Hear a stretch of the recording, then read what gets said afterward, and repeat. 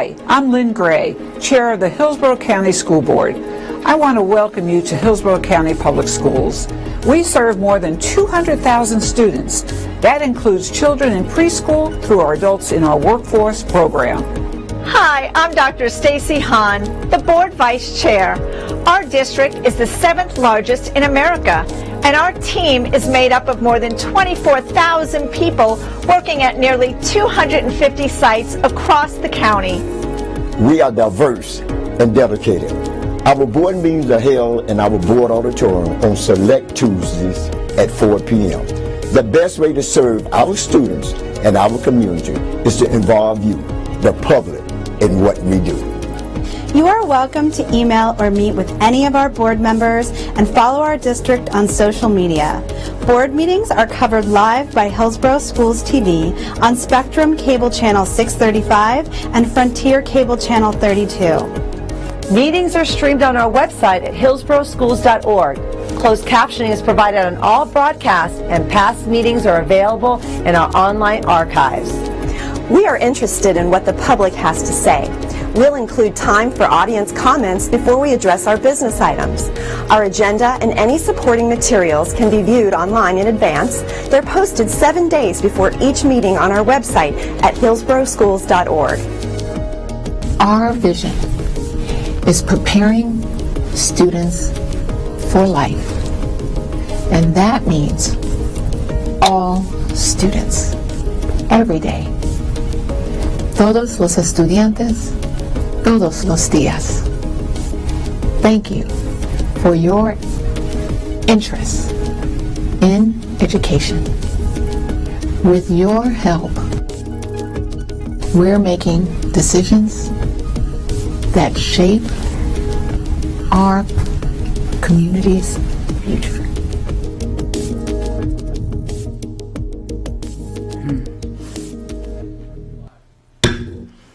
The board meeting of May 18th, 2021 is called to order. Good evening.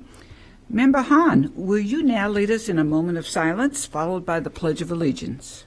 Please join me in a meeting's blessing. Oh, you're not on the mic. Sorry. Good afternoon. Please join me in either a moment of silence or a blessing, your choice.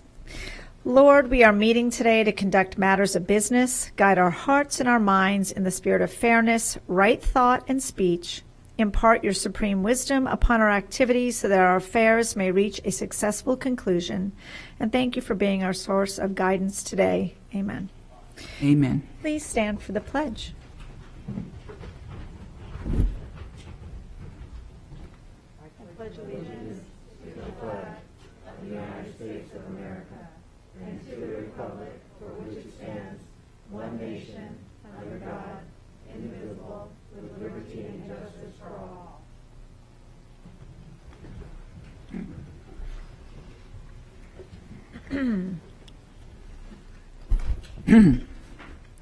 Member Hahn, will you please acknowledge our student entertainment? Yes, and Member Perez will be helping me with this today. Ready? I would like to thank Strawberry Crest High School sign language students for performing before our board meeting. Thank you again for the lovely entertainment before our meeting. If you didn't catch the performance, we posted a portion of it on our district Twitter account. Thank you. Got it. Yes. Well, that was a special treat. I think we all enjoyed that. Thank you, Member Perez. Excuse me, we have no withdrawn items today, and I need a motion and a second to adopt the agenda. I have a motion by Member Combs and a second by Member Snively. Please vote when the lights appear.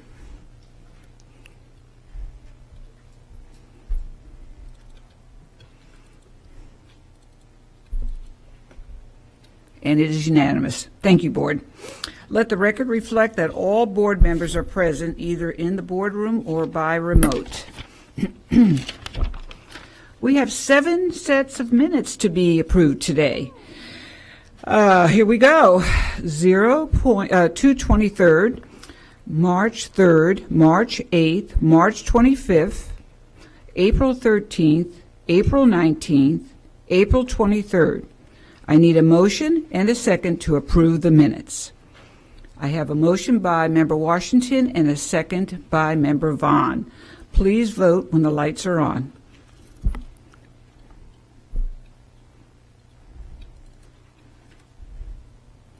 Stacy. Okay. It is unanimous. Thank you. Board members. Just a slight correction. I believe there is one withdrawn item. Item 620 has been withdrawn by the superintendent, so the record should just reflect that. That wasn't in the script, and I think that was a last-minute change, and Ms. Vaughn just pointed that out, and it's accurate, so just the record should reflect that. There's no further action taken. Okay. Thank you, Mr. Porter. Thank you, Member Vaughn, for catching that. Okay, board members, I'd like to go over the format of tonight's meeting. We are permitting up to 50 people to be present in the boardroom. Given the size and orientation of the boardroom, we can do this safely. As a reminder, this is a nonpartisan board, and the number one priority is the welfare of all of our children and, of course, our young adults. Board members, you will have 3 minutes to speak with 30 seconds for final thoughts. You will hear the bell after 3 minutes. These 3 minutes is your time to make comments or ask questions. Afterwards, staff can take a few minutes to respond if necessary. If you have further questions, you're asked to get back into the queue. The public is reminded that as part of the district's reopening plan approved by the Florida Department of Education, face coverings are required to be worn at all district sites, including ROSAC. Those not wearing a face covering will be asked to wear one and will be provided with one if they do not have one. Should someone, after being asked, refuse to comply, they will be asked to leave the premises. And now we go into our board guidelines. Member Hahn, will you now read the board guidelines?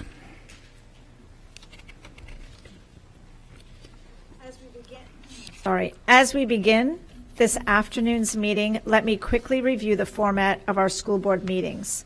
Please silence all electronic devices. There are speakers in the room behind me that allow board members to hear the meeting upon stepping away from the dais. This meeting can be viewed with closed captioning on the live webcast, on cable TV, and on video monitors here in the auditorium. It can also be viewed with closed captioning in the online video archive. Thank you, Member Hahn. We have three items scheduled for time certain. At 5:01, public hearing and adopt a resolution to identify and approve projects to be funded during the 2021 through 2026 period by the Community Investment Tax, CIT, proceeds. Public hearing on the review and adoption of proposed revised policy. And last, 6 p.m., employee input. And right now we're going to move right into our recognitions and proclamations. First off, what a special time we have from Ray Bondi, Executive Director of HASA, and he will be presenting this recognition. And good evening, Ray Bondi. And board members, just so you know, we have a flyer here on the dais, and Superintendent Davis, that says Leadership Awards, in case you need some edification, and on the back. Oh, I don't want to take away your thunder, Mr. Bondi. Go ahead. Good afternoon, Madam Chair, Madam Vice Chair, honorable school board members, Superintendent Davis, and staff. I am Ray Bondi, the Executive Director for the Hillsborough Association of School Administrators, also known as HASA. We are an advocacy organization rooted with 45 years of history in Hillsborough District Schools. We have over 800 principals, assistant principals, and district leaders as our members, approaching 90% of the total population of administrators, and including just about everyone in this room tonight that's an administrator. I'm here tonight, unfortunately, because of COVID. We usually have these great spring fellowship events. We've had them at Raymond James Stadium. We've had them at Yankee Stadium. We've had them at Sparkman's Wharf.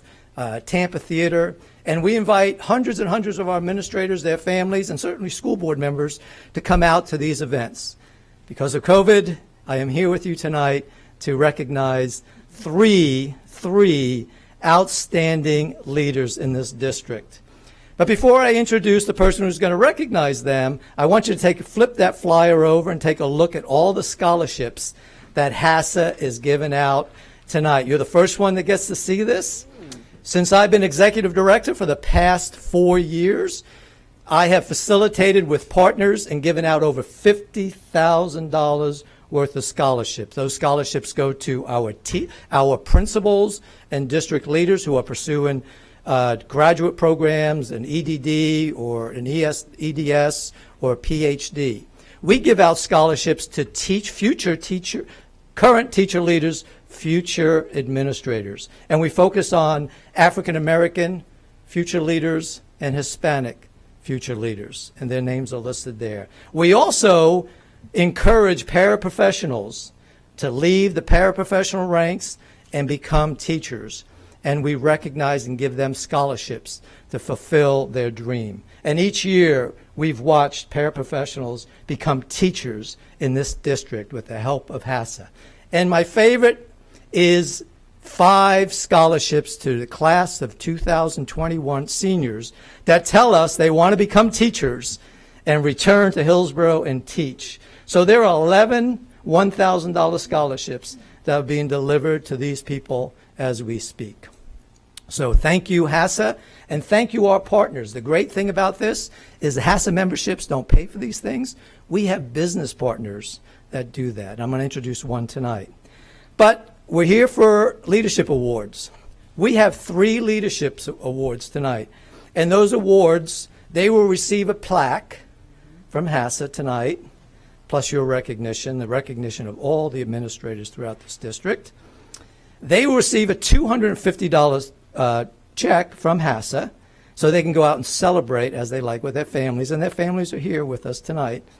And the neatest thing is they get a championship-style ring like Tom Brady gets from Balfour, who our partner that's here tonight is Greg Fenlon. Greg, stand up from Balfour. Let's give him a round of applause. He's providing the rings for those amazing leaders. So my part is done. I'm going to turn things over to the president, the elected president of HASA, the principal of Mann Middle School, the incomparable, the amazing, the most talented, Mr. Dante Jones. Come on up, Dante. Okay. Mr. Monty, don't go too far. We're going to take a photo soon. Thank you so much, Ray. And thank you, as Ray said, to everybody in their respective places. Thank you for allowing us to be in front of you today. But I definitely, I wish I could be behind a curtain today, because it's not about me. It's about these 3 individuals today that deserve this honor, especially in this year where, wow, it took a lot. It took us digging deep. It took us a fortitude that many of us didn't even know that we even had inside of us to make it through this year. But these 3 individuals definitely stood above and beyond even in that, and were voted on by their peers to accept these awards today. And so the very first individual that I'm going to recognize today is Miss Sarah Jacobson Capps. And Ms. Jacobson Capps, as you could come forward, and she is getting the Dr. Earl Leonard Award for the School Leader of the Year. And there's her plaque. Here's a $250 check. And also, you've also been given your Brady ring. So, thank you so much. You can stand up here with us. Dante, what school does she represent? Oh, I'm sorry. I apologize. From Woodbridge Elementary. Oh. Yes, I'm the Woodbridge Elementary. Our next award goes to Mr. Jason Cantrell, and he is the assistant principal at Monroe Middle School, and he's the Rookie Administrator of the Year. And Mr. Cantrell, if you could come up, please. And he also receives a beautiful plaque, a $250 check, and also a ring also. Thank you so much, Mr. Cantrell. And last and most certainly not least is our Dr. Raymond Shelton, District Leader of the Year. And that goes to Julia Sarmiento Cohen, who is our supervisor of our social emotional learning programs and also our student success program. So thank you so much, Mrs. Cohen, for the leadership that you show in this district. And once again, I give you with honor this plaque. And I can't forget this $250 check. And please, a ring also in your honor. And please, the family and friends, and not only school families, but home families, you could please stand so we can recognize you for coming out and joining them in this today.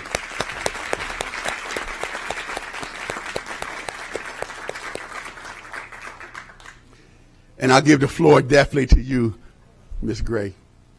Dante, we'd like to take a photo if you don't mind. Oh, it would be a blessing, yes, indeed. Come forward, please. And Mr. Bonte, yeah, let's go ahead. We need some exercise. Go ahead. Yeah, let's go down. Soon you'll want to go down.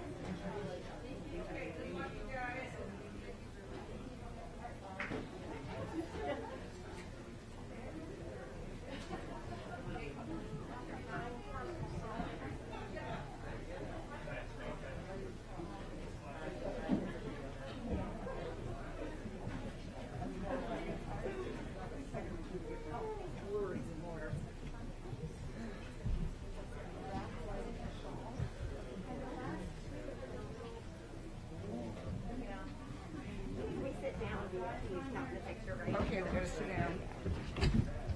Use all my Kleenex because my glasses get foggy. Yeah. Does that help? Yes. It does help, but my nose is... You gotta really clap it hard and then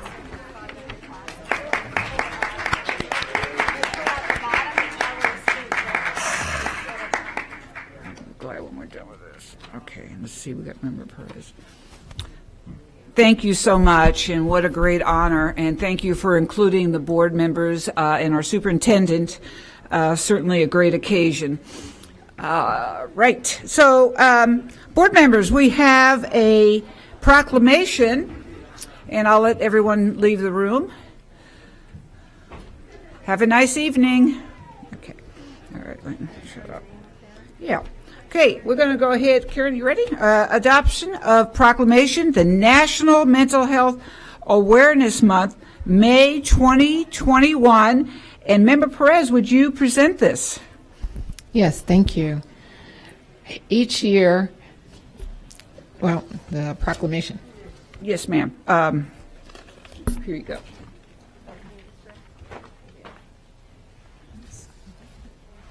Thank you. Okay. Each year, millions of Americans facing daunting reality of living with mental illness. Through education and practice, our district strives to decrease stigma, provide resources, educate all stakeholders, and advocate for policies that support our students and their families faced with mental health challenges.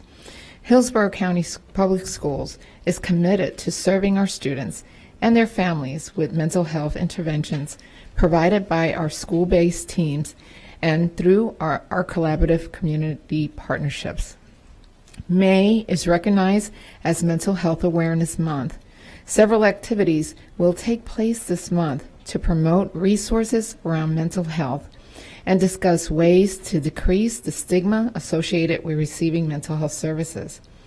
I'd like to play a video we created along with Titus O'Neill and Superintendent Davis to highlight the importance of talking to someone about your mental health. Michelle Obama famously said, sadly, too often, the stigma around mental health prevents people who need help from seeking it. But that simply doesn't make sense.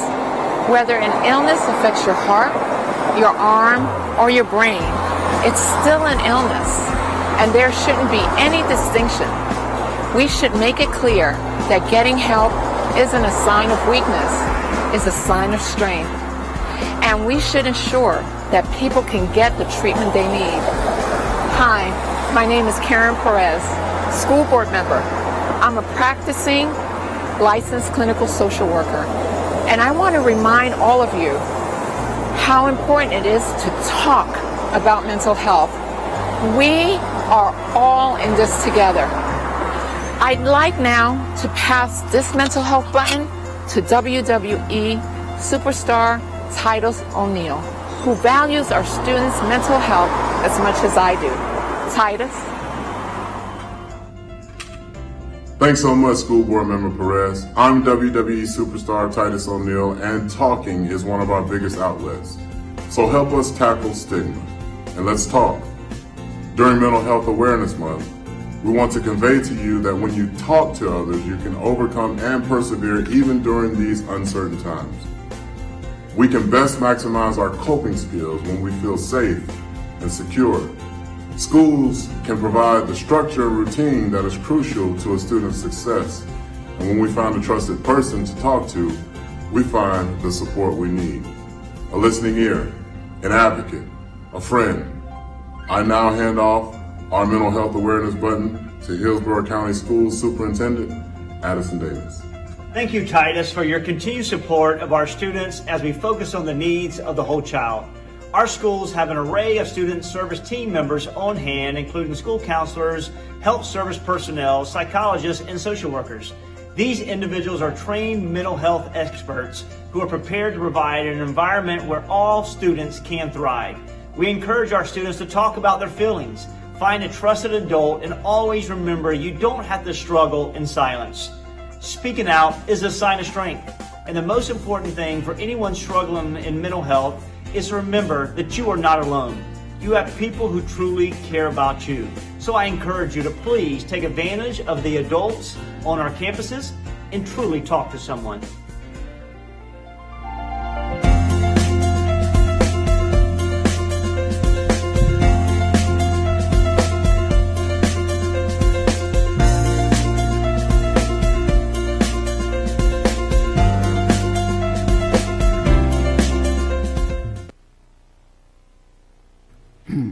Thank you, Member Perez. Wonderfully done, and Titus O'Neill as well. And thank you, Superintendent Davis. I need a motion and a second to approve National Mental Health Awareness Month. I have a motion by Member Perez and a second by Member Snively. Would there be any discussion? Seeing none, please. Oh, I'm sorry. Member Perez? I just want to remind everyone that Hillsborough Public Schools is committed to serving our students and their families with mental health interventions provided by our school-based student services teams. And they're comprised of school counselors, school health staff, school psychologists, school social workers, and through our collaborative community partnerships. So please, if you are having or facing any issues with your mental health, please reach out to us. We're always here to help you. Thank you. Thank you, Member Perez. Very nicely done. I think we have a comment also. Member Snively? Thank you, Madam Chair, and I'll echo the sentiments of Member Perez. Thank you for bringing this forward. This is something, we've talked a lot about adults for a long time, and which is important because adults are what support our students. I also want to make sure that we are including our students in more conversations when it comes to mental health services, because this pandemic has done a real number on a lot of families, and there are many students out there who desperately need attention when it comes to mental, emotional well-being after going through so much in this pandemic. I think it's great that we continue to push out our district information about how our students can get mental health services. We recently, one of my schools recently, very, very unfortunately, had, I believe it's the 4th suicide in the last 2 years in my area. And it is heartbreaking. It is heartbreaking to see students who don't feel like they can reach out, or they feel that they don't have the support that they need, or there's a negative stigma associated with reaching out for help. Reaching out for help is not a sign of weakness, it's a sign of strength. It's a sign of knowing thyself and knowing that the supports are there for our students and that they are strong enough to take action to help themselves. And so I really, really despise that there's a negative stigma to anyone who reaches out for mental health support. And I want to do whatever we can do in our school district to continue making sure that we push that information out so that students know that there are people who care, adults in their classrooms, adults on their school sites. There are people who care about their well-being and their future, and all they need to do is ask. Any adult in this school district would help a child. Any adult. All they have to do is ask.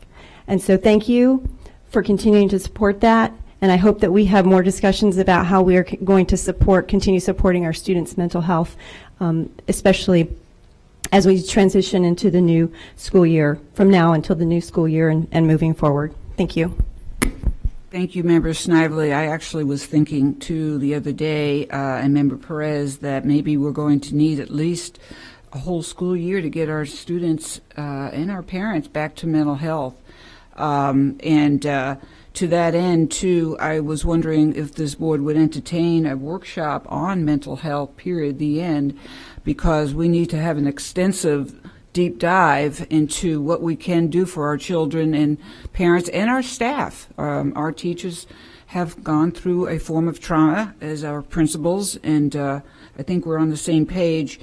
Our children are hurting. But I did want to thank Holly Saya, the mental health staff, Julia Saramento, and all those wonderful ones that make up this mental health staff in our Hillsborough County Public Schools.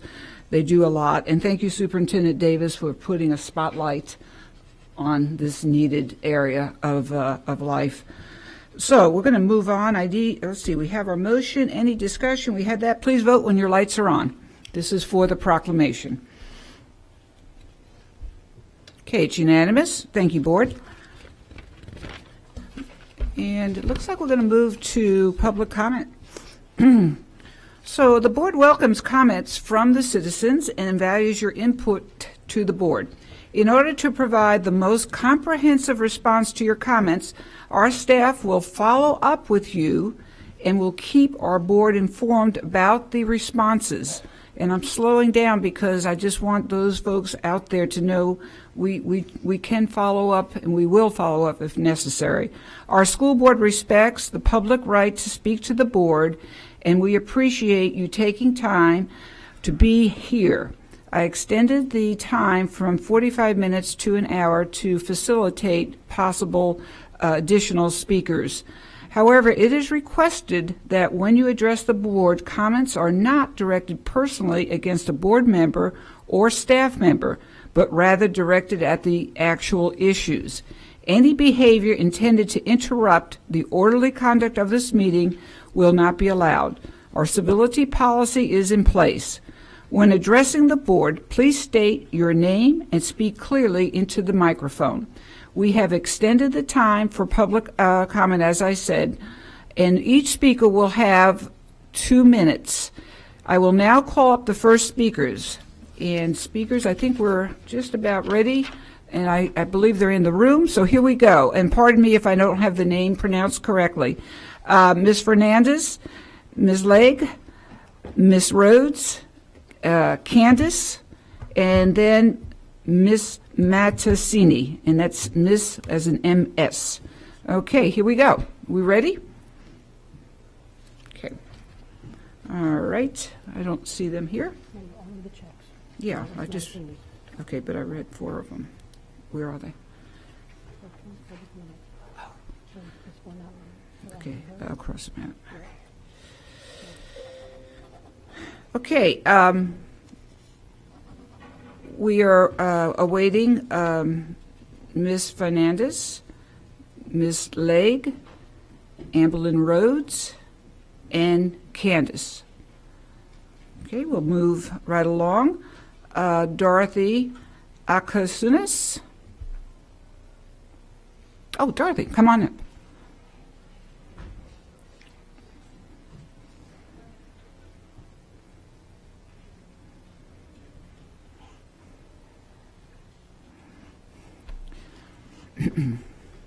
Good evening.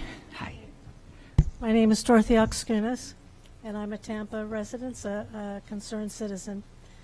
Our governor last year took the advice of these eminent doctors and professors. Sunetra Gupta, professor of theoretic epidemiology from Oxford. Dr. Scott Atlas, senior fellow at Stanford, former professor at Stanford Medical Center. Jay Bhattacharya, professor of medicine at Stanford. Dr. Martin Kulldorff, Harvard professor of medicine and biostatistician. These eminent people don't think anyone should be masked, and least of all our children. Before COVID, they were very well esteemed. People sought their attention, but last year they were pilloried and mocked. However, our governor did take their advice. Well, Governor Newsom of California took Dr. Fauci's advice. The historical data is in, and Florida has fared much better than California. So I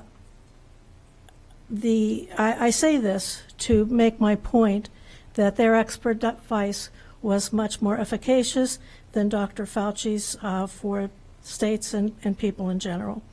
Therefore, I'm asking you to drop the mask requirement now. By the way, the self-proclaimed whistleblower in Florida has showed to be false, and she's now facing charges. So my time is up. Oh, no, it's a warning. I have to get used to this. So I respectfully remind you that you are elected, and we will bear this in mind. And I would also, were I a parent and we weren't able to come to a mind here, I would pull my child. And I would try to influence other people to do that also and make a charter school. So thank you for your time. You're perfect. Thank you. Okay, we're going to go ahead. Ms. Fernandez, are you lined up? Just give me a yes. Okay. Ms. Legg, Ms. Rhodes, and Candace. If you can just show that you're here and start lining up, we'll get this going. And thank you for your patience. I know you all had to wait out there for a little bit. Thank you for your time. Go ahead, begin. Okay, thank you. Good afternoon, school board members. Thank you for taking the time to listen to us, and thank you all, those of you I've had a chance to meet with earlier. I really appreciate it, and I know that you have many issues in front of you besides this issue that need your attention. But I am here to speak for the students today. I'm not saying that adults are less important. I'm just saying that students are the reason that this entity exists. The entire purpose of this organization is to teach students. So I would really like us to base our policy and decisions on what is best for the student. Not just one factor, the whole student. And we know that the virus is smaller than the mask weave. We know that the mask does not stop transmission. We know that the mask does trap bacteria. We know that every time you touch the mask, which everybody does, and don't wash your hands, you have just contaminated whatever you touch. We know that this happens daily at a school site. We know that it reduces oxygen levels. We know that it reduces facial exposure and social interaction. We know that students often, their main outlet for socialization is school. And if they're sitting at school wearing a mask, they're not looking at each other's facial expressions, they're not interacting, and we're seeing an increase in obesity, substance abuse, self-harming, and other dangerous behaviors amongst our students. How is this good for student physical and mental health? And Board Member Perez, I know that you campaigned on student mental health as a focus. Well, how is this policy consistent with that focus? I think the mask policy is short-sighted, and in the quest to appease people's fears, you're causing actual harm. And I'm asking if you can please eliminate the mask policy. Thank you. You already did your final thoughts. Thank you. All right, next we have Alicia Legg. And then following that, Amberlyn Rhodes, and then first name only, Candace. And Jorge, thank you so much for cleaning the area every time. Good evening. I'm Allie Marie. And why am I standing here in front of constitutional officers fighting for children to breathe unobstructed air in order to physically participate in taxpayer-funded schools? We do not co-parent with our government. Personal health decisions are made between families and their doctor, not dictated by government or its employees or anyone else. Those at the CDC, Health Department, DOE, and hospitals can provide guidance. And while we appreciate their opinions, those opinions are not law, and coercion is not synonymous with consent. Did you all consider those children who suffer from depression and anxiety, those that lost their safe havens from abusive homes, developed other respiratory illnesses due to all-day mask wear, or those with autism and ADHD whose conditions worsened under these egregious policies? Was their sacrifice worth our comfort? Why is this invalid and ignored? I'll tell you why. It's because you're not liable. We do not call you or the CDC or DOE or Florida Health Department for parenting advice because we have parental discernment. Our children are not wards of the state, so therefore parental choice is our right. Personal health care is not a one-size-fits-all or a community decision. Parents decide what is best for their children. No one else. Drop the mandates and the restrictions today. Thank you. Thank you. Next, we have Amberlyn Rhodes and then Candace. And again, if I mispronounce your name, feel free to correct me.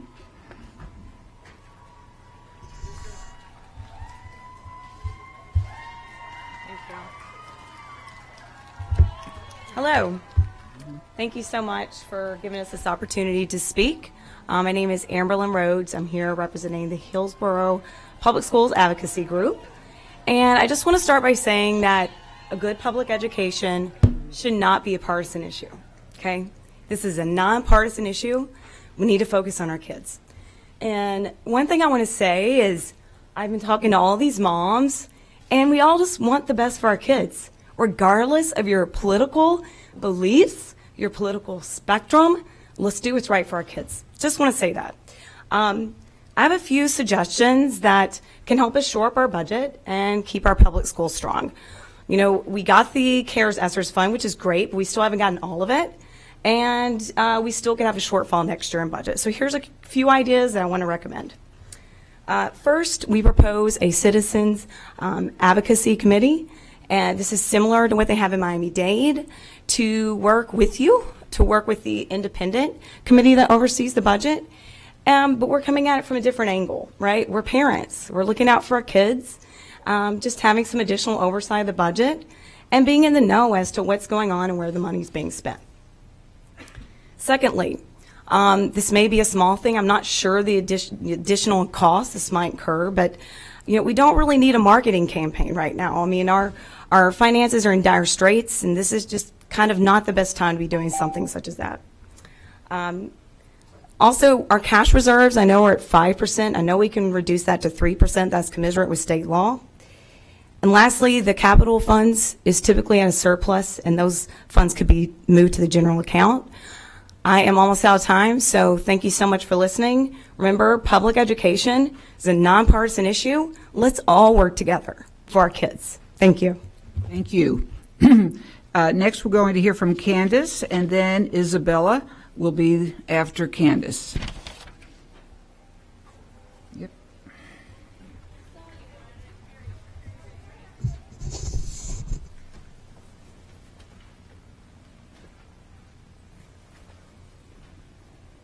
Hello, school board members.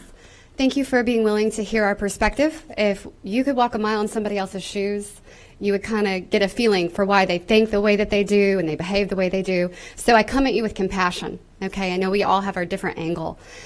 And the angle that I'm really concerned about and why I'm here is mental health. This is Mental Health Awareness Month. And I'm here today asking you to please consider, how is masking children in school impacting their mental and social health? I believe it's time that we start really discussing this with honor, with respect, that each child is going to be different. And according to All Children's Hospital in St. Pete, in 2020, there was a 35% increase in children who needed mental health assistance compared to 2019. There's also an uptick in suicide attempts as well.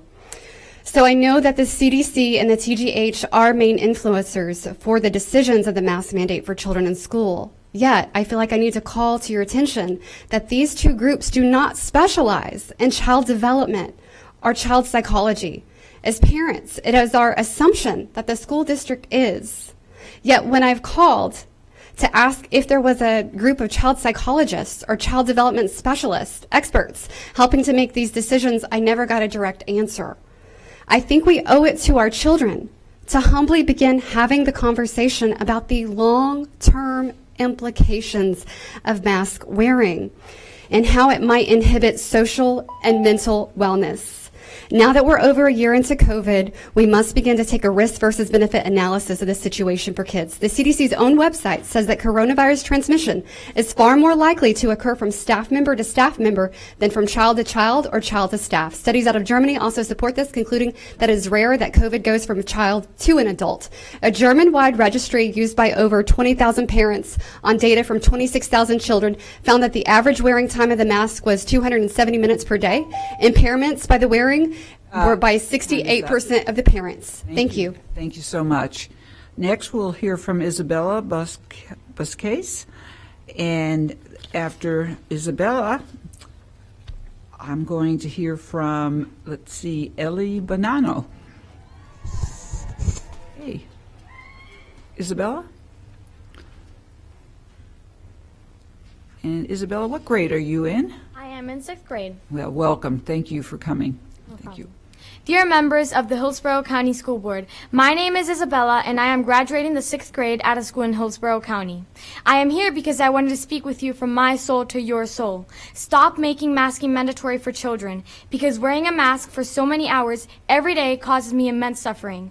I wanted to come in front of you to inform you what I hear my colleagues also saying. We have been wearing masks for so many hours a day for many months now. We feel very dizzy. It suffocates us. It makes it harder to breathe. I came in front of you, so each of you hear directly from me, we cannot breathe. Let us take our mask off and breathe freely.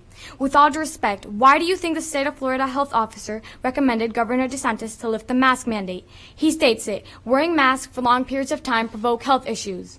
It does make me feel sick. They understand how bad this is for us. Why don't you understand it? I am asking from the bottom of my heart, vote against mask mandate. Treat children with compassion and give us the freedom to breathe. We are not asking for too much. Stop the mask mandate. Thank you for listening. Thank you. And next we'll hear from Ellie Bonanno. Following that, we're going to hear from Emma Bonanno. This looks like a complete family here. And then Emma Westerman. So here we go.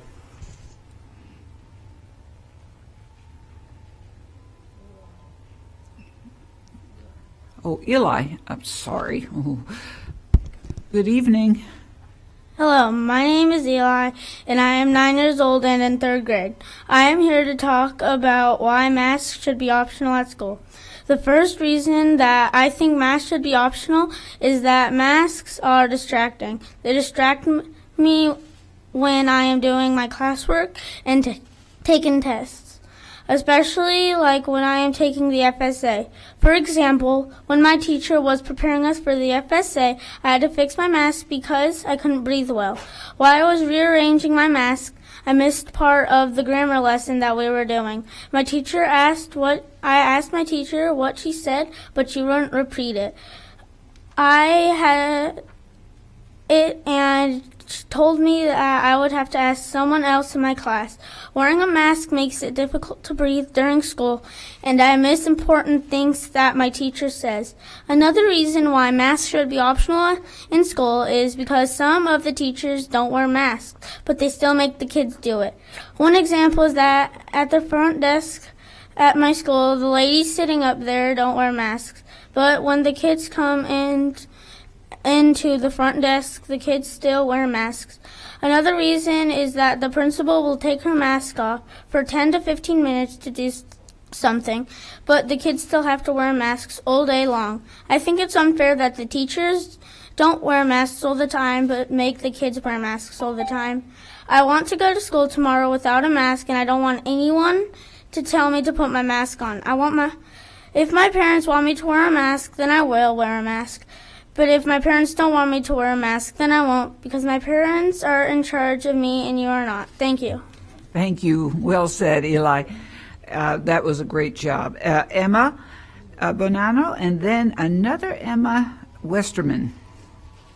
Hello, my name is Emma, and I am in 1st grade. I am here to talk about masks. I do not like masks because when I am at school, they distract me, and sometimes they even poke me in the eye, and I can't see my work well. Masks make me really hot and make it hard to breathe. Like after I played on the playground, I was sweaty and my mask stuck to my face and it was itchy and uncomfortable. Masks make it hard to understand my teacher and I can't focus well. Also, when my teacher gives me work and I have to breathe in my mask, I can't breathe well and it distracts me from doing my schoolwork and tests. None of my friends have had COVID because kids don't really get or spread COVID. So I do not understand why kids have to wear masks if we don't get or spread COVID. Wearing a mask does not help me. The holes in the mask are 1,000 times bigger than COVID virus. I do not understand why we have to wear masks. I want to go to school. I do not want to wear a mask anymore this school year or ever. Thank you. Thank you, sweetheart. Okay, Mom, Emma, you next. Oh, Emma Westerman? Different one. Oh, okay, sorry. So we have Emma Westerman, and let's go ahead and get our order. James Castano, and then Jason Kimball, Jessica DuBois. Okay, do we have an Emma Westerman? Okay, we'll move to... She's actually, the mom is actually speaking, so let her go now. Oh, okay, sorry. Samantha Bonanno, you're next. See, I was almost right. Just here we go. Good evening. Hello, school board members. You all probably don't remember me from the May 6th meeting or from my email correspondence. Shockingly, despite my numerous emails, the majority of you have never replied to me, and I just think it's important for everyone to know that a lot of you are not listening to the people of this county. My name is Samantha Bonanno, and I'm a mother of 4 children. I'm unequivocally against mask mandates in school. I believe masks should be optional in the decision of the parent or guardian of the child. You do not know the facts and circumstances of each child's situation. Instead of you taking input from parents on decisions related to the children's health, the parents should hold the decision and take input from you. This is what is best for the children. Instead of putting the children first, it seems like you have made this mask issue political, which is vile that you're treating our children as political pawns. But since you have made this political and money talks in politics, let's put this mask issue into monetary terms. I know money is important to you always, but especially right now given the dire financial situation of the school district, which as an aside is completely unfair for you to try and pin on Superintendent Davis because this budget crisis existed before he was elected during a time when some of you were serving as board members. If you do not remove the mask mandate in Hillsborough County, I can assure you that the students will be leaving the public schools in droves. Based on data from the Florida Department of Education and the Florida Education Finance Program, Hillsborough County schools receive approximately $7,900 per student. I surveyed some parents on what they would do if Hillsborough County maintained the mask mandate. The overwhelming consensus was that they would explore alternative schooling and leave the public schools. This group I surveyed represents 37 students. Of the 37 students, 31 would leave the public school system. That translates to nearly $250,000 of funding that the school district would lose. Imagine how these figures balloon as you take into consideration the rest of the county. Imagine how it will affect the next election. I hope I have made my point. End the mask mandate immediately. Thank you. Thank you. Okay, and then we're going to go ahead and have, let's resume with, James Castano. And following that, Jason Kimball. And then Jessica DuBois. Oh, I'm sorry. Well, let's back up just a second. Emma, I'm so sorry. Come on up. Emma Westerman. We had a interesting puzzle here with the speakers tonight, so, and good evening. Thank you so much. The other Emma is a hard act to follow. She did a great job. Thanks for the opportunity to speak to you all. So I'm a physician specializing in immunology, and I'd like to talk about masks in the fall. We've made a lot of progress with the pandemic in this country. However, there's no vaccine available yet to children under 12. Clinical trials are ongoing, but vaccines won't be available till late fall or perhaps early 2022. Parents, some parents at least, are reluctant to send students to school if masks are not mandatory or at a minimum strongly encouraged. In an informal survey of a subset of Tampa physicians last week, every single physician who responded felt that masks should be mandatory for the elementary and perhaps middle school age group until all students have the opportunity to be vaccinated. Students who have been e-learning this past year may have a difficult transition back to school if their peers are not wearing masks. We'll see a lot of anxiety among those students. Referencing back to what's been mentioned today about mental health, we have to think about the students who have sacrificed so much for their community by staying home this year and who are going to have a tough time being back in a cafeteria of 500 students in the fall. Masks have the additional benefit of reducing flu transmission, alleviating the burden on our healthcare system. Thank you very much. Oh, thank you. Thank you very much. James Castano, followed by Jason Kimball, then Jessica DuBois, and then Cass Miller, followed by Kelly. Whoops, sorry. Cass Miller, you'll be at the end of the queue. So good evening, Mr. Castano, and here he comes.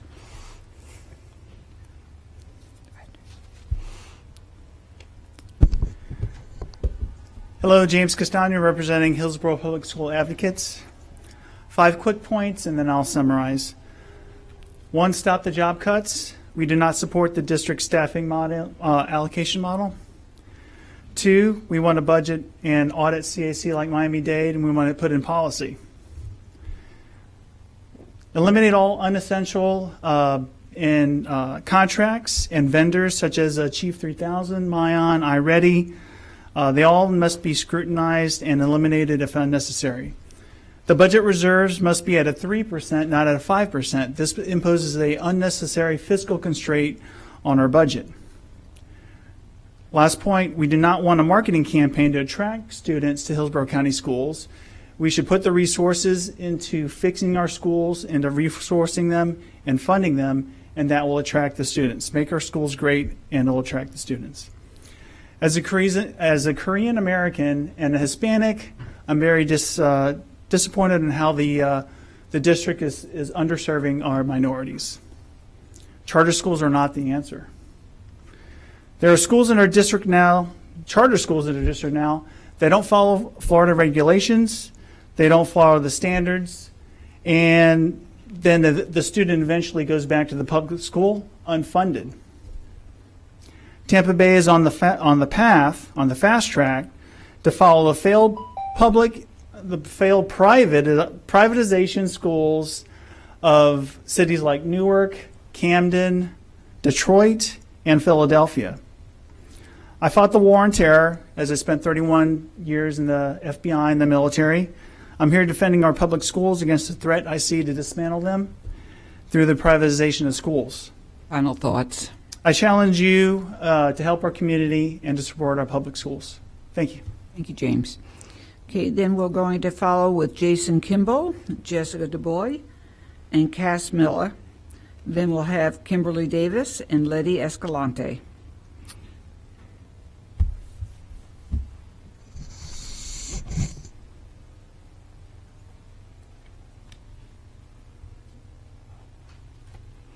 Good evening. Good evening. I just want to start by saying that there's a lot of angry people outside because they can't come in to speak. There are issues going on right now that upset a lot of Hillsborough County residents, and a lot of people came here to sign up. They weren't able to sign up, and I don't think the board's able to grasp the reaction that they're having to the speakers when they voice their concerns. So I think that there should be something to accommodate that so you guys can see how the public is reacting to public speakers. So I want to say that Superintendent Addison Davis, not elected by the people, I think that there have been policies put into place without qualifying medical doctors. We just heard from an immunologist, for instance, who said something about a formal survey about how masks should be required until everybody has the chance to get vaccinated. But there has been no clinical studies that are valid to determine if masks actually do anything. In order to get something approved as a medical device, you need randomized controlled studies. We've had none of it. It's been over a year. And I know that we only have a week left in the school year, but I think that action needs to happen now. The mask mandates have to go away now. And I think that somebody should put forth a motion so that we can see where every member of the board stands as to whether or not masks should be suspended in the classroom and on school grounds. And I think that there needs to be a return to science and a respect for the scientific method. And the scientific method entails evidence and proof-based action. You cannot just take a group of doctors from Tampa General or USF who have produced, by the way, the worst COVID treatment protocols measured by fatality rate and invasive ventilation rate, objective numbers, terrible treatment protocols. Other institutions in other states and other cities are not adopting their protocols. You cannot just go based off the feeling of those doctors. You have to look at the science and require a scientific standard. Thank you. Thank you. Jessica DuBois, Cass Miller, followed by Kimberly Davis and Letty Escalante.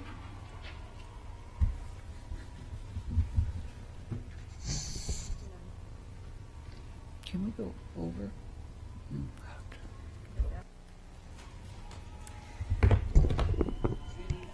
Good evening. Good evening. My name is Jessica DuBois, and I'm here representing thousands in the Hillsborough County School Advocates Group. The release of half the ESSER funds staved off takeover, but we're still in a budget crisis. We still demand judiciousness with every dollar spent. Areas to review include every major contract our district has, such as Kelly Services, expensive computer program contracts coming up for renewal, reduction of cash reserves from 5 to 3% in accordance with the state, shift allocations from the capital to the general fund, and frivolous marketing campaigns are not necessary. A school district in peril of a receivership needs to act like a Chapter 11 enterprise. Everything should be disclosed. Staffing allocation models that were proposed as a minimum should not be treated as a North Star. Let me state that differently. Staffing cuts should be a last resort after every option is explored and tried. This board needs to fight for our children, especially those in underserved areas of the county. They will be disproportionately impacted. Charter schools with no regulation does them no good, yet we sit back while these same charter schools get the funding that is supposed to be going to public schools. Fight for these children as if they're your own. Listen to the stories of Philly, Camden, Newark, when public schools were dismantled. It unraveled the very fabric these cities worked so hard to weave.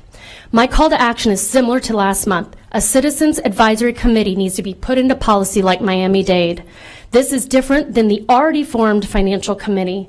Until this is done, we simply won't trust what is being discussed behind closed doors. Thank you. Thank you. And next we'll have Cass Miller. Following that, Kimberly Davis, Letty Escalante, and then Megan Collins, Meredith Tucker, and Oleg Martins.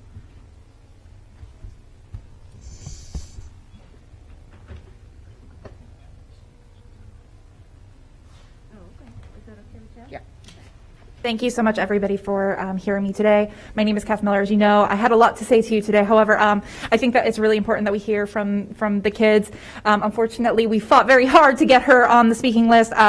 Couldn't do it. A lot of political theater outside. That's not what matters. What matters is what she has to say. So I yield my time to Hope. Thanks. Hello, my name is Hope Brillhart, and I am a middle schooler in Hillsborough County Public Schools.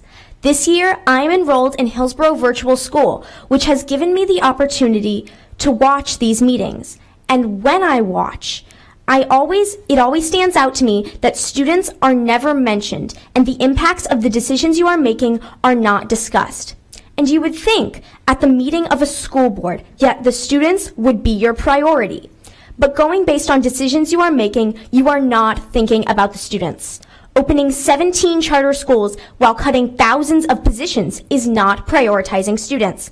Spending millions of dollars on a program that has not been shown to significantly improve learning when you know you are in a budget shortfall is not prioritizing students. Sending teachers to teach at 3 different schools so that you don't have to pay fines for overcrowded classrooms is not prioritizing students. Not counting students who leave one period early just to rationalize cutting teachers is not prioritizing students. And keeping a superintendent who is treating his position as a political stepping stone is only going to hurt students more.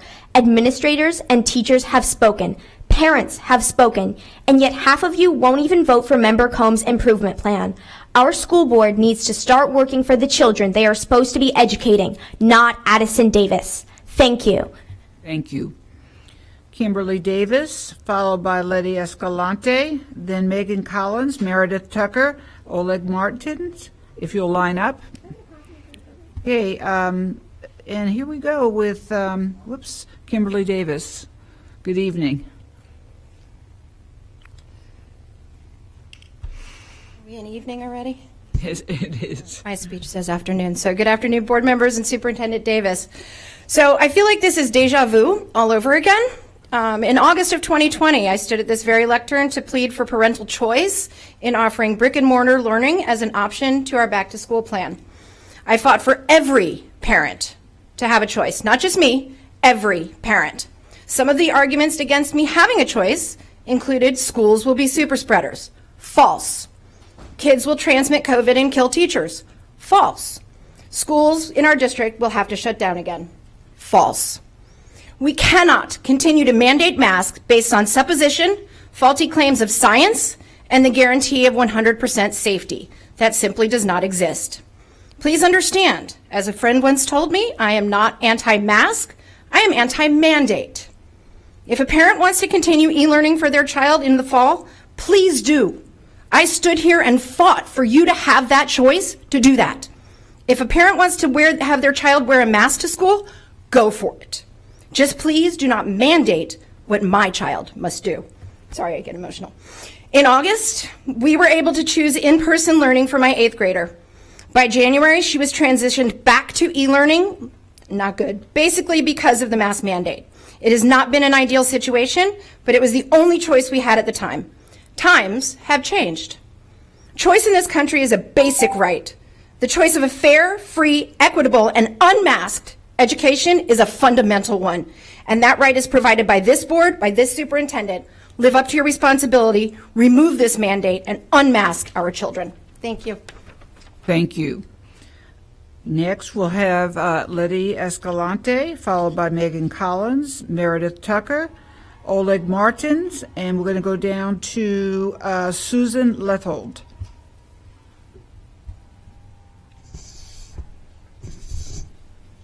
I know.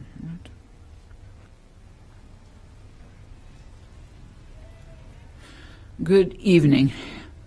Esteemed elected members of this board, I am here to advocate on behalf of every parent opposed to forcing their children to cover their noses and mouths for hours on end while in school. I come here to ask that you please stop dismissing us and respect our parental rights to decide for our own children by making masks optional going forward.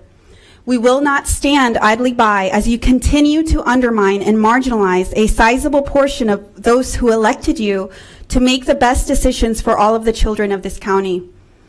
We will not stop showing up until you finally acknowledge that breathing is a basic human right and not a privilege that can just be taken away from anybody, much less children, for any reason whatsoever.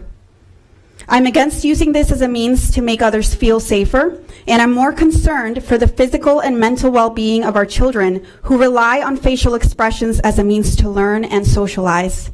It is common knowledge that kids are not super spreaders of COVID-19, so why do you continue to burden them in this way when Florida's case numbers are down? Our own governor has repeatedly made it a priority to hold round-table discussions with renowned medical experts such as the likes of Stanford Dr. Jay Bhattacharya, who hold the position that mask requirements for school children are completely unnecessary. Lastly, I'm here to remind you that you were elected, and in the same way that you were all voted in, we can and we will vote you out. Because through your decisions, you have sparked a fire in many of us, and not just parents either. As I have mentioned to you previously, we the people are taking notice and are fed up with the politics and how these kids continue to unnecessarily be cannon fodder when they're not even disease-spreading vectors of this virus. This is not March 2020. Enough with the tyranny already. You are harming and failing these kids. Unmask our children immediately. Thank you. Thank you. Next will be Megan Collins, Meredith Tucker, Oleg Martins, and then Susan Lethold. Madam Chair, as the next speaker comes up, I'll just remind the board that you do have 2 public hearings at 5:01, F1 and F2. We're past that time, but you'll hear them after the public comments, just so as not to interrupt the flow. Okay, thank you. Put that on the record. Okay. Thank you, Mr. Porter. Good afternoon. My name is Megan Collins, and my child will be attending a public elementary school for the first time this fall. I come here to ask that masks be made optional for next school year. This is not March 2020 anymore. We have vaccines available to every adult who wants one in the state of Florida. Everyone knows that young children are not affected by this virus. The CDC shows the K through 12 mortality rate from or with COVID is 0.00003%. And as adults, what have we done with that information? Nothing. We're still requiring children as young as 4 and 5 years old to wear a mask every single day to school. There are no direct studies proving that masks do or do not work or are not harmful for children. Can you show me a long-term study that shows it's not harmful for a child to wear a mask for several consecutive hours per day while in school, on the playground, outside in the Florida heat? You can't, because there aren't any. The NIH is even wondering if the elastic from face masks could be causing ear protrusion. But again, no one knows for sure because we're all currently test dummies. In fact, a study done in Germany shows that that 68% of children wearing masks report side effects. Most common issues were irritability, headaches, difficulties concentrating, sadness, reluctance to attend school, malaise, impaired learning, fatigue, drowsiness. I could go on and on. Face masks impede instruction. Young children need good speech and language models as their speech language skills are not fully developed. There are no efficacy standards on child-sized masks and respirators under OSHA, but there are proven microbial challenges as well as breathing difficulties that are created and exacerbated by masking our children. The fact that mask wearing presents a severe risk of harm to the wearer should, standing alone, not be required for children, particularly given that these children are not ill and have done nothing wrong that would warrant an infringement on their constitutional rights and bodily autonomy. Promoting the use of a non-FDA approved emergency use authorized mask is unwarranted and illegal. According to the Florida Department of Education Commissioner, face masks must be made optional for the 21 to 2022 school year. He said data shows us districts' face mask policy do not impact the spread of the virus. Thank you. Thank you. Next will be Meredith Tucker, then Oleg Martins, followed by, let's see, Susan Lethold.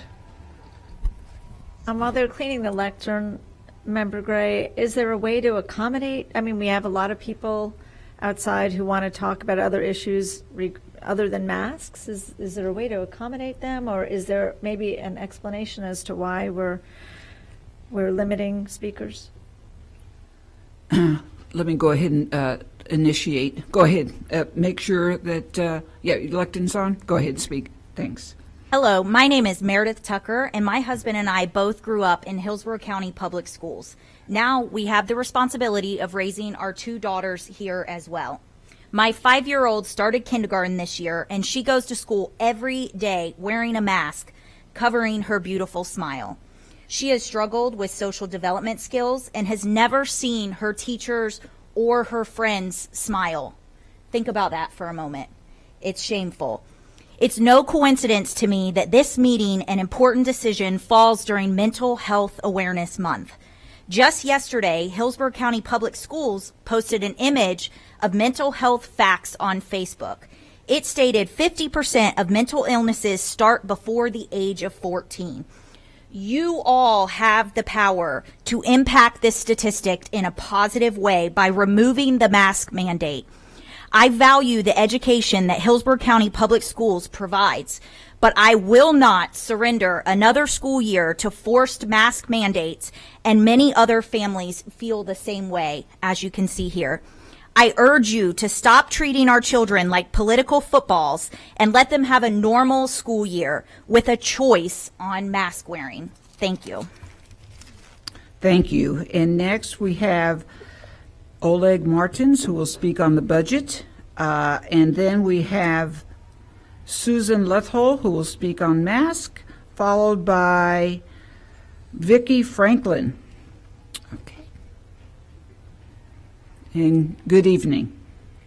Good evening, everyone. Thank you for giving me another opportunity to address the board and the administration. Appreciate it. Last I was here, we discussed the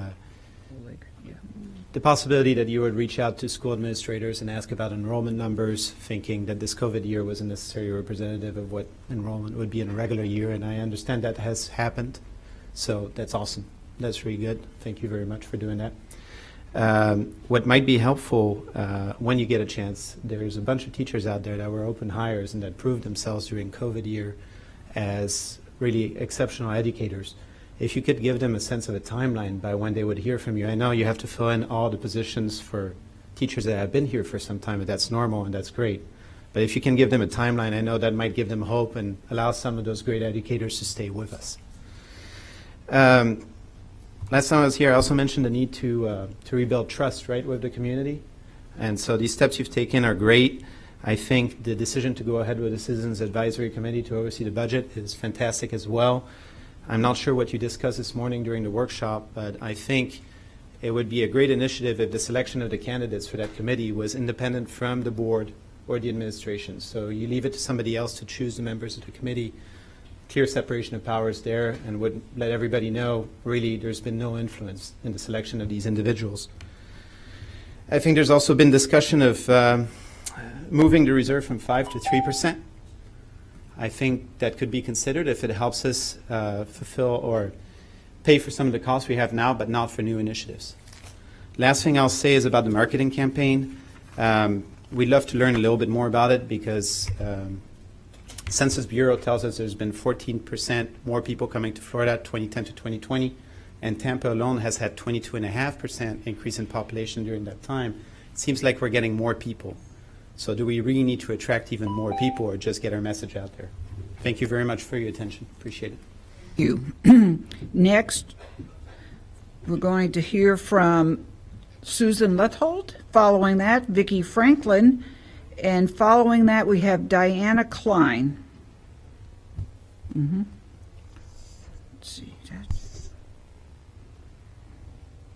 Good afternoon. Please rescind the mask requirements and other restrictions for our students. Mask and most of the restrictions in place are political tools used to promote divisiveness, isolation, and bullying. They are not based on scientific data.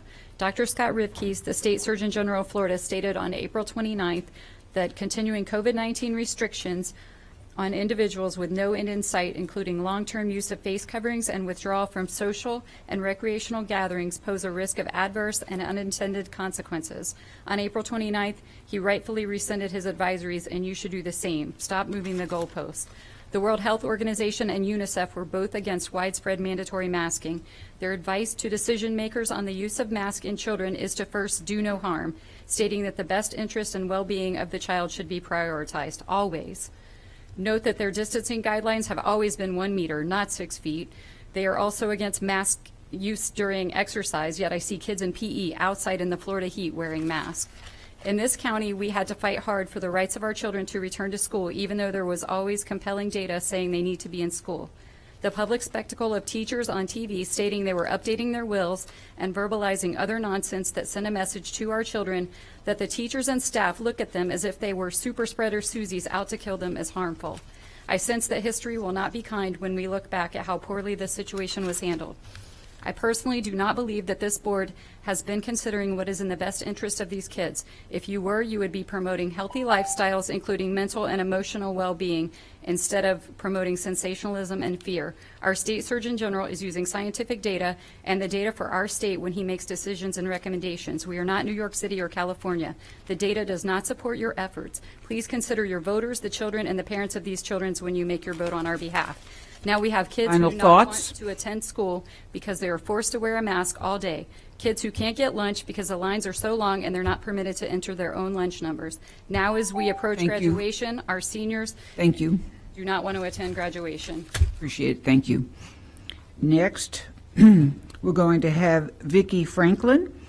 And here's the order. We're just getting near the end here. Vicki Franklin, Diana Klein, Scott Claiborne, Lacey Knipp, Lynn Relford, and Cynthia Graham. That'll be enough for right now. So Vicki Franklin's next. Good evening. I'm a retired Hillsborough County School Board employee, and I'll say that I grew up here. My husband did. We all went to Hillsborough County School. We went through the time when there was mumps, measles, chickenpox, TB, and other diseases. We never wore masks. I'm sorry, it just wasn't done. This needs to be stopped immediately. I have grandkids in Pinellas and Hillsborough. There has been a big difference in their health and in their mental state since this has happened, and in the neighbors' kids. My grandkids asked me, how come you haven't gotten sick, Gigi? You never wear a mask. I got out of the hospital right when this hit. I have not worn a mask. When I walk in the store, I pull it down. I just have never believed in the mask. The biological engineers tell you there is no reason for the mask. We don't need to have this fear. Our children are suffering mentally and physically. I mean, we don't want these kind of kids growing up this way. I want my grandkids out there playing with kids, sitting in the house playing games with kids. And I see them on a regular basis, at least 2 or 3 times a week. The county, I don't know if you receive money each week when you vote for the mask, but if you do, don't let that be what causes you to vote for masks. Vote for it because what's best for the kids. We're parents, grandparents. Let the parents decide what is best for their kids. This is what we need. I haven't worn one. I got out of the hospital and was told, oh, you're very susceptible. I went everywhere. I did not wear a mask. Please think of our kids. That's all I'm asking you. They need to be kids like you were, I was, and my parents were. Thank you. Thank you. Next, we're going to have Diane Klein, followed by Scott Claiborne, followed by Lacey Knepp, then Lynn Welford, and then Cynthia Graham. And I have a feeling I had some names mispronounced. Okay. And Diana Klein, welcome. Thank you. The students in this county are suffering because of your unconstitutional, unwarranted mask mandate that has reached a level of being criminal. The masks are child abuse. Repent of your child abuse and remove the mask mandate today. All the mask studies prove that masks don't protect anyone from corona or any other virus. It's a psychological blindness that causes people to cling to something that doesn't work. It's time to let go and trash the mask today. There's no reason for anyone to fear coronavirus. Coronavirus is not even a threat to 99% of the population. The only defense anyone has against corona is to take proper care of their immune system so that it can do its job to successfully fight off coronavirus. The proper protocol is to get adequate water, sleep, exercise, sunlight, and oxygen, and eat a healthy diet that includes plenty of raw fruits and vegetables, along with nuts, seeds, fermented foods and drinks, herbal teas and supplements, fish and bone broth, and take a spoonful of raw apple cider vinegar and or cod liver oil several times a week. And avoid processed and fast foods as much as possible because they contain a lot of toxic chemicals. You can get more information at freedomfromcoronavirus.com, which is the card that I had you passed out. Forcing children to inhale air through a cloth soaked in sweat, mucus, and saliva is child abuse. Stop the child abuse and remove the mask mandate today. And lastly, Madam Chairman or Chairwoman, there's a lot of people here that want to speak, and you have the ability to change the protocol today so that everybody can speak. Will you allow everybody to speak today? The agenda is scheduled till midnight, so there's plenty of time to hear all of the speakers. Will you do that? Will you do that? Will you allow? Thank you very much. I'd like an answer, ma'am. Well, at this point in time, we have the agenda set, but You can change it, ma'am. You can change it. Thank you. You have the power to change it right now. You can change it right now. Will you do that and let everybody speak? Thank you. Let everybody speak. And the mask mandate. Trash the mask. Thank you. Next, we're going to have Lacey Knepp. Oh, okay. Why don't you come right on up? Oh, that's Scott. Scott, go ahead. I'm sorry. Yeah. Yes, you're next. And then Lacey, followed by Lynn and Cynthia. My name is Scott Claiborne. I'm the proud father of my 6 and 4-year-old boys, both of whom will be attending school in Hillsborough County for the 21-22 school year. All political power is inherent in the people. The enunciation herein of certain rights shall not be construed to deny or impair others retained by the people. You may think that quote comes from the Constitution of the United States. You would be wrong. In fact, it is Article 1, Section 1 of the Constitution of the State of Florida. It should serve as a reminder to each one of you that your position exists by the consent of the governed. You are elected officials, not kings and queens. Said simply, you work for us. Hillsborough County Public Schools has no right or legal authority to mandate to parents how to raise their children, let alone how they attend school. Parents prepare children to learn, and teachers teach. Period. If we as parents choose to mask or vaccinate our children, that is our choice, not yours. The fact that we are here today to debate a mask mandate for the 21-22 school year demonstrates real motives of Hillsborough County Public Schools: politics. The State House and the Governor's House have made it clear. The statewide mandates for COVID emergency orders are finished. What makes you think you can act unilaterally and ignore the law? You can't, and you won't. Should you choose to do so, you can and will be replaced. Furthermore, class action lawsuits are very effective. As educators, it would appear as though you've lost sight of a very important aspect of learning: critical thinking. I'll leave you with these questions to ponder. If masks work, why do we social distance? If social distancing works, why do we wear the masks? If both work, why the lockdowns? And if all of that works, why the vaccine? I think you know the answers, but no doubt you'll ignore the truth, because that's what you're told to do. Final thoughts? Do your job, open the schools, drop the mask, and leave the parenting to us. Thank you. Thank you. Lacey, you are up next, followed by Lynn Relfoot, followed by Cynthia Graham. Then we'll have Grant Gregory, followed by Cortland, I'm not sure about the last name, Cooper, I believe. My apologies. Good evening, Lacey. Thanks for having us today. There's a lot of people out there that didn't get on the list, so I just wanted to open up by saying there were some technical issues in signing up, so the right thing to do would be let everyone speak that drove down here to give their feedback. Personally, I was not able to access the list, so I can attest that there were some technical issues, and I think that it would be fair to let everyone speak today. I just want to let you know that you might recognize me from your May 4th school board retreat, in which I came to try to put the fire underneath you to stop the mask mandate. I do want to go ahead and reiterate that the science does not support making our children wear masks for 6 hours a day, Monday through Friday. Some of you in the school board retreat were not wearing masks that day, which is interesting because I came in to observe you. I did have a sign that said in the mask mandate. Now, it's been weeks and you have not taken action. So there's no reason why to continue to make our children be masked. Obviously, it should be optional. There's no science that supports it, and it is harmful to our children. We have seen the children that have passed out during athletics outside. It's not common sense anymore. There's proof that it's hurting our kids. There's no reason to make them be masked. If you wanted to lift the mask mandate, anybody that wanted to continue to mask their children has that option. But you all are liable at this point because it's in your hands. The governor has asked you to act on this. You have not acted yet, and you all now are liable if anything happens to our children. This body's liable. So please let the rest of the parents here speak.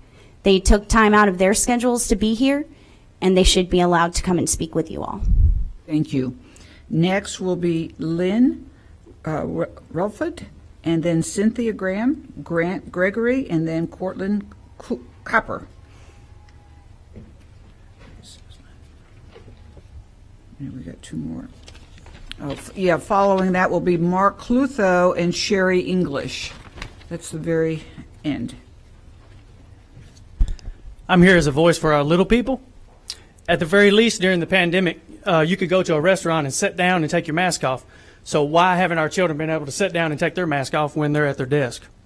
When we breathe in, oxygen enters our body. At the same time, carbon monoxide or carbon dioxide, a waste gas, moves from the blood and into the lungs and then is exhaled. This process is called gas exchange. This is required for a healthy body and is essential to life. When we rebreathe carbon dioxide, it can have a harmful and dangerous effect on the body. Carbon dioxide levels are elevated in the body, known as hypercapnia. Hypercapnia occurs by rebreathing our own exhaled carbon dioxide. It can lead to increased blood pressure, headaches, muscle twitches, rapid heart rate, chest pain, confusion, and fatigue. In extreme cases, if it's left untreated, hypercapnia can lead to organ damage and even have a long-term effect on your brain. When a child puts on a face mask for the first time every single day, everything seems normal. The mask may stop a portion of the droplets, they say, but in a short time, the mask retains moisture from breathing and etc. At that point, the mask becomes a blocker of exhaled carbon dioxide, which doesn't escape the body, but is continuously breathed by our little people's body. Will the school board be held accountable for the damages that occur from wearing the masks? Teen and even child suicide have risen since COVID. Why do you think that is? Isolation, mask, being restricted socially have become an impact on our children's lives, their well-being, their mental health. For example, when a child has its airways restricted, aka wearing a mask, it's important not only the way children look at each other in isolation, but also discourages get-togethers, play dates, and even sleepovers restricted socially. Stop holding our children hostage with these masks, Thank you so much. And you'll see a rise in better mental health and physical health. Thank you so much. As human beings, thank you. We're not never designed to have our airways restricted. Okay, thank you. Okay, thank you so much. Next, we will have Cynthia Graham, Grant Gregory, Cortland Copper, followed by Mark Clutho, Sherry English. And then we also have a public hearing following that. We also will entertain, of course we will, the emails should we have any other comments. And good evening. Good evening. Yes, hi, I am just a mom. Thank you for letting me speak. I am the parent of 2 elementary school children. During the pandemic, my son was found ineligible to attend Hillsborough Virtual School because of his many exceptionalities. This is the first time the district failed us. Against medical advice, we then had to enroll him in e-learning. Through our homeschool, all of his 25 hours of private ABA, applied behavioral analysis, had to be dedicated to his success. We then went on to have no case manager until the end of December 2020.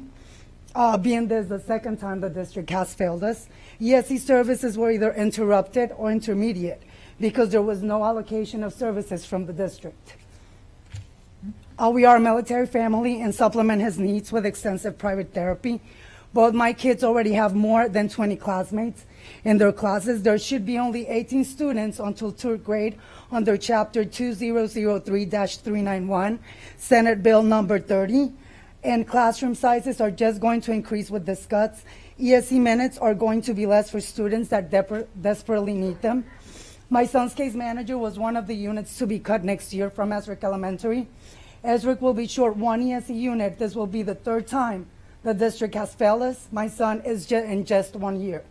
Many parents are already turning to advocates and learning their rights. How is the district going to be able to assess the multiple lawsuits for services not rendered during this time? Thank you for listening.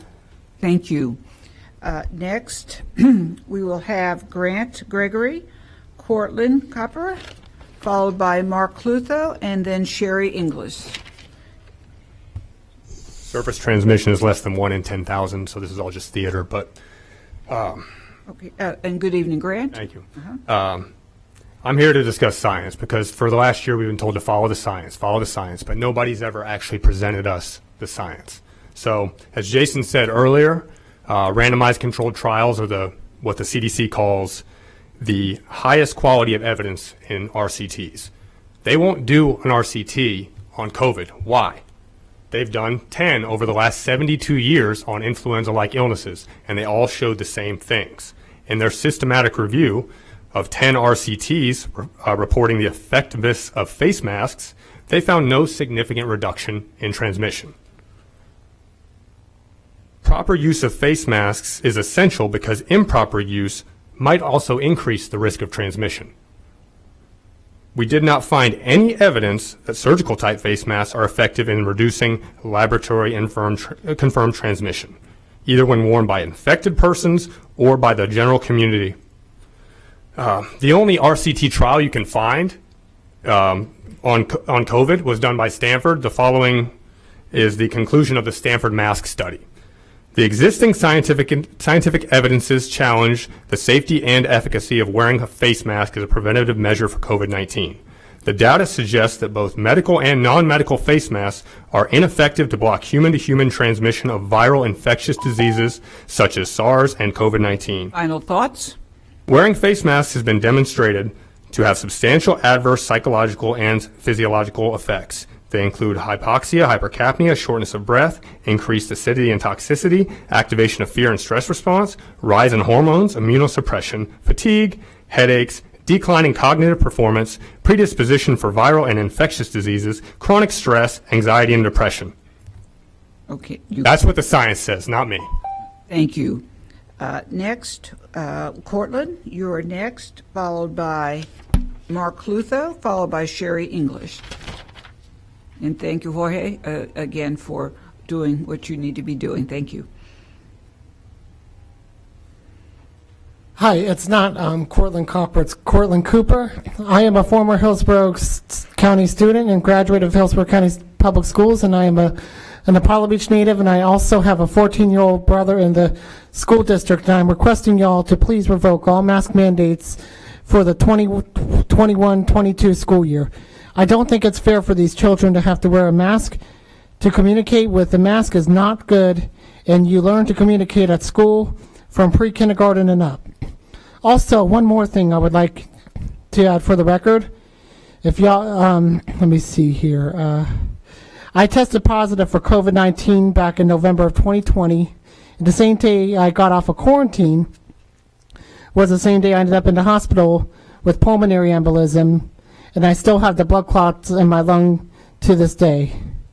With that being said, I can't even work and get a job because the majority of them are making their employees wear a mask, and I can't imagine what these kids have to go through all day, every day, to have to wear a mask at school all day long. I know for me it's hard to wear it for a long period of time, even a short period of time. Thank you. Mark Lutho, you are next, followed by Sherry English, and followed by public hearing immediately afterwards.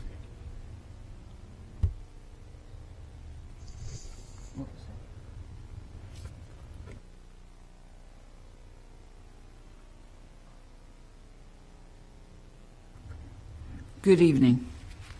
Mark Lutho Largo. Been over a year since I've been at one of these meetings. Hate to rain on the parade of the pathetic whiners. It's such a burden to wear this heavy mask. It just hurts so badly. Can't hardly stand it. You know, I really feel like it was a savior for me, you know, this last year going through chemo and radiation. My immune system is still not back to what it should be. And being around these wackos is quite the burden. And feel like it's a waste of time talking about the issue, but I'll have to be back to talk about the big issues, such as yesterday's headline, "Get ready for the climate disasters." They're coming. And this headline here, "Giving aging buildings a green makeover. Developers are devising ways to retrofit New York's oldest structures to reduce their carbon footprints," which is what I've been talking about for over 30 years. These retrofits of these buildings, old buildings, cutting the utility bills by 80%. Now, final thoughts. Your new buildings here would be an easier proposition, which you've not done. Over $4 billion worth of stupid buildings. Thank you, Mr. Clutho. It's a shame. Next will be Sherry English.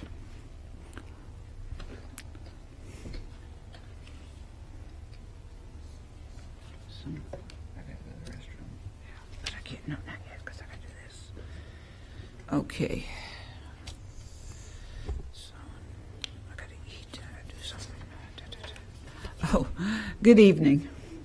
You want to take over? I hope you're listening. I am a parent and a medical professional. I care about the children and the real science behind the mask.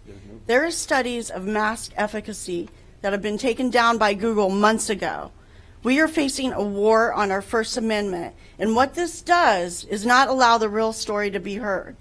The efficacy of masks is practically non-existent unless you have a fitted respirator. That is a fact. The size of the COVID aerosol is too small to be contained by a mask. However, bacteria, which are 50 times larger than the virus, remain trapped in the wet, soggy, dirty, bacteria-filled shields kids are forced to wear all day long. As a healthcare worker, I need breaks from my mask every day, all day. Our kids do not get that. The science that needs to be learned is what we are doing to our kids' respiratory systems and issues that may arise in the future from being forced to wear them. This is a form of child abuse, and it needs to stop now. Also, there are more than 30 people with a voice. I wish you would elect to hear all of us. Thank you. Thank you, Ms. English. Now we'll have Mr. Porter. Yeah, Madam Chair, if I could, I want to make clear to the board and to the public there is no vote that's going to be taken by the board tonight on facial coverings for the next school year. This was intended tonight to begin the discussion, because if you do wish to have a policy making facial coverings either mandatory or voluntary, you need to do that through your policy, and that requires a certain amount of notice, different than just a regular agenda item. To that end, if you want to have a discussion about it, that discussion will take place in June or at the very latest July. Because keep in mind, we have a balancing act. There needs to be certainty and clarity for parents to decide what to do with their children for the next school year. But we also need to base whatever decision this board wants to make on sound data. Currently, I'll remind the board that the current facial covering mandate is embedded in the reopening plan that we submitted to and was accepted by the state. That mask mandate was founded on guidance from the CDC.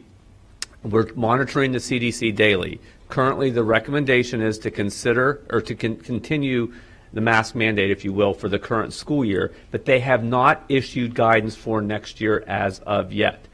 And so until that's done, it's premature for the board to vote. So again, there will be no vote tonight on whether to require facial coverings for the next school year.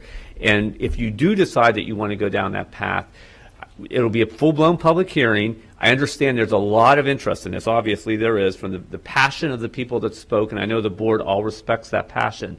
If there is going to be a policy to either make masks mandatory or voluntary, I would recommend that you do that at a special meeting and that you have as much public comment as is needed, or also encourage people through emails and other methods of contacting you. But tonight wasn't the decision-making night. So all the information and all the public comment was very valuable, I know, to your decision-making, but there's no decision being made tonight. I'll also note that the current mask mandate in Hillsborough County was challenged legally in court, and it was successfully defended. And so it's still in place. Superintendent has indicated it will remain in place for the remainder of this school year, which is just a few more days. So again, no vote tonight, and a decision later this summer about whether you want to do a policy will be this board's decision. And at that time, it will be a public hearing, and by that means the people that want to speak can speak. And we apologize if there were issues signing up tonight. There was obviously a lot of interest in this. The chair did extend public comment. Typically you allow 45 minutes, and the chair extended that and went on even longer, I think, than she intended. But that was extended. But again, no vote tonight. If there is a vote in the future, it'll be a public hearing, and public comment will be allowed so that people's voices will be heard. Okay, and thank you, Mr. Porter. At this point in time, it looks like we have two board members who would like to speak. Can clarification, Mr. Porter, this would be on the mask conversation? Yes. Okay, and Member Snively, and then Member Hahn. Thank you, Madam Chair. First, I wanted to ask, are we going to engage in conversation? I know that you were clear about no vote this evening, but are we going to engage in conversation at this time about the mask mandate and our opinions, or is that still on the agenda this evening? So the intent tonight was to begin the conversation, Ms. Snively, and because there is no really updated data from the CDC, because the situation is still rather fluid, a substantive discussion probably wouldn't be appropriate. I think probably what would be to say you want to schedule a meeting for mid-June or later June. And okay.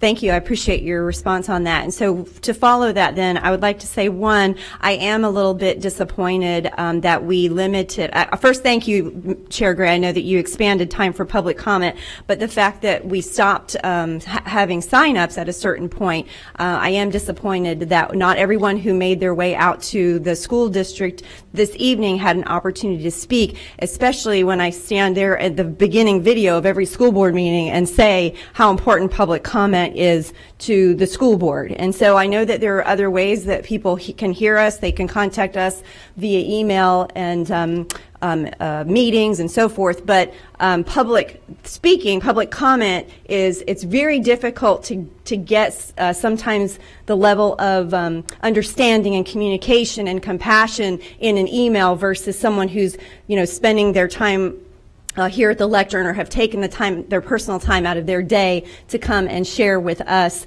in front of the school board. So I don't know if there's a way in order to do that this evening, to continue public comment this evening, if that's something the board would be amenable to. If not, and Chair, I guess you could get consensus on that. But if not, then absolutely a special board meeting where we don't limit the public comment at all, and that way everyone who wants to speak can speak, and no one gets turned down at the door or unable to sign up online. But either way, I would like to hear from everyone who wants to come and speak to the board, whether it's an hour or 2 hours or 5 hours. There are board meetings across the state that don't limit public comment, and I don't think we should be limiting public comment either for people to express whatever opinion they have. We need to hear everyone's opinion in a fair and reasonable way. So I just wanted to put that out there that I would like to hear the rest of the comments this evening. If not, then definitely a special called board meeting, which we could schedule in June or soon enough to either let people know what we're doing, because here's the thing. Last year we waited too long, and that was the complaint, is we were trying to get as much data as we could to make the decision, but it was changing on a daily basis, and it took too long for us to make the decision. Now it might be too soon to make the decision because we're still waiting on data to come in, and the numbers are improving and going down, and that may impact and influence the decision of the board. And so what we're trying to find is that sweet spot, I think, in the middle, where we're giving parents enough time to make a decision, and we have enough information to make an informed decision. But either way, I appreciate everyone who came out to speak today, and I'd like to hear any other board members' opinions on what we should do at this juncture. Thank you. So far I put down a special call board meeting, or we're going to now listen to other board members for consensus. Okay, Member Hahn, then Member Combs, then Member Perez, and Member Washington. Thank you, Chairwoman Gray. And, as I mentioned in the middle of public comment, I took that opportunity to share my concerns about not hearing everybody who's here to speak tonight. I want to thank Member Gray also for extending it to an hour. I know that we had, different topics that people spoke on tonight. I don't know who else is out there who wants to speak on both sides of the issue that maybe we haven't heard from. I think that this is a very important issue. As a board member who went through school reopening, I know that people feel very passionate about these issues. And so I would certainly like to hear from the folks who are here tonight on both sides of the issue. They did make their way out here. I do agree that during a special called meeting, I would prefer it in July, again, seeing what we went through with school reopening, where 1 week we made a decision, 2 weeks later we changed the decision, then we went back to a decision, which was more frustrating for parents than you can imagine. And so when we do have a special called meeting, I would want us to, again, sit here for as long as it takes to hear every public comment on this issue, because it is important for us to hear from our constituents. And I know that they can email us and call us, but to hear from them directly is very powerful. And to hear from whether it's parents or children or teachers on both sides, all sides of issues is very important. So thank you for the time. Thank you, Member Hahn, and yes, my heart goes out to those folks that have come here to speak. So I'm now, I don't like to say being waffling, but I think a combination of hearing perhaps another half hour and having a special called board meeting is something that I would entertain. I do know that we have people waiting here in the audience for special announcements, and I want to be fair to them as well. So this is, this is a little bit of a conundrum, but then again, if we have, and Laura Cross, if you'll check out in the outside, see how many speakers are out there so I can get a feel, and then let's go ahead and listen to, or Tanya Arja, whichever is in charge. Can you just give me an idea and bring it to my attention. Member Combs, you're next. Member Perez, Member Washington, and then Member Vaughn. Thank you, Chair Gray. I concur. I just think that if it's half an hour, if it's an hour, if 3 hours, that's what I'm here for. I'm an elected official, and if it's the will, I think people came here, did not realize that they could not sign up. I think people had a difficulty signing up. I think people naturally thought they could Let's come get a here. clarification on that, because that's been said twice. That Tanya, Arja, can you tell the process of signing up? Because I don't want misinformation to go out that there wasn't a proper vetting for sign up. So please share right now. Right. It was directed that we would extend public comment to 1 hour, and you directed us to give each person 2 minutes, so that would be 30 Versus individuals. 1 minute. Exactly. Right. So when 30 people signed up to speak to public comment, the sign-up sheet was cut off. So at that point out here, when the folks came in, we did take a waiting list because there were some folks that we thought might not show up tonight. So we do have a waiting list of 12 people that are on this list.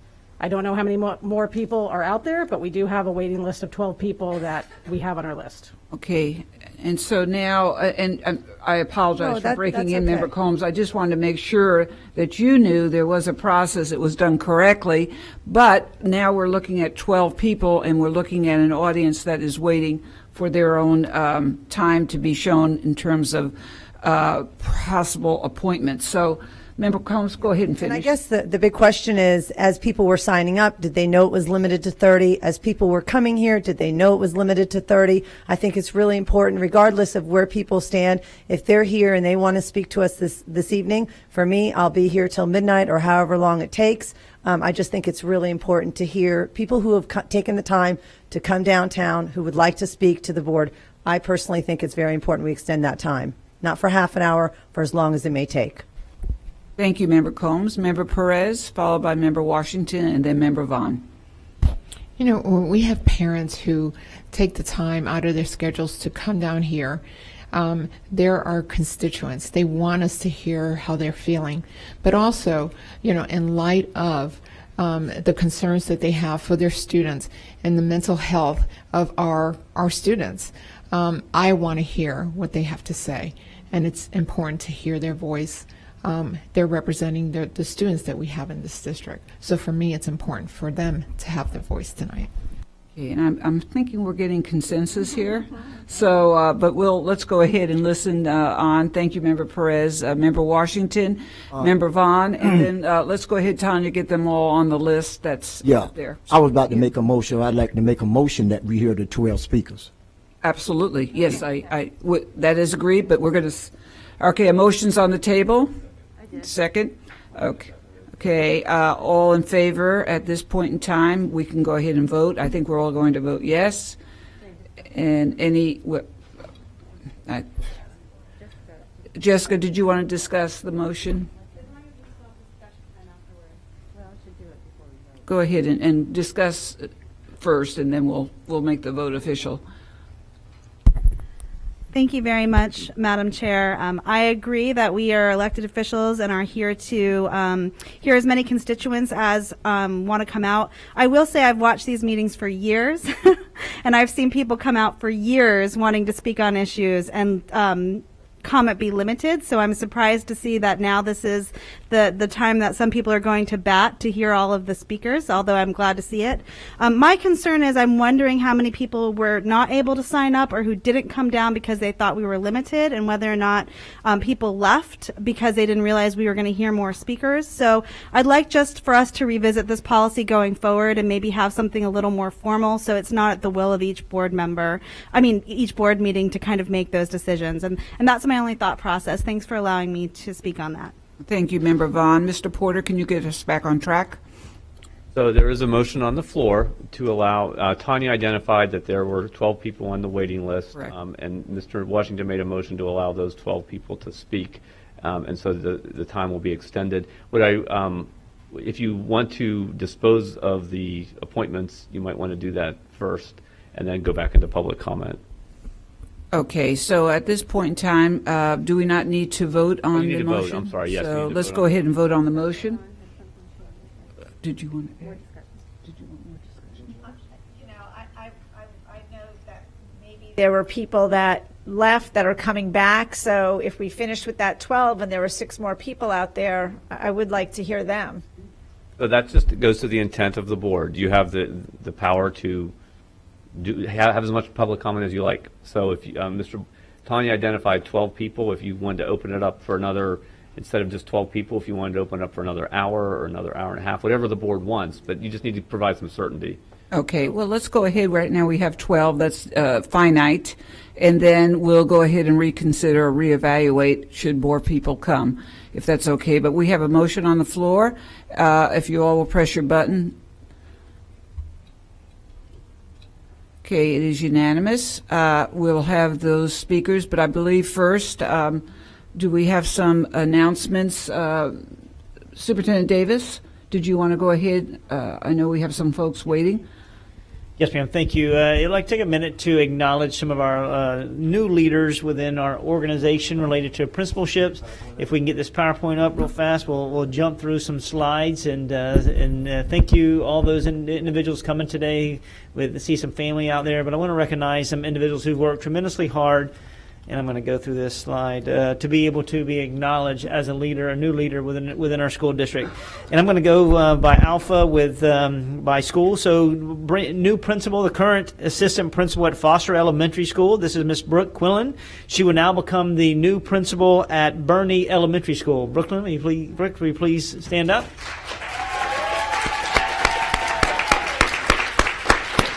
She has done a magnificent job at Foster, and she truly knows instruction, hard work. She dedicated, and you know, we are thankful to have her. Thankful for Ms. Chisholm, who is retiring. She'll be transitioning in to meet her new staff here in the next week, and we look forward to our partnership. So thank you and congratulations. Also, we have a, Jackson Elementary School is coming open due to Mrs. Wyatt retiring. Therefore, we dug deep in looking at a leader that has been in this school, been at Riverview Elementary School for the last 9 years. Truly strong leader, understands instructions, understands systems and processes, and really works hard to get after it. And that's going to be the new principal at Jackson Elementary School, and that is Mrs. Melanie Murphy.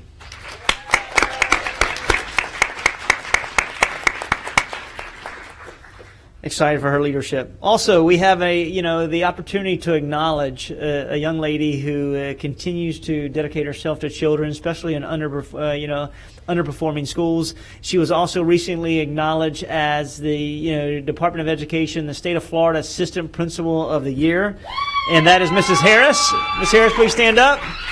She will now become the new principal at Lopez Elementary School. Congratulations to you, and look forward to working alongside you every day at Lopez. Also, we have Mrs. Branham has retired at Lutz K-8, and in order to find a new leader, we had a new school we added in there. In order to find a leader, we had a young man that works at Maniscalco K-8. Maniscalco K-8, 2 of them, and he's really excited. He works with both schools, K-8, to be able to drive professional development, connect with the teachers. He's done a really nice job being able to make that connection from K-8 to really gravitate students back to district managed schools. And the new leader is going to be Mr. Joshua Phillips. Thank you. Also, we have Dr. Brown, who will be retiring at Madison Middle School. So we had to go find an AP that is dedicated to once again finding a time to improve the mental health, the academics, the intelligence of children in a year from 6th grade to 8th grade. That's very trying. This gentleman is dedicated. He's an assistant principal at Buchanan, and right now he'll be the new principal at Madison Middle. That is Mr. David Parker.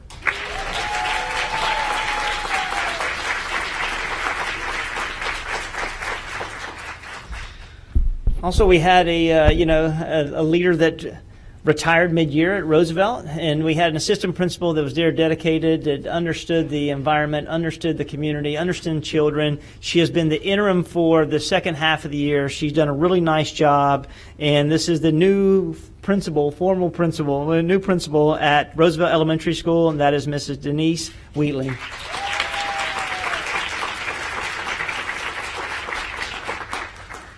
And also we have, at Tampa Heights Elementary School, we have Mrs. Harrison, who is retiring. She has got a chance to open up a beautiful facility. She transitioned students for a couple years at Lockhart with portables, and she opened up a brand new school this January.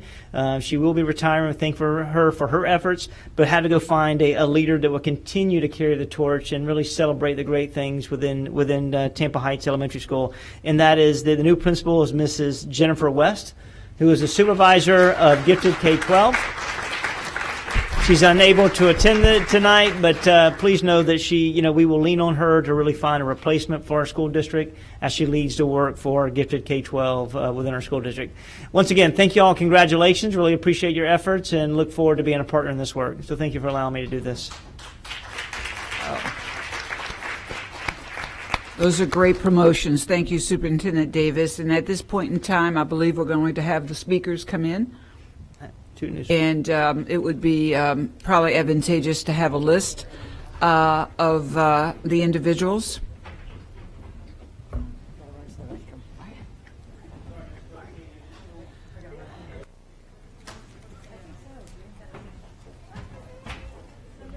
Board members, let's take about a 2 or 3 minute break. 5 minutes. No, if I say 2 or 3 minutes, it goes to 5.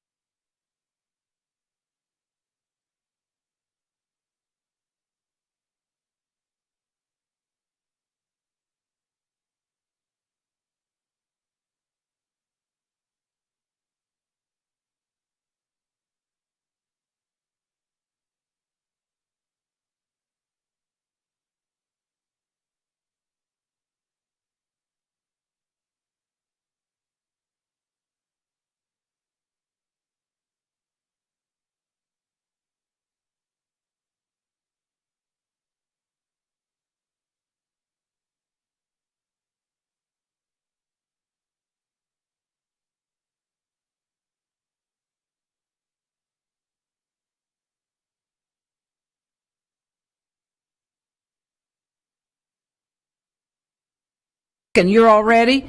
All right, we just need a few more board members, and we're going to start the public hearing. 5 minutes, correct? Okay. We have Storm and Norman activity out there. That's the, And thanks. okay, so this is the 12. We're starting with Amanda, right? So you're starting with Amanda. This is for the public comment. not Okay. so you start with Amanda and then all of the yellows. Okay, and that's it. And Okay. that's the public. Okay. This is the employees. Okay. Can you start with Dylan, though he has to leave? Okay. Board members, if we can go ahead and sit it down. There's no perfect system. If there is, I'd like to know. When I was younger, maybe I thought so, but we're robbing Peter to pay Paul, but by golly, we're going to listen to everybody, and that's the right thing to do. Am I right, co-chair? Yes, ma'am. All right. I concur. And am I right, Member Snively? All you got to do is Whatever you say. Yes, ma'am. That's the right answer. All right. Ms. Johnson, you're ready? Go ahead and begin. 5 minutes.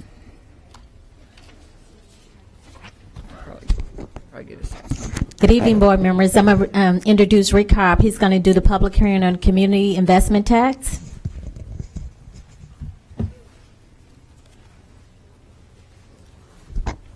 Good evening, Madam Chair, board members. Thanks for having me tonight. My name is Rick Harb. I'm with the law firm of Neighbors, Giblin, and Nickerson, and we serve as bond counsel to the district. I'm filling in tonight for my partner, Ritesh Patel, who normally appears before you today, but he had a conflict. But in any event, as you all are probably aware, the community investment tax was approved back in 1996, and the ordinance that Hillsborough County adopted at that time, along with the interlocal agreement that was entered into between the county, the school board, and the cities of Tampa, Temple Terrace, and Plant City, all require that each of those local government entities that are going to get a piece of the community investment tax, it requires that every 5 years those entities hold public hearings to approve the usage of the tax for the next 5 years, kind of layering on the projects that have already been approved by each of those entities.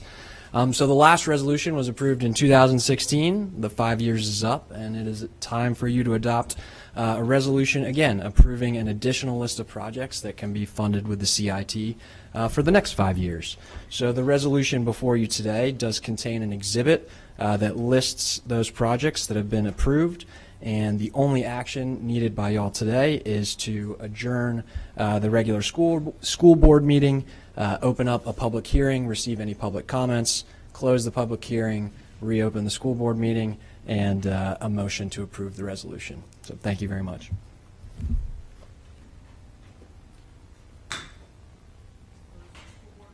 Excuse me. Let's close the school board meeting and open the public hearing. So you should ask if anybody in the public wants to speak on the CIT. At this time, would anyone like to speak on the CIT? Okay, seeing none, we're going to close it, and we're Entertain a motion to approve. okay. Let's go ahead, members. Let's entertain a motion to approve, and I'll go ahead and see if we have a board member to press their button. We have a motion by Member Washington and a second by Member Hahn. Please vote when your lights are on. Oh, is there any discussion? Okay, please vote when your lights are on.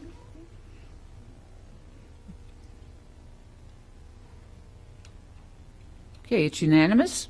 Thank you. Thank you, Ms. Johnson, and thank you. Okay, we're going to, Member Vaughn, if it's okay with you, we're going to skip the public hearing at this point in time and go right to the employee comments, which are time certain at 6 p.m. Hey, time to wake up. No slacking. So let's go ahead. I'm going to name your names and then line it up. So here we go. And we have Rob Crete, Emily Lee, Kathy Hill, Jessica Borleau. She'll correct me. We're going to absolutely start with Deland Tibbetts, though. I believe Deland has to go early. Then Heidi Glick, and then Michelle Stover. Okay. Oh, Dylan. Okay. Oh, Dylan, I'm sorry. And good evening. Hey, good evening, board. So I'm here as one of the PE coaches who has lost their job this past year from an email from HR that was very upsetting. But I'm not here to put anybody down or anything like that, because that's just not the kind of person I am.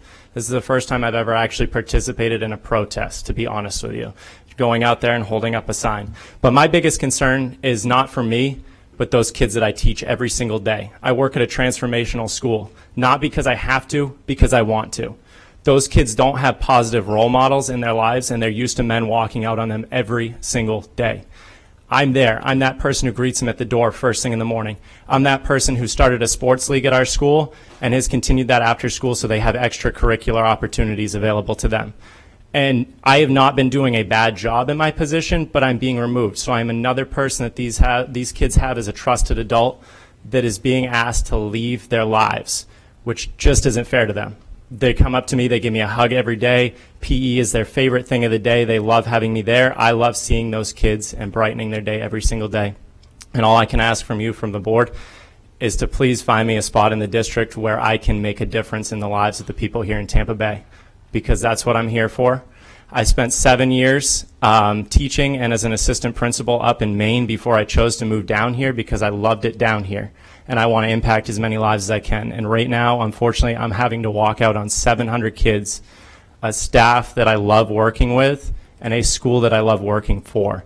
And it's just not fair to anybody involved in this situation. I know that it's hard to go back and turn decisions around as far as what's gone on, but I can't thank the union for all their support that they've done for me, trying to advocate for my position or any position. And again, I hope to have a job here in Hillsborough County, helping all of the kids here in Tampa Bay, because I couldn't ask for more. Thank you, and thank you for your service. Mr. Crete, followed by Emily Lee, followed by Kathy Hill, and then Jessica, followed by Heidi, followed by Michelle Stover.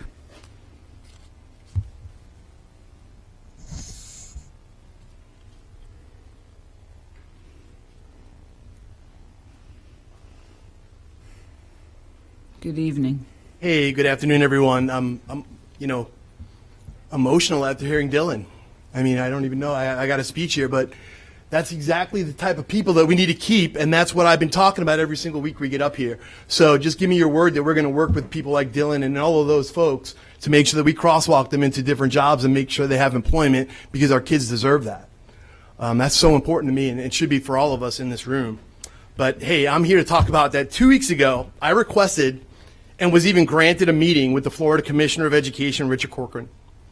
In our very open meeting, I was able to raise many issues, from receivership and fund balances to talking about reading endorsement requirements for our teachers. When we talked about the legislature's proposed bonuses for educators, I asked about the hardworking educational support professionals, our ESPs, and why they are consistently marginalized by the legislature.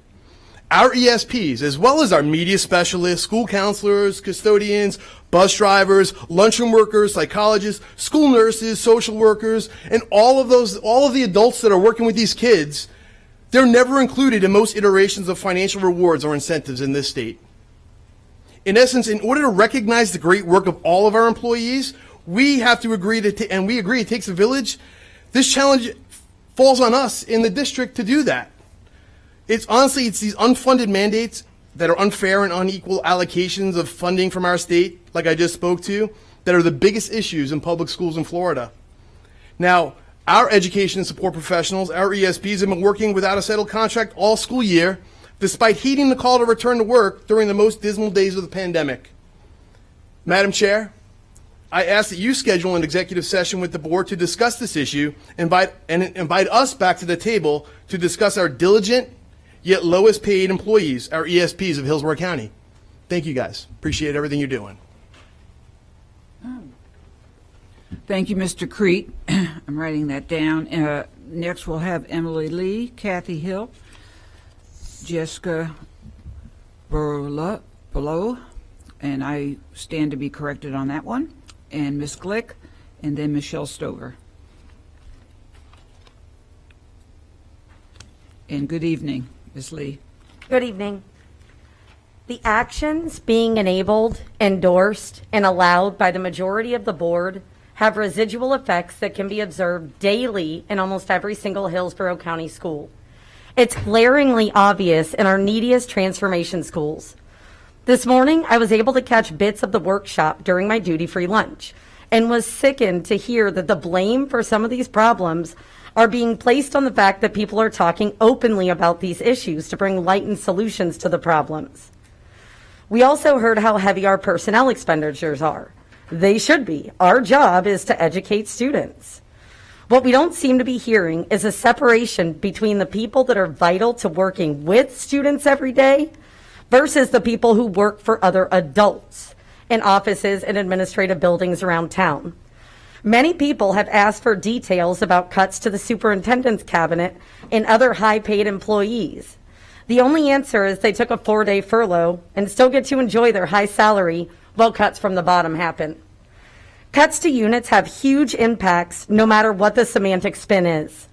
It seems like some of us have been coming up here every month saying the same things over and over, and nothing changes for the students. I would like to reiterate again what the cuts look like on a day-to-day basis for our students. Students will have larger class sizes, won't be able to get the help or enrichment they need. ESE students will have less time and access to their services.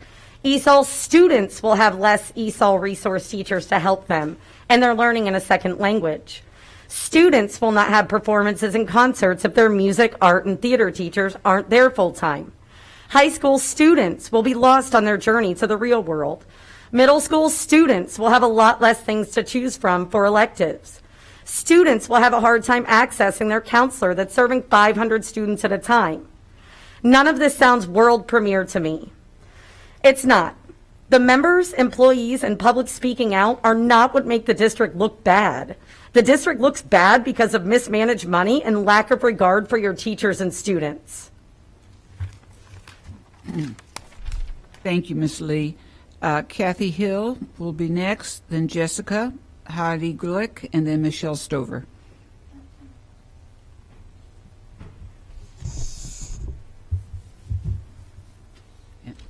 Jessica, Kathy Hill.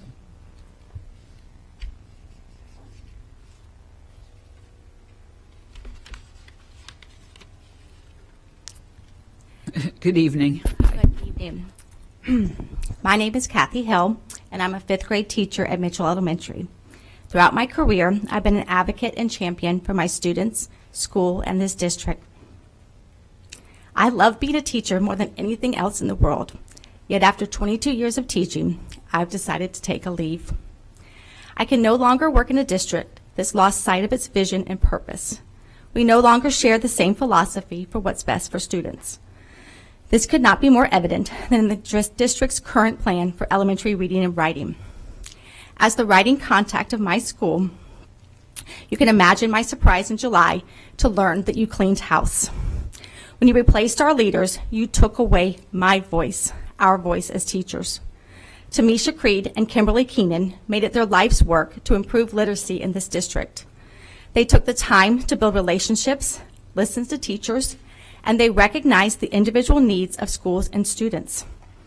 In addition to replacing our district leaders, many schools like mine lost their reading coach.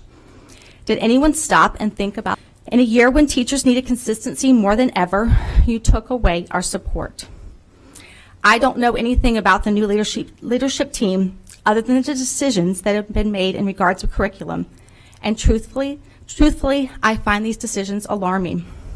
In one short year, we've wiped out everything that's believed to be best practice in reading and writing.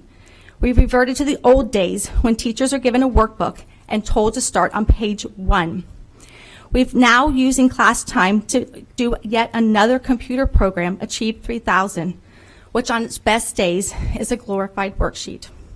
Just imagine the number of classroom libraries that could have been purchased with the money spent on these workbooks and program. In our new frameworks, independent rotations lack student choice and actual time for students to read. Reading expert Kylene Beers says it best. If we teach a child to read, but fail to develop a desire to read, we've created a skilled non-reader, and our students deserve better than this. This year, we've spent more time testing than ever before. In addition to iReady, we now give an Achieve level set test. When you look at my students' scores, they are impressive. However, I want to go on record and say their growth is not because of a program. It's because of their hard work and purposeful instruction. Final thoughts. If we want to improve student achievement, students must feel safe, loved, and leave each day inspired. This can only happen from a teacher, not a scripted program. I have no doubt that I'm replaceable, but before you do, I encourage you to look at my resume, talk to my students and community so you can see what type of teacher you will be replacing. Yes. Jessica Berlow from Pizzo, Heidi Glick, and then Michelle Stover.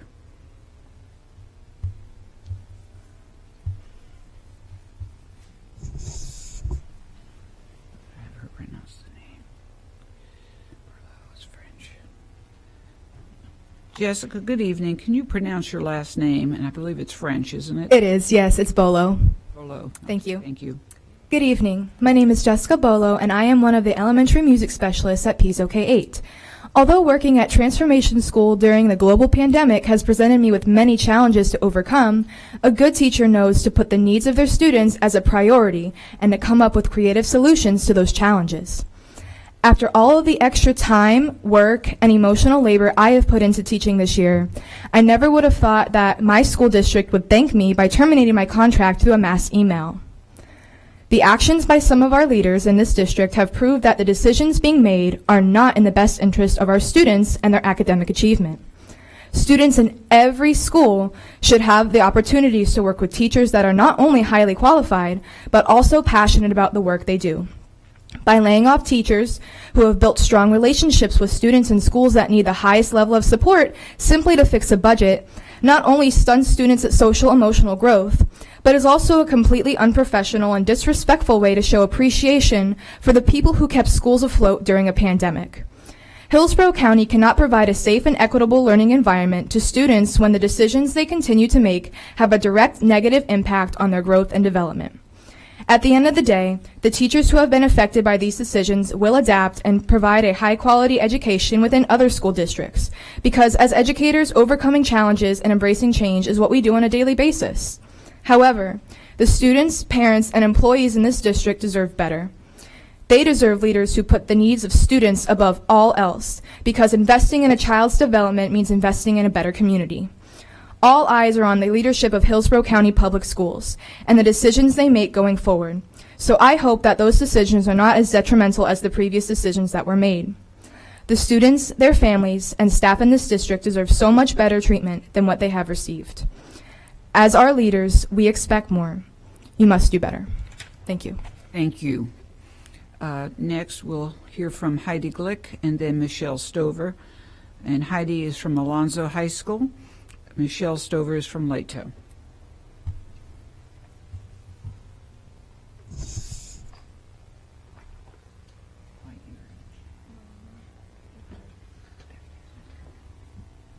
Good evening, Ms. Glick. Hi. You forgot to say the best high school in Hillsborough County, but that's okay. You guys will learn. The people that spoke before I did a great job, and I'm not going to repeat anything they've said. But I do have a couple of questions.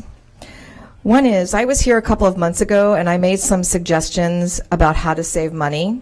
And as far as I know, none of that was paid attention to. I do not keep the lights on in my classroom because I open the blinds. Has that been looked into? Does that save us on air conditioning? Does that save us on electricity? I turn my computers off at night. I have a laptop and a desktop. Does that save us money? No one's looked into that.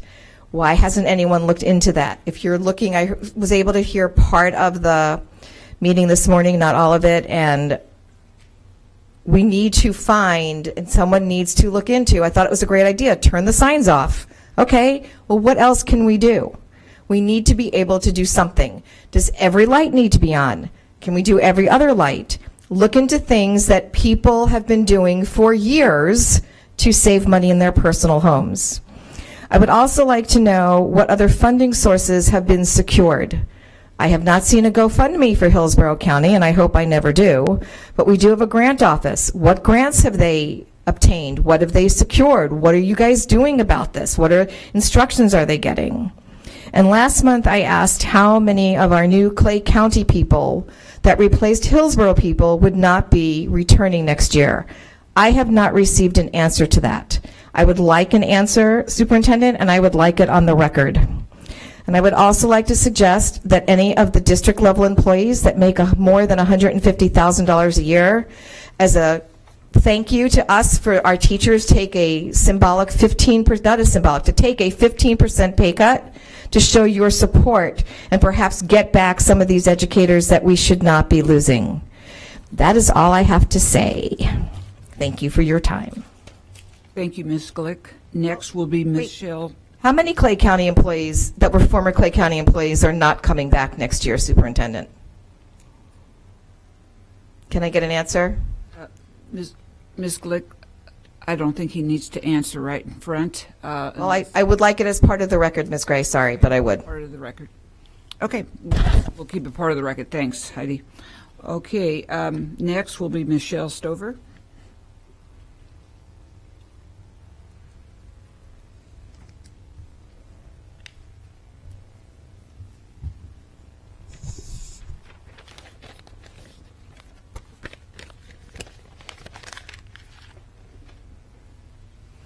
Good evening, Ms. Stover. Good evening.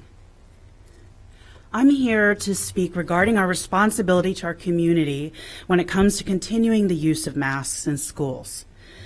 No one likes wearing masks. Guidelines for the use of masks during this Coronageddon have not really been an issue of individual rights or like. It's been about community health. And it is unfortunate, and more than that it has become politicized. That's just reality. However, we cannot allow politics to decide and drive decisions regarding our children's health. The CDC has not given guidance that masks should be dropped in schools. On the contrary, the most determinant factor for canceling masks is the newest CDC guidance is vaccination. And as it is now, our young children cannot yet be vaccinated. Our high school and middle school students have small children in their homes. So do educators. I would also like to see our district making an effort to inform our stakeholders about vaccination sites, eligibility, etc. Because we are an educational organization that pledges to prepare students for life, for one thing. And for another thing, the more our community is vaccinated, the less disruptions we'll have in our school system. Today, I'm here to ask that the district consults medical experts other than our local health department. Last fall, state leadership required school boards to obtain recommendation from local health departments regarding the decision to reopen during the pandemic. And then state leadership then instructed health departments not to give recommendations to school districts. The state, in effect, had muzzled health departments when it came to schools needing to remain closed in high COVID rate areas such as Hillsborough. Health departments could not offer opinion on risks of opening or give recommendations to stay closed.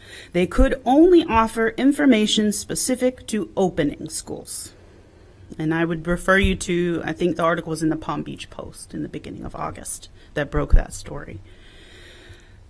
Please consult our other health partners, those that have maybe consulted prior, like Dr. Wilson, who have been involved with TGH and USF, others that are specialized in epidemiology and virology. Lastly, it's been alleged, and I'll say this shortly, that the decision about masks will go down to one person. If this allegation is true, I'm concerned about that. One person. I understand that it may be a convenience issue for people to be able, for the issue to be able to pivot quickly if it doesn't have to go through parliamentary procedure. However, we're talking about our children's health. Thank you. Thank you very much. Thank you, employees of our school district. Let me go ahead and introduce the next group of community speakers. I'm sorry. Oh, Ms. Shriver. I don't know. Ms. Shriver is going to present something very quick, but very important, and here it is. Good evening. I've got my certificate. Okay. I apologize. I thought I was on the list, but apparently not. Superintendent Davis, Chairperson Gray, thank you for the time today. First, I want to thank the board and specifically Chairperson Gray for advertising our Epic Memorial 5K. My co-founder, Joycelyn Moore, and I exceeded our goals for our first year. We exceeded our financial goals, and we had over 85 participants, and for over 60% of our participants, that was their first ever 5K. So that was huge. Yes, ma'am. Chairperson Gray, as you pointed out to us in our first meeting regarding the 5K, people showed up due to the cause, mental and physical wellness. This year we raised money for the families of the Epic employees who lost their battle due to loneliness and addiction. The success of the 5K, however, my co-founder and I have developed a foundation. And Board Member Snively, I heard your heart on the drive in. We're going to be targeting elementary students in the Plant City area, specifically probably, and I know the new principal is here from Bernie Elementary. We're going to be getting with the police department in Plant City and finding students to target who have been affected by addiction or suicide, so that we can provide a scholarship for them in the future and just kind of following them through from 5th grade on to 12th grade. As some of you know, I am at the Epic Center, and we would love to see some of Dr. McCrae, some of those transformational students not wind up at our centers, as the data reports that they often do. So that is where we are. That's what we're going to do. And we thank you very much. You helped us. The board helped us exceed our goals. And they told us we couldn't do it in 8 weeks. And me and my co-founder, we did it. They told us it'd take a year, and we did it. I have swag bags with mental health awareness information in there for each of you. And Board Member Perez, you'll be glad to know that the VA provided information for us in our swag bags as well. I also have save the date for 16/22. Next year, that is the Saturday before Easter. Save the date cards for you as well. And Superintendent Davis, I have a finisher medal for you. I know that you wanted to be at the race, but you were unable to due to a personal deal. So there's a medal there for you.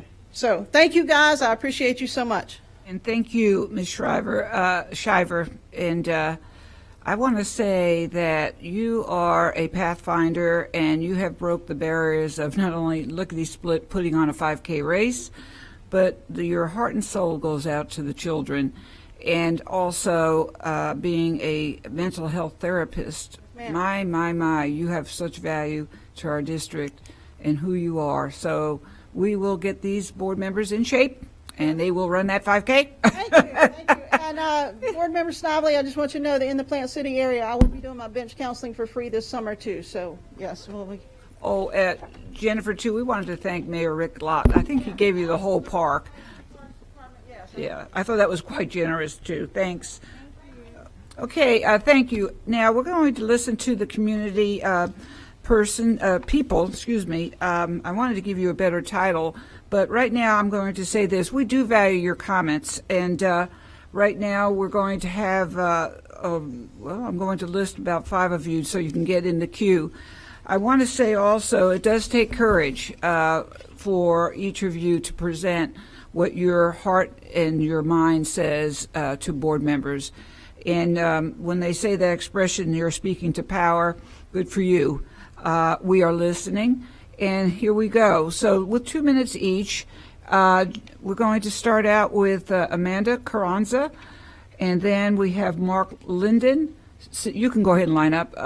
Cindy Brillhart and Hope Brillhart, Amanda Tyler, and I think this is Becky Flanders, Bridget Marsuko, Lucy Lineberger, Julie Gebhardt, Cass Miller, Corinne Perez, Tori Davis, which is a student, and Callie Wagner.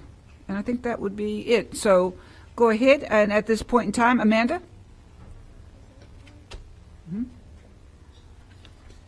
Hello, hello. Thank you so much for extending this time to listen to us. I appreciate it. Yeah, and also I want to thank the board members because they're the responsible ones to get you guys to give you another opening. So Yes, thank you. Yeah, so my name is Amanda Carranza, and I am a concerned mother, a former Hillsborough County school teacher of 6 years, and my question this entire year was, what scientific evidence did we use to make the sole decision to waive the parental consent regarding using these medical devices on our children?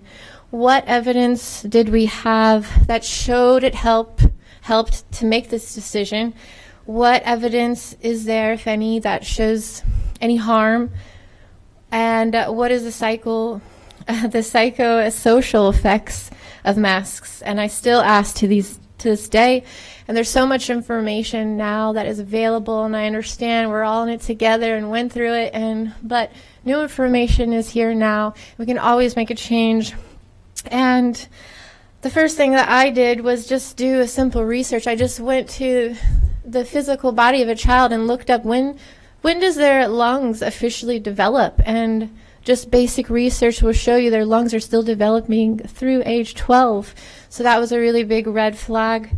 And children learn to decipher what is safe, what is not safe at a very young age by expression and by body language. And so they need this to be able to know what is really safe. And if we want to put our kids first and differentiate instruction, we need to take this one-size-fits-all practice away. Thank you so much. Namaste.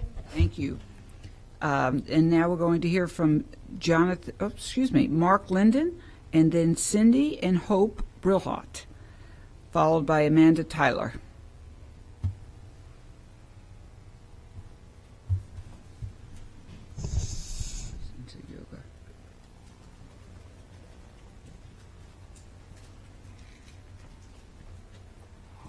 All right. Thank you all very much. Good evening. Hi. And appreciate you extending this. I believe that it shows that you all are listening. This issue, which I'm coming about, is the masks. It's actually much more simple than most people make it. First of all, these children are the community's children. They're not your children. The parents do have rights in making these decisions, and it has been disregarded for almost a year now.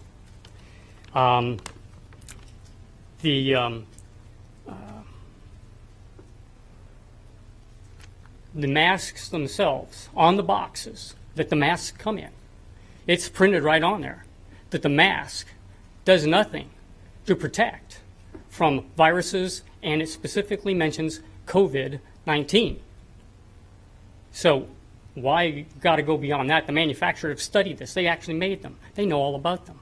It does not. It's like leaving your windows open and expecting a screen to stop the rain from blowing in. It's really ludicrous that we're even having this discussion, honestly. It's simply common sense. And it's unfortunate also that this has been used as a political tool, which I think everybody here knows, if they're honest, that this is what's going on. And it's got to stop. Many of these children are treated with like Gestapo tactics with the way that they require them to wear these things. The masks are a form of hysterical response to this, which is just a flu. There's no evidence that this is any worse than any other flu. And I suggest that if you all are not capable of making this decision in a very timely fashion soon, that new leadership needs to come to this body. Thank you. Thank you. Thank you. Cindy, and then Hope Brilhart, followed by Amanda Tyler, followed by Becky Flanders.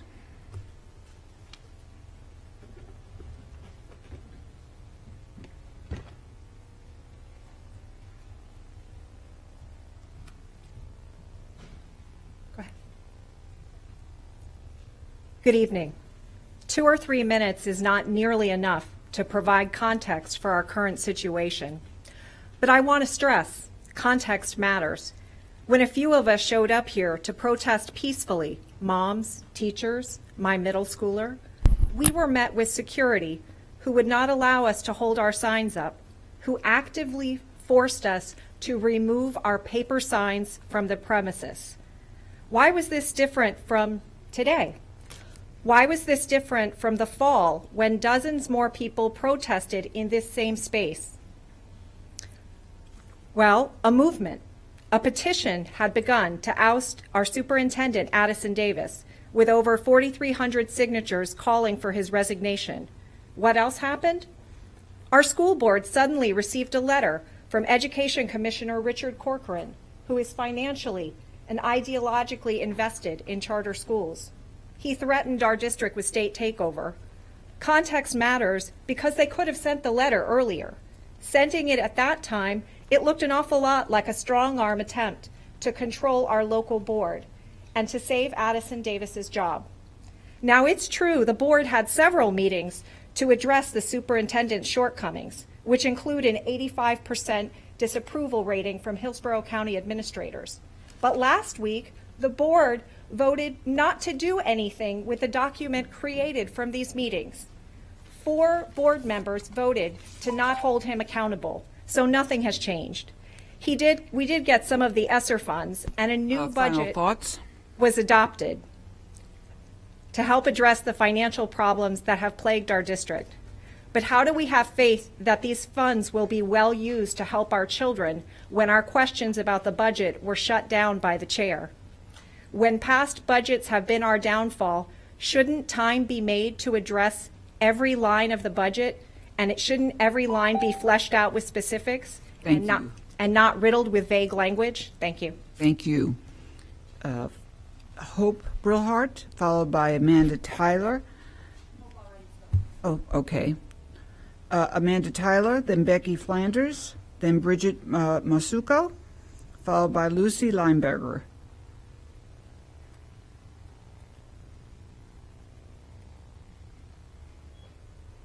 Good evening. Thank you for listening to us.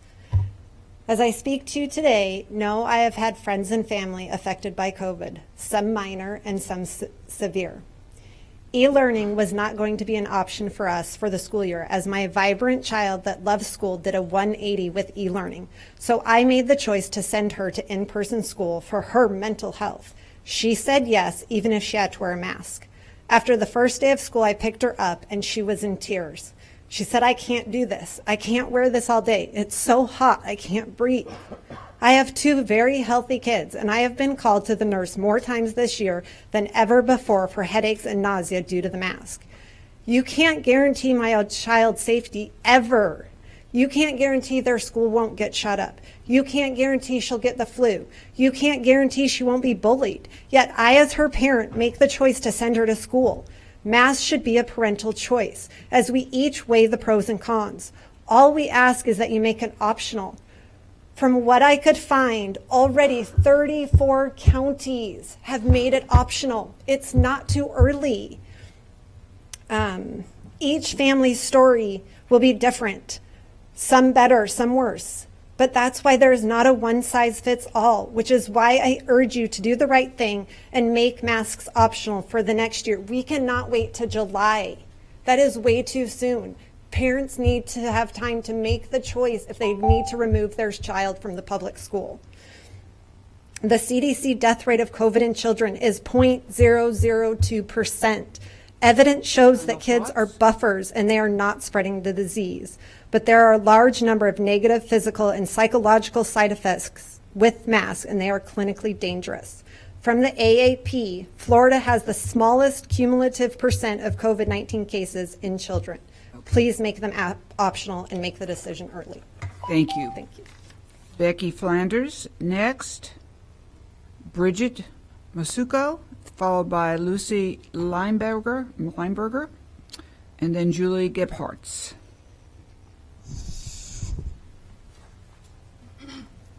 Good evening. Good evening. You know, I've never been here before. And until now, I've never paid much attention to the school board, but like thousands of other people, I'm paying attention now.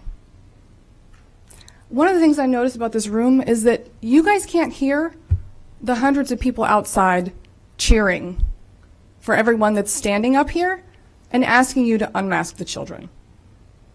And you can't hear the hundreds of people outside protesting. Look at all these empty seats here. You can't see their faces of the people. You can't see people crying when they're talking about how their children can't breathe. I'm not even a parent, but my conscience will not allow me to stand by any longer and let this go on. I see here it says, preparing students for life. Why don't we talk about critical thinking? If the CDC told you to jump off a bridge, would you do it? If the CDC told you to ship your children off onto a boxcar to go get a shower at Auschwitz, would you do it? It seems that not only are children not being taught basic critical thinking skills in school, but the school board seems to be lacking in the basic human skill of questioning authority. Let's review some facts that many people have presented to you here today. The PCR test is unreliable. COVID is 100% treatable. The CDC admitted that death numbers were radically inflated. There is no evidence for asymptomatic transmission. Normal seasonal flu is far more deadly for children than COVID. The death rate for children is 0. The transmission rate for children from children to adults is 0. Show me one peer-reviewed clinical trial demonstrating that cloth masks reduce the transmission rate. Masking inhibits oxygen intake, collects bacteria on the face. Reduced oxygen intake can cause brain damage and developmental delay. Teaching children that they are dirty and... Thank you. Next, we will have Bridget Marsuko, and we need to be fair to each of the speakers. Lucy Lineberger, Julie Gebhardt, followed by Cass Miller, and then Karen Perez. A different one.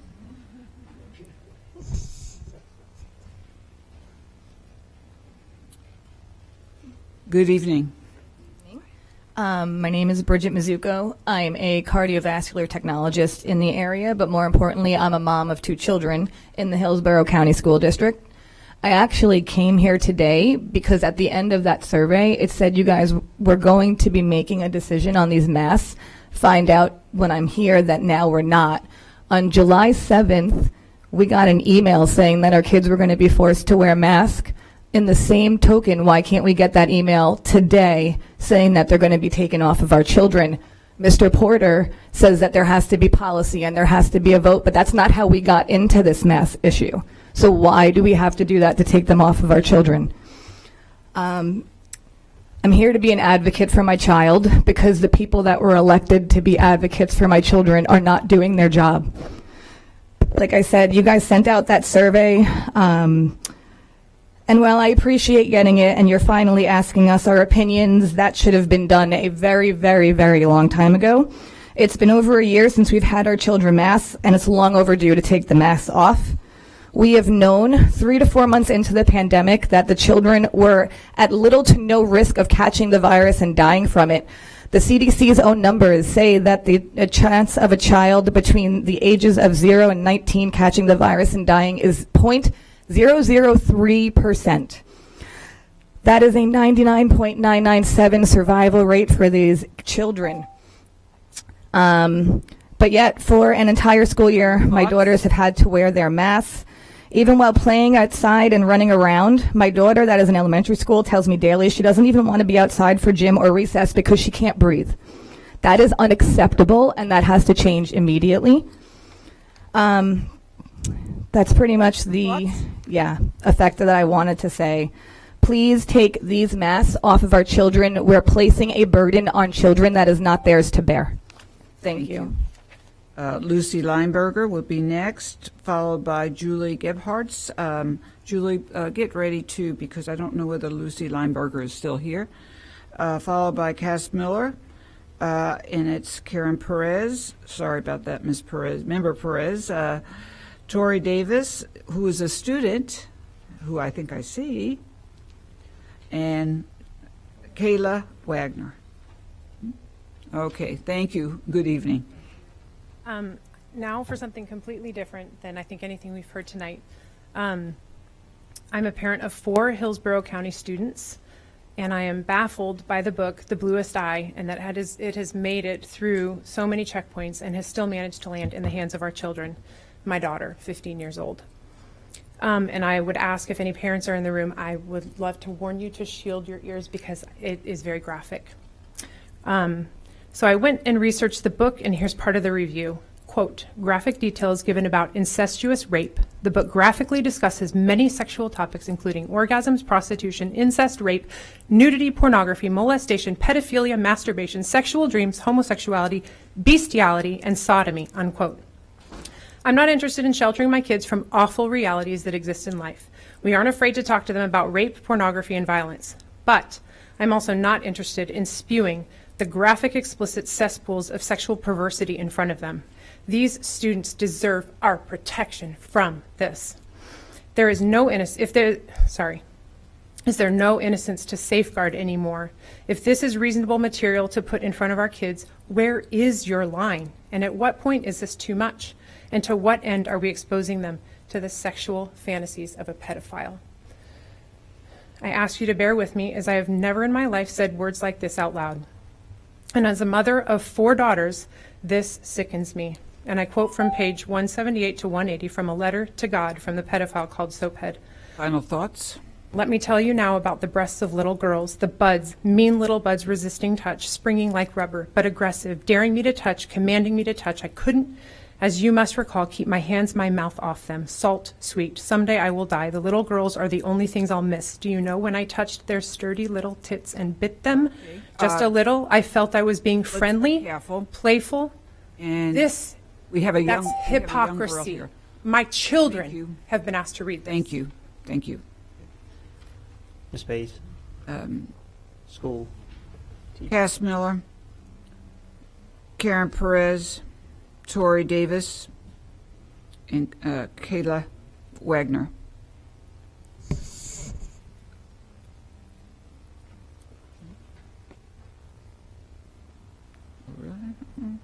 Switching it up a little bit. Hi again. I am excited you all were so gracious to let in more speakers. And all the meetings I've been to, that's oddly never happened, but I'm happy to be reclaiming my time. Thanks to the prior speaker advocating for mental health, my father too committed suicide. I'm a victim of extreme trauma, and my public school teachers truly saved my life. It's why I'm so passionate. Okay, now, I received little response regarding the question of whether or not we are in compliance with federal law after cutting 162 ESC units. How many IEP cases will one ESC teacher have? Member Combs and Member Vaughn are the only ones who reached back to me on this issue, and they're not even my representatives. I'm in District 5. Unfortunately, no one has a definitive answer to this, which tells me what I need to know. That the superintendent and his top officials are cutting at the most vulnerable population because these kids can't speak for themselves. We have already seen these cuts disproportionately impact Black, brown, and disabled students. And the cuts are not over. Why? These kids aren't getting what they need, and that's going to have to live on everyone's conscience up here. Even if you can't give them what they need because it's the right thing to do, it's high time you give them what they're legally entitled to.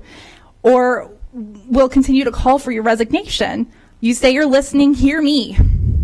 I am here advocating for those kids, being a voice for the voiceless. Hear me. Cut your salary, furlough yourself and the top 10 administrators under you for a month. Show us we're in this together. I'm not a rebel arouser or an instigator. Yes, my passion might be getting the better of me, but truly I'm just a regular mom. Ultimately, in this moment, I'm speaking as a voter. In fact, I supported many of you in your campaigns, had your yard signs, encouraged friends to look into you as candidates. I believe that you wanted what was best for the children. Now I'm here today as a private citizen reminding you of that.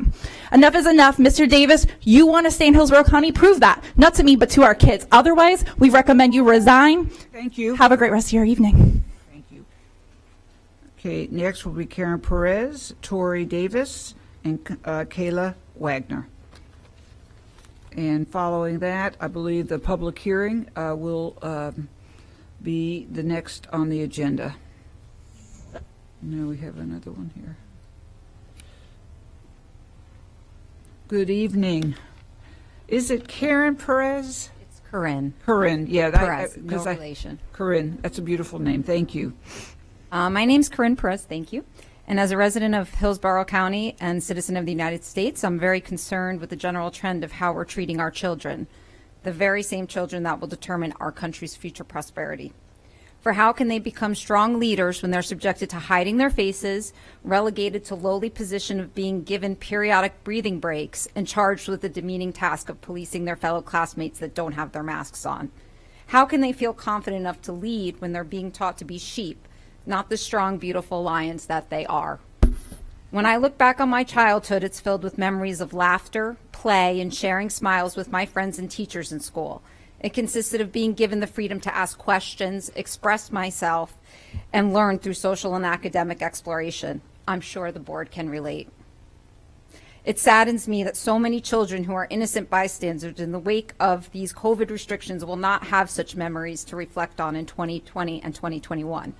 I admire each and every one of the mothers and fathers who were courageous enough to speak up for their children's basic human right to breathe and learn in a healthy, happy, non-oppressive environment. But I want to stress the fact that the choice was never anyone but the parent's choice to make. And I demand that you restore to us our natural human right to decide what conditions are conducive to our children's safety. These supposed mandates fly in the face of natural law, which inherently gift every human being with the right to breathe clean air without permission, be free, and prosper. Restore our rights. Let our children breathe. Let them roar. Thank you. Next will be Tori Davis, a student, and then Callie Wagner.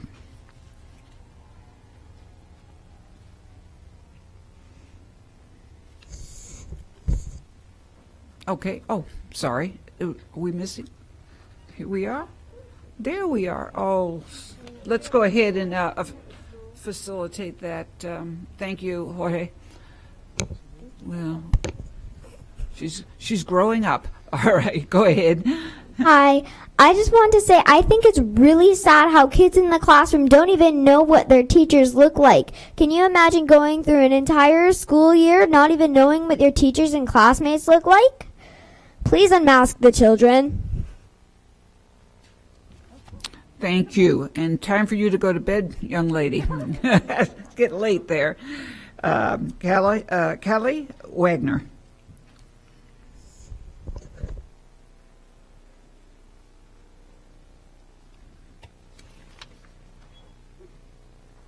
Good evening. Actually, it's Kalia Wagner. I just wanted to get that across before I started. I was supposed to sign up and then play a comment, but somehow I got missed. Good evening. I'm here on behalf of my fellow teachers. This year has been like no other. I'm stressed to the max with the cards I have been dealt this year. From teaching online third grade, to teaching that group simultaneous, to being asked to teach just math and science to third and second grade, and losing my teaching partner in early January. But you know who has had it harder? My students. They have had one less consistent teacher to support them every day. Let that sink in. It's been a whole half of a year. My students have blessed me in so many ways. It breaks my heart when I have to tell them at the start of every day whether or not there is a sub or if one of our ESE ELL staff will be with them. You know, that the staff that you said would not be pulled if it came to that point, but that district people would come in to support. Not too long ago, the Friday before Mother's Day, there was absolutely no one to cover the second graders for the first half of the day. I had to have all 27 brick and mortar kids with me in one room, not even including e-learners. But our plan in the district has been and will be to continue to cut teachers. It won't just be my kids anymore that will experience this at my school, but across all schools in Hillsborough. The gumption of the school board is appalling. I'm so glad that when I went to Wharton High School and was a high schooler there, my teachers were not cut, because I will never forget them, because they are the ones that encouraged me to work harder and believe in myself so that I could teach the students I do today. Just to name a few, Ms. Shalanki, I will never forget you, my perfect 10th grade English teacher. Mr. Newton, my chemistry teacher, who encouraged me to keep working harder and do AP Chem. Miss Ignatius, my 12th grade English teacher. Miss Abdullah, my Algebra 2 teacher. Mr. Viola, my AP Calc teacher who I spent 2 days every day, every week after school to pass that AP Calc exam, barely with a 3, but it made a difference. Mr. Reed, I thank you all. I beg you to please reevaluate your decisions to create a better 2021-2022 school year for all of our students by not cutting teachers. Thank you. I know that was hard for you. Thank you very much. At this point in time, excuse me, Mr. Porter, you're going to go ahead and do the public hearing 02. Yes, and with all due respect to Ms. Vaughn, I mean, we're 2 hours past the time that it should have been heard, so we'll get right on this now. But this is a policy that would amend the bylaws of the board that are embedded in policy to require at least 2 meetings a month for 10 months out of the year. State law requires that the school board meet at least once every month, and that's reflected in our current policies in the bylaws. There was a decision made earlier this year to move to 1 meeting a month, and there's been a request that that be changed to have the board meet at least twice a month for 10 months out of the year, and Ms. Vaughn can expand upon that if she wishes. Member Vaughn? Thank you, Madam Chair. The reason I brought this forward is because, as Mr. Porter mentioned, we did have our meetings reduced to 1 per month.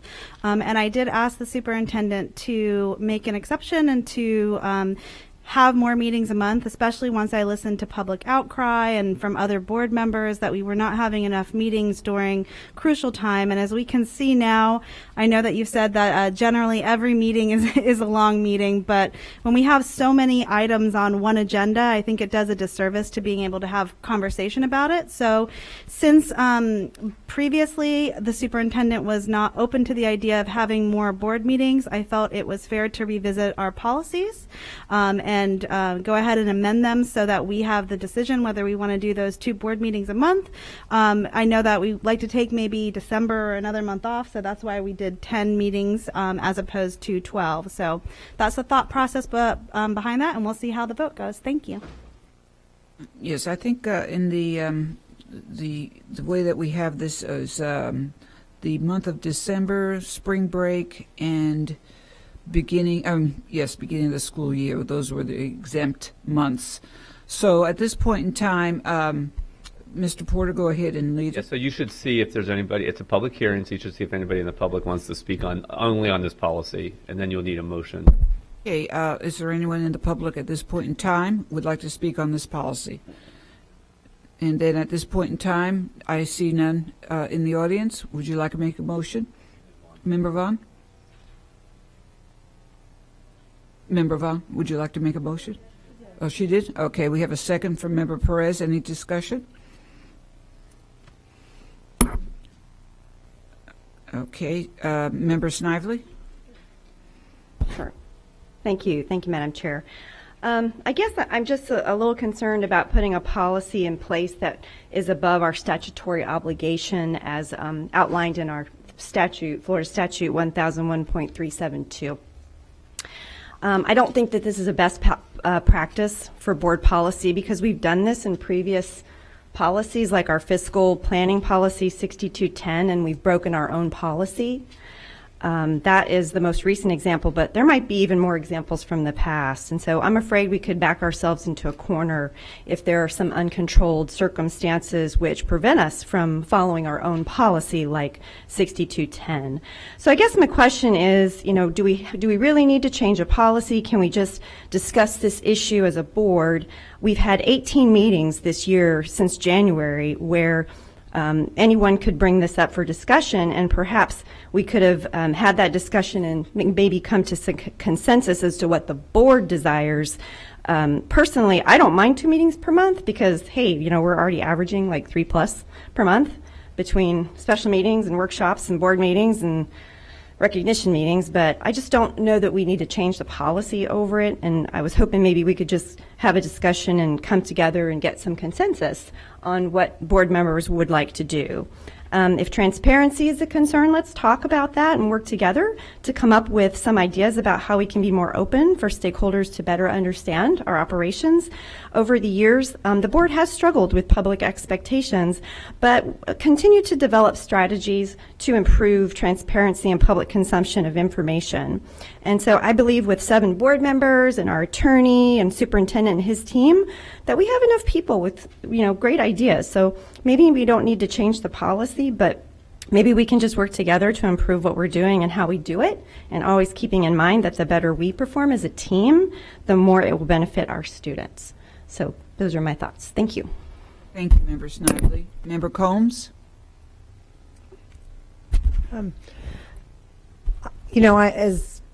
As a new board member, I really, watching the board meetings, I've always seen that we met regularly. Coming in, I felt like we were meeting much less.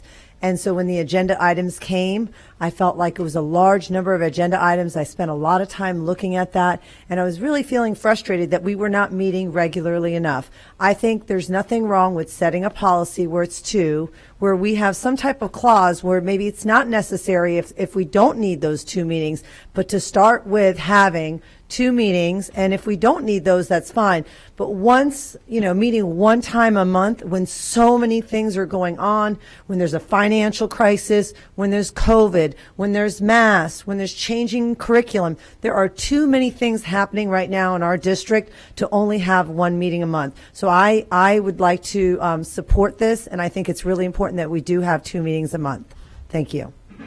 Thank you, Member Combs. I'm going to have Member Hahn speak, but Superintendent Davis, I think it's time for you to speak on this as well.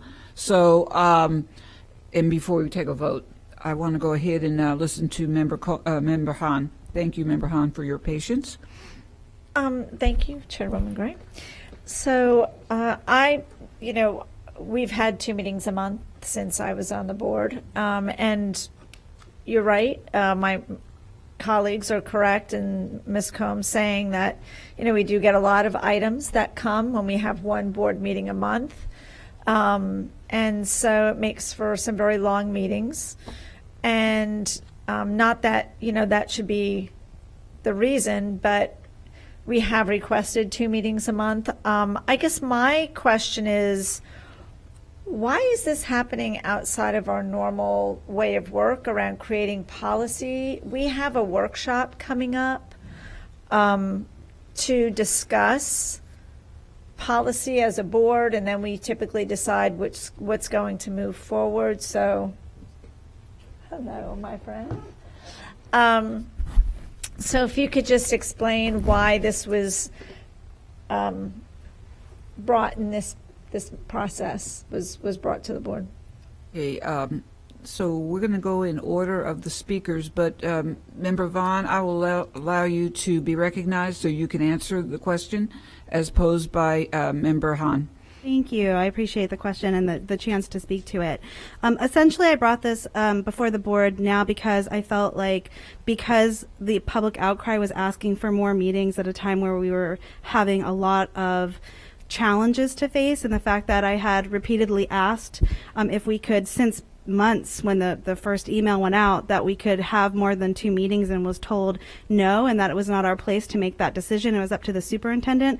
I felt an urgency to respond to the public outcry and to see what we could do to get this policy moving forward. I know that there have been things kind of placed on our agenda where members have just asked that, a board meeting, if we can have something placed on the agenda and not necessarily followed the way of work, and that was granted. So I think that, revisiting our way of work is good, but I do see where, we've given special credence to different board members if they have a request during a meeting. Okay. Yeah. Hahn, go ahead. Thank you. So thank you for clarifying. So just to be clear, I want to go on the record that I do support having 2 meetings a month. I think it's a good move. So my concern is the way of work. And I understand, this has happened where agenda items have been added before. My concern is that this board is at a fragile state, no doubt. And we have to find a way to creative way of work and follow it. I absolutely understand the public outcry. I've gotten those emails. We've heard people speak during public comment about it. understand the need for it, the transparency. My concern is truly finding a way of work so that this board can move forward without any surprises. And I think that's important. But I do support 2 meetings a month. I am, can you repeat for me, please, the motion that you made around the requirements around your policy? Because typically we get some information with a rationale. So this is very much outside our way of work of how we do this. And there was nothing on the agenda even hinting to what this was about. So I got no information ahead of time. Again, this is the second time in the last month that we've had secrecy around an agenda item, and that concerns me as well. We should have information so every one of us can equally come to this meeting prepared. Sure, and I think that's a very good point, and obviously the intent was not to be secret about anything. I think the policy is self-explanatory. The bylaws currently say 1 meeting a month. This would require 2 meetings a month for 10 months out of the year, and again, the intent was to, as Ms. Vaughn said, there was a sense of urgency by the board member. She brought it to the board for that reason. If the board's uncomfortable with the process, that's certainly a valid point, Dr. Hahn, and if that's a strong enough feeling, then you could vote against this, and there could be another way to do it. You could put it back in the queue for future discussion. But I think to your point, and it's a very good point, there has been sort of inconsistency, not just with this board, but through the years, about things that you're describing, how things get on the agenda, way of work, and that's been a constant with this board since I've been the school board attorney, and it ebbs and flows, and it's not unique to this board or to this superintendent. We have a fluid document, a living document called the Way of Work that hasn't come in for a landing yet, although we're trying, and you do have master board coming up. I think these are questions that are very, very important for this entire board to grapple with. And the best time to do that is at a retreat or at master board training, so that everyone, each of you 7 are treated fairly, and more importantly, you feel like you're treated fairly, that certain board members aren't favored by the superintendent or by other board members. And so these are really good questions, and I think you're exactly right to bring them up. What Ms. Vaughn proposed, there was nothing done about it that was illegal or inappropriate. It's just there's no hard and fast way of work for some of these things, and there really needs to be, to avoid these kind of discussions. Well, I understand. I don't want anyone to ever feel like they don't have an equal voice, and that's an issue, and we need to address that if that's the case. But we had a retreat. We did come to an agreement on way of work, and I understand master board training's coming up and other retreats. I just think we need to agree to a way of work and stick to it. And so that's just one piece of this. I agree in the 2 meetings a month.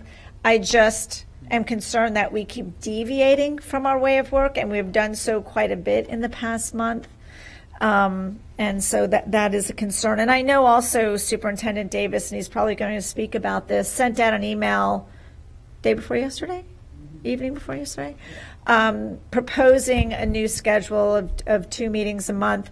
Ms. Gray even brought up, though, that, December, spring break, and the beginning of the school year make it difficult to have 2 meetings a month. So my other concern is saying we're going to have 10 months of 2 meetings a month and then only 2 months when we've already identified 3 months where it would be a challenge. So where is that sweet spot if you make a policy so that you're not breaking your own policy right out the gate? I think there are two ways of addressing that. We could put language in the policy that would allow a meeting to be canceled if not needed, or you could negotiate the number down to 8 meetings a month or 9 meetings a year, or sorry, 8 or 9 months of the year. So we started with 12. Mr. Ayers and I met, and it seemed like 10 was the number based on the school calendar, but that's again up to the board and to the maker of the motion. Okay, I appreciate it. Thank you. At this point in time, let me just go ahead and put Superintendent Davis. The intention was to have an official policy of 2 per month, with the exception of 2 months. The concern is that we have a way of work for years, that we have a policy cycle and we make a policy during that time. So it's incongruent. That's what the problem is. And then in between, you're coming in and sending out a revised document, which we have in our possession, that gives us the schedule. So can you remark on that, and then we'll continue with the board comments. Yes, ma'am, to the chair. I appreciate it. Send out some updated information a couple weeks ago, and then once again, I sent out in the last 24 hours related to, proposal for the remainder of this school year and for next school year for our calendar for potential meetings. In that process, I just went and duplicated what was implemented in 2019 and 2020 to be able to make certain we're consistent. There is, though, in the proposal for 21, 22, I do believe we'll have to go back and look at March, because March in that process, it's very difficult to have two when you have spring break and those types of elements. So bringing that down to, a minimum of 9 months of the year, having two meetings to be able to make certain that we continue to be transparent and open through conversation. So just going back to what 18, 19 and being able to duplicate that process to stay, so the board can remain abreast of current issues, current projects, initiatives, and targets, so that we can continue to be build trust within the community. Okay, so I think we're all in agreement that we want 2 board meetings a month, with the exception of 3. But let me go ahead and we'll continue with the board to get some consensus. Member Washington? Thank you. We have not been following the way of work for the board, have we? Because all the years I can remember, we always have had 2 board meetings. So now I'm understanding we really could have had 1. Is that right? That's within the current policy and your bylaws, yes. Oh, okay. So I too think we should have two board meetings a month, because that's how, and I thought that was the way it worked for the school board, but come to find out it's not. But I do think we need to have twice a month, 2 board meetings a month. I really feel strong about doing that. And when it during the holidays, December and No. with the exception, I'm just trying to. Yeah, right. With the exception, no, because I don't recall over the years of having it during the holidays. I think we just had it like for 10 months, like 2, and then the holidays we didn't have it. Okay, thanks. Am I right, Ms. Snivel? I think now from recalling. Madam Chair. I just, yeah. Could she answer that? Sure. Now, usually November is challenging because it's reorganization, so that's not a normal meeting. Right. And then December, we may or may not, depending on the holiday schedule. And then usually there's one more month. It could be graduation month or another month. Usually there's about 3 months where we're very challenged to find time for 2 board meetings. So December is one of them, November is one of them, and I think May is the 3rd month. Oh, okay. So I don't know if we need to have a policy. I mean, I don't know about a policy on doing it, but I do agree we should have 2. Okay. Thanks, Member Washington. And I'm writing down, we seem to have consensus with 2 board meetings with the exception of those months. So let's go ahead and listen to the board members. They'll speak on this. Member Snively, then Member Vaughn. Thank you, Madam Chair. Yeah, I was just going to concur with Mr. Washington that, I don't know that we need to change our policy over it. I love the fact that we're having this conversation and we're communicating about what we all desire as a board, and the superintendent is hopefully, he is listening because he created a new agenda for board meetings. But I agree that I think 9 months out of the year, I feel comfortable saying we could have at least 2 board meetings a month for 9 months. So I don't know, again, I don't know if we need to make a policy of it, but if everyone's in agreement, then can we just move forward? Again, I'm a little nervous about changing our policy when it's not what's statutorily required of us, just so that we don't break, I don't want to break it. What if we have a hurricane? What if we have, another, I don't know, something else? So either we maybe alter the policy language for uncontrollable circumstances and just say 9 meetings a month. We have 2. Whatever the board wants to do. I think we all can agree, though, we want at least 2 meetings 9 months out of the year, whatever that looks like. I just don't know if it needs to be a policy change if the superintendent is willing to work with the board and put those on the calendar for us. That's just my 2 cents. And Superintendent Davis, we're holding you to this as well, so please understand that we're looking at consensus for 9 months with 2 board meetings, and 3 of those months possibly 1. So that's what's on the table so far, and I think we have Member Vaughn to speak. Go ahead, Member Vaughn. Thank you, Madam Chair. I'm concerned that there were some talks of secrecy on this policy because there was never intention in any way to be secret, or else I wouldn't have asked for this to be on the agenda. I was under the guise of Mr. Porter and Ms. Davis on how to address this. No one told me that you would normally submit anything, which I would have been more than willing to do in any way, fashion, if I knew that that was something that you expected or could help have a decision. I always want everybody to be as prepared as possible for everything that we discuss. And I think that this again speaks to holes in our way of work and not necessarily having clarity. And why I appreciate saying, well, why haven't we just talked about this in a meeting? It should be so simple as having a discussion. We have talked about this publicly at retreats and meetings a few times and brought to the attention that, that's why I know my fellow board members were in agreement about this, is because we have spoken about it at meetings or other times, and nothing came to fruition until I put this on the agenda, and now we're having an actual conversation about it and having some movement on it. So, as a new board member, it's very unclear about how to advocate for things that I think that our community wants, and 2, our fellow board members want, whether it's in a meeting, whether we need to make more space, whether, we kind of get told, hey, have these conversations in one-on-ones and save time and not have these public conversations. And then it's kind of like, why aren't we having this conversation publicly? So it's confusing. But either way, I think that great things are coming out of this. If the motion passes, that's fantastic. If we amend it for something else. I would like to say, though, that I do think it is our job as board members, if a policy needs to be changed because of public outcry or because of something that feels like an emergency, that we do have a caveat that we don't just save that for one cycle. I think we have to be reflective of our community. So I think that is something that we should look at going into our way of work as we do master board training and whatnot. So those are my thoughts. I appreciate it, and I'll see what the vote is. And Member Vaughn, just so you know, this is a great opportunity for discussion. All right, and we did need discussion on it. And Madam Chair, before you speak, I just wanted to be, so there's a little disconnect here, because the motion on the floor was for 2 meetings a month for 10 months out of the year. It's shifted to 9 months, and we need to ask the maker of the motion if she's actually okay with that's that. what I was just going to do. And Member Vaughn, again, we appreciate you bringing it up for discussion. Would you be amenable to the fact that with the discussion, with what you're hearing, that we would have 9 months with 2 board meetings, and those 3 months with 1, without having to set policy? Or do you have, is that the word that you must have to get the same results? That's what I'm going to ask, because if we can all agree on the amount of time and we'll hold Addison Davis to the fire, then I don't know whether we have to put the policy at this point in time. Would you consider that?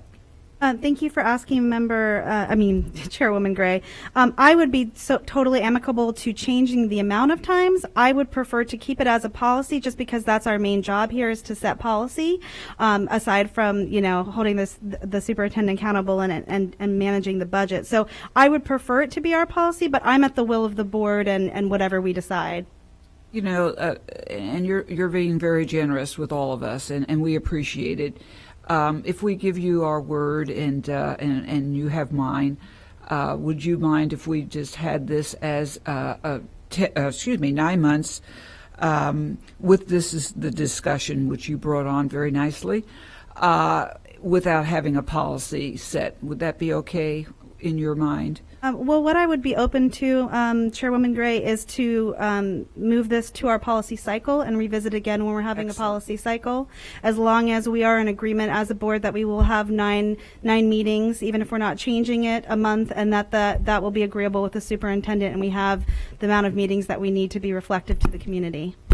Thank you, Member Vaughn. We appreciate that, and that makes a lot of sense, too. Mr. Porter wants to speak. Yeah, just procedurally, I think that's an entirely appropriate approach. Someone needs to make a motion to continue this item to the policy cycle. Okay, motion made by, whoops, let me get my name off. Hold on. By Member Snively, second by Member Washington. Any discussion? Seeing none, please vote when your lights are on. You can see how quick I can get to that, right? I know. I'm going to. Then we have the our major superintendent has to have a voice. It's unanimous. Superintendent Davis, I'm sorry if I didn't get to you right away. No problem. Through the chair, absolutely. We'll make that commitment. We'll send a revised calendar for the board to review and look forward to individual feedback as a collective, and then we can have a final document we'll be able to send to the board we can move forward with. Thank you. And again, I want to thank Member Vaughn for her generosity of spirit and trust in the board and trust in the superintendent to make those changes. We're going to go ahead and move on. We're going to look at the consent agenda. So this is, we're reigniting our business meeting tonight. I need a motion and a second to approve the consent agenda. I have a motion by Member Combs, a second by Member Vaughn. And please vote when your lights are on.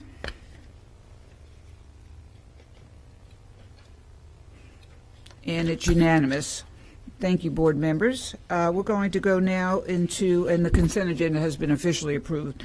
The superintendent has comments, and he will make them at this time. And he will also highlight some of the speakers' comments, I believe. Superintendent Davis, it's your turn. Yes, ma'am. Thank you. Through the chair. First and foremost, I appreciate all of the employees coming out and all the speakers coming out to really, advocate for their independent stance. So, we appreciate it as relates to the 95 individuals that we have identified that we may not need for the 21-22 school year. To Rob Creet's point, and thank you, Dylan, we are going to commit to working with every one of those individuals to try to potentially find a location for them to continue to work within our school district. We know there's going to be an opportunity for them to find a position to earn a certificate, and we will work with them individually through human resources to make certain we give them every opportunity to continue to do special things for children every single day. As relates to our team, regardless, my role and responsibility is to bring team members and recruit team members from all over, whether it's from Pinellas, whether it's from Polk, Pasco County, whether it's from Orlando, Northeast Florida.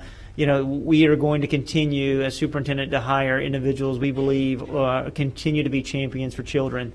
And in that perspective, we've got to get away of individuals from one particular area versus the other. We're all inclusive because everyone's working for children every single day, and we're committed to that process. So we'll go into my superintendent comments. For this evening. Overall, once again, thank you to Strawberry Crest, high schools, American Sign Language. They did a really nice job tonight. If you get a chance to be able to interact with them and see them this evening. So thank you so very much. And so we'll talk about, we identified new principals. Thank you for those who are committed to children. Also, we'll provide an update on learning solutions for the 21-22 school year. I'll allow Ms. McCray to talk about children, about what we're doing for transformation, and revisit the graduation ceremonies that are coming up, and then also focus on major factors within our school districts as we move forward.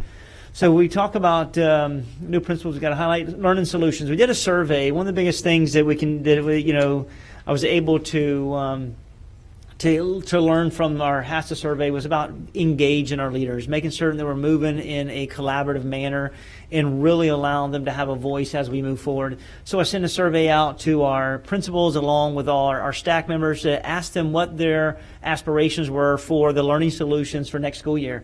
As you can see through this chart, this chart in 2021, the model through the emergency order required that we offer a number of learning solutions to be able to protect our children and give parents a choice. Whether that's brick and mortar, remote learning, or Hillsborough K virtual, we allowed our parents and our stakeholders to select the best innovation, solution to allow their child to thrive educationally and academically. Through this survey, we will see that I asked our leaders and staff members, what would they like to see for option 1 versus option 2? Option 1 being offering brick and mortar in Hillsborough virtual, and then option 2, adding e-learning to that process. Overwhelmingly, 94% of our leaders and staff members identified that they would like to transition to option A. So my recommendation for the school year of 21-22 would be to move to offering brick and mortar, and at the same token offering Hillsborough Virtual K-12. With that process, this comes a number of steps that have to take place. I mean, we would have to move forward with surveying our e-learners, then asking them what they would aspire to do, whether they would transition back to brick and mortar or whether or not they would like to transition to Hillsborough Virtual K-12. And in that process, being able to launch a campaign that really shows and demonstrates how we offered Hillsborough K-12 in an effective, efficient manner, and in independent pacing, which allows to have high teacher interaction, and really shows our children actively engaged in co-curricular and extracurricular activities for schools that are in their neighborhood locations. And then engage this community, just talk about what learning platforms we will offer, and then being able to make sure we build upon that marketing plan we offered in December, which activated a safe, social, and successful launch. And through that process with December, we were able to bring hundreds of students back to Hillsborough County to be able to serve them in an efficient manner. And then continue in this process to make certain that all of our parents understand that we will continue to partner with TGH and USF Health to be able to identify COVID remediations where needed, and being proactive in our approach, and then continue to maintain our COVID response teams not only at the district level but at the school level as well, and then continue to offer PPE and also MERV 13 filters in public health protocols to create that safe environment. So overarchingly, I appreciate all of our principals providing this information and your guidance, because we know, and on teachers as well, simultaneous teaching, also remote teaching, it's been very difficult and complex, and stressing of our teachers, stressing of our leaders. So really getting back to having two concrete options that allows us to protect class size, protect our students, identify early warning indicators for our children, to help them from a mental health perspective and also from an intervention perspective academically. So I'm going to let Shay McCray speak to about what's going on for transportation, transformation. Really, we got a lot of stuff going on transportation always. Transformation, she'll be doing a really good job leading this work, and I want her to talk about students. So I'm very excited to share that we have entered into a partnership with Microsoft Education Diversity and Inclusion Program, and we've been able to bring some STEM experiences to children this year, a few times this year. We had the opportunity to have a live session with NBA star Dwayne Wade and Chris Paul, and on May the 19th, we will be joined with Dr. Renee Horton and Inky Johnson. We're going to have a Man Code Microsoft course, and we're going to have a Girls in STEM course, and they will be focused on coding. So we're going to have young students have the opportunity to create their own video games this time. Our boys will be able to create apps, our older boys, 6th through 8th grade. Our girls are going to be looking at coding in Minecraft, grades 3 through 5. And then our 6th through 8th graders are going to be doing creative storytelling through STEM. So this is going to kick off on May 19th, and Microsoft will also be partnering with us this summer through our summer learning program. So we're very excited about the partnership, and there's already been an agreement for them to join us next year, and we're going to have very coordinated activities throughout our schools for next year. All right, and so we are actively recruiting effective and highly effective teachers, as you know, in our transformation schools, those that are external operator schools or have been persistently low performing. We want to get our best teachers in those schools, and so we are actively recruiting current Hillsborough County educators that want to join us that are effective or highly effective state VAM. We do offer, or the state offers, bonuses for those teachers, and so if they have an effective state VAM in math, reading, and or Algebra 1, they could get up to a $7,500 bonus, and if they are highly effective on state VAM in math, reading, and or Algebra 1, it's a $15,000 bonus for a year. So this is a lot of money for teachers to come and join us in our schools. We need them. Our children need them. We also have our first graduating class of Piso. They're going to do a signing ceremony at Piso later this week. And we have over 40% of our students have been accepted into a high-performing magnet or IB program. So all of the high schools that our students are going to be going to, they've donated shirts and bags, and we're going to be celebrating those students as they go off to high school. So this will be the first time we've done that, as this is the first graduating class of Piso. So we're very excited about Piso. Thank you. Thank you so very much, Ms. McCray. We appreciate the work you continue to do in transformation. Also, as a reminder, graduation will be in person. We start on May the 24th, and that will be extended through June the 3rd, and 4 guests per seniors will be extended, and this will be held at the Florida State Fairgrounds Expo Hall. So we appreciate it. Thank you for Colleen Fawcett, all the work that she has done to really connect with our principals, and we look forward to having special moments in person for our graduates of the 2021 class. And then community sales tax. Once again, we always, try to spend every month to acknowledge and thank our community. We continue to be able to leverage, the community tax, sales tax, to be able to address, billions of dollars of deferred maintenance. And through this process this month, we bring to the table of being able to finalize and approve through the consent agenda the acceptance of a number of projects in our schools. It's tallies over $50 million, which is from turf replacement, HVAC to roofing, and we're so thankful for our community as this continue to have these great projects. We have a number of projects coming up this summer, and thankful for the committee, the financial committee that really drives that work and allows us to prioritize and be able to serve our schools and address the growing needs. And then legislative update, we have Kristen Davis is going to join in through Teams. Kristen, are you there? I'm here. All right. Kristen, okay. Go ahead. I'm sorry. I didn't know where you were. Go ahead, Katie. Hey, good evening.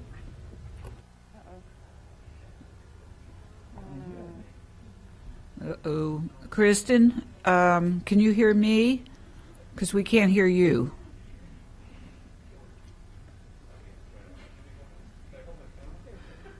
Yeah, that's, so. Oh, wait a minute! I just saw a look of hers. Pablo, what do we have? Are we getting a connection? We're going to call her, Ms. Gray. We're not sure if the hotel connection she's on. Okay, Superintendent Davis, why don't we continue until? Yes, ma'am. I'll continue through it. Well, if she gets back on, we'll connect. As you can see, technical difficulties today. But these are also consent agenda items that were approved, and thank you to the board. 609 was the Eckerd College Leadership Development Institute. This is all for our individuals that are preparing to become a new principal program. This is a 3-day institute leveraging with Title II grant funding to be able to really help them build their capacity to understand our way of work as a leader and further support them in their efforts. 611 through 613, this is our acknowledgement of our interlocal agreements with the City of Tampa, Hillsborough County, and Tampa Bay Workforce Alliance for fire rescue academies. And this is all having that partnership to recruit and train individuals and students and adults within our community to transition into the fire rescue profession. And we're really thankful for those who continue to do that heroic job, because we know that's not easy. And then 614 is Brewster Tech and Z-Space training equipment. This is for our diesel systems program. We are going to leverage the Workforce CARE Act funding, which is a grant as well, to be able to purchase training equipment and materials needed, which allows our students to be exposed to interactive automated systems 3D virtual training. And we're thankful to continue to have cutting edge experiences for our students at Brewster.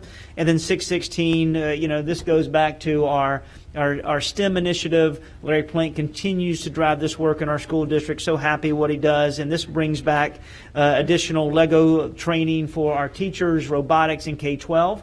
And then allows us to, this would be addressed from grades 3 through 8. And at the same token, being able to purchase Spike Prime extension kits for our students to be actively engaged and promoted. And then also we have a principal, I started through, making certain we have a greater opportunity to collaborate and communicate is our Principal Advisory Council and the purpose. And overarchingly, these are individuals that I selected as leaders. I could have selected 240 principals because they all do a really nice job. but these are the individuals that are helping me and working every single day to be able to address what's working, what's not, and what we can do differently within our school district, and to be able to make certain that principals have a voice of our direction, and making certain that the district staff that we have here in outside of the school are truly working in concert with principals to help them be successful, and giving them an opportunity to inspire and have a shared vision for us to work in a cohesive manner. And we appreciate it. We have action items we've already worked through, and you'll continue to see that. Kristen, are you back? Okay, we'll get Kristen. We'll get an update when she comes back, and we'll look forward to making that connection. So thank you. Superintendent Davis, perhaps while we have this pause, you'd like to mention some of the actions. The board members have a very good memory on the HASA survey on April 23rd. And then we know that we had a retreat where 40 or so recommendations were made for action steps from you as a superintendent. And we do know that April 28th, the Principal Advisory Council first initiated their Wednesday meetings. But in betwixt all that, you have been taking action steps. Perhaps you'd like to share a few. Yes, ma'am, through the chair. The biggest thing we talk about is communication, collaboration, strong leadership, and at the same token, making certain that we show compassion. And with that, it's just having greater accessibility to the community, building relationships. This is being done not only through the extension of our teacher advisory committee, superintendent's advisory committee, but at the same token, having that same mentality through a principal advisory committee that we stood up to be able to address issues.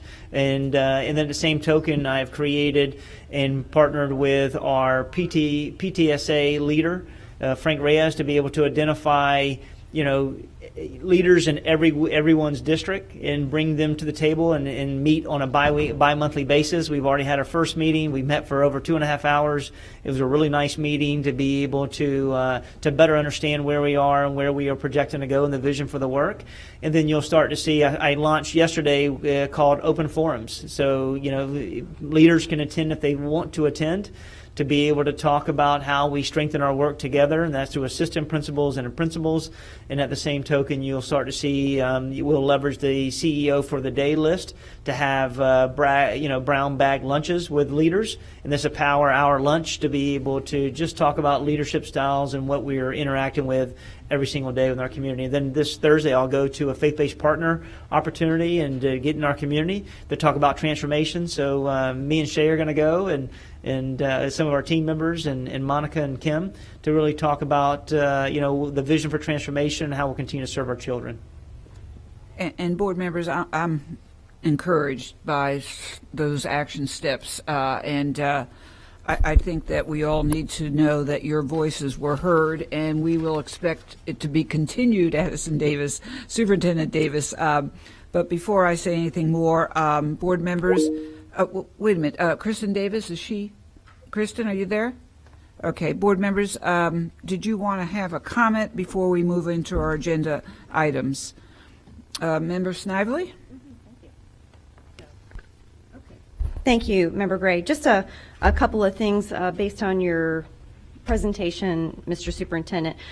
First of all, I also want to thank Colleen Fawcett for all the work she's doing for the in-person graduation. She's working tirelessly, and we appreciate everything she does, because this is kind of her first foray into organizing a graduation, in-person graduation for our school district, and it's a huge Herculean effort.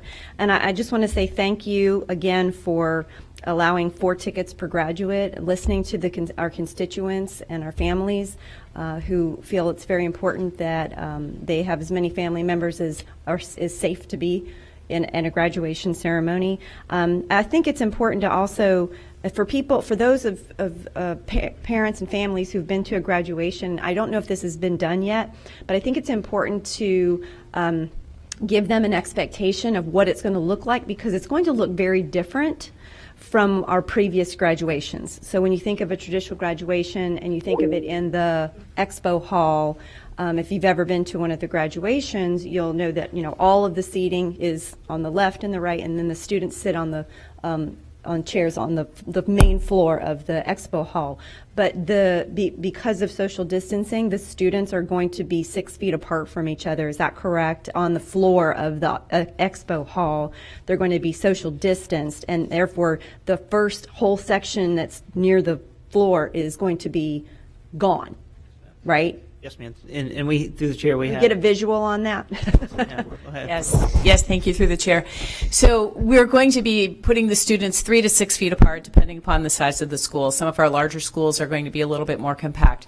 The first section right down in front of the stage will be reserved for our VIP people with their own special tickets, and then the rest of the families will be kind of in the general population up on the bleachers. Right, and they'll be in pods of 4 at a time because everyone's getting, at least 4 at a time, because some people won't use all 4 tickets, but they'll be in groups of 4, but they'll be separated. That's right. Yeah, and so I just wanted to kind of set that expectation visually, because I think families who've been to graduations before are not going to be used to seeing the whole first sections gone, right? And it's going to, the first people, the closest people to the students are going to be pretty high up on the second levels or the higher levels. And so I think it's important to manage that expectation so when people walk in, they know what to expect.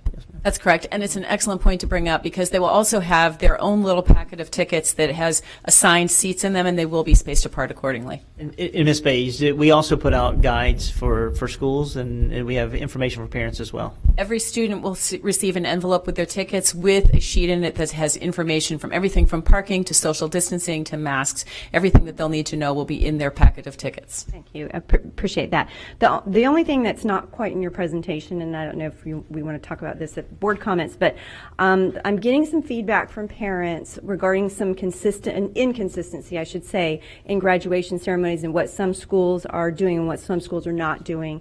And so I would really like the superintendent to take it into consideration to have some consistency with the cords, the achievement cords, because there are some schools that are allowing cords and there are some schools that don't. And I'm getting a lot of pushback from parents who have students who have earned honor roll or National Honor Society or Eagle Scout or whatever it is that they've achieved, but they're not allowed to wear their cords to the graduation ceremony to celebrate their achievement because of making everyone feel equal and in unison. And I understand that too, to a degree, but if we're preparing students for life, what are we teaching our children? Are we punishing our children for their achievements and not allowing them to celebrate what they've earned for the last 4 years in high school? So I would ask just as a consideration, making it consistent across the board for all schools to allow their students to wear their achievements around their neck. Because they should be celebrated. Those achievements should be celebrated. And there are a lot of proud parents out there who've worked really, really hard. I wish I could say that my kid was going to have a cord around his neck, but he's not. But my son, who's not wearing any cords, you know what? He didn't work as hard. Yes, ma'am. So I'm okay with him not wearing, looking at a person who does have a cord around his neck and going, well, you know what? I guess I didn't work hard enough to get a cord around my neck. So he has to live with that for the rest of his life, and I'm okay with that. So It's like a hanging around here. that's just my personal opinion as a parent of a child who had more potential than he. Thank you. Go ahead. So. Thank you, Mr. Davis. Through the chair, we were aware of this. Our chief of high schools, Gary Brady, did a survey of all of the high schools today. The past practice has been that it has been a school-based decision. Right now, 18 of our schools do not have any policy in place for that. That's certainly something that we can consider in moving forward. But again, this has just been that they were following past practice for right now. Well, I understand that, and I think that we've all learned now that just because it's the way we've always done it doesn't necessarily mean that that's the way we should do it moving forward, right? So, okay, and then the final thing I just wanted to say is thank you to the principals who are on the advisory council and are working with you. They're taking a lot of time out of their schedules to do that, and then from what I understand, they're meeting with you once a week. And yes, right, they're working hard to help you and listen, and you're listening to them and they're listening to you, and you're working collaboratively on some of the things that are important to the board members that we have communicated to you are our expectations. And so I just wanted to thank them because they are working really hard and spending valuable time with you. So thank you. Thank you, Member Snively, for that. We do want to recognize that this is really happening. Member Perez? Thank you, Member Gray. On your survey, can you tell me about how many people responded to that survey? Yes, ma'am. Out of 200, and we have 240 plus principals, we had 203 that responded to this survey. Great. Okay, awesome. And then the continued reinforced COVID protocols. Can you provide us with your last update? And you still continue meeting? Yes, ma'am. Okay. How often do you meet with this health partnerships? Yes, ma'am. Our team meets with TGH and USF Health every Friday. They have a conversation about protocols, conversation about current status, and Mr. McCauley and also Mrs. Brown work consistently with them to make sure that phone call on our team continues throughout. Okay. Given the update as far as the mask, can you provide this board with the updated information as to the feedback that they've provided you? Yeah. If you don't mind.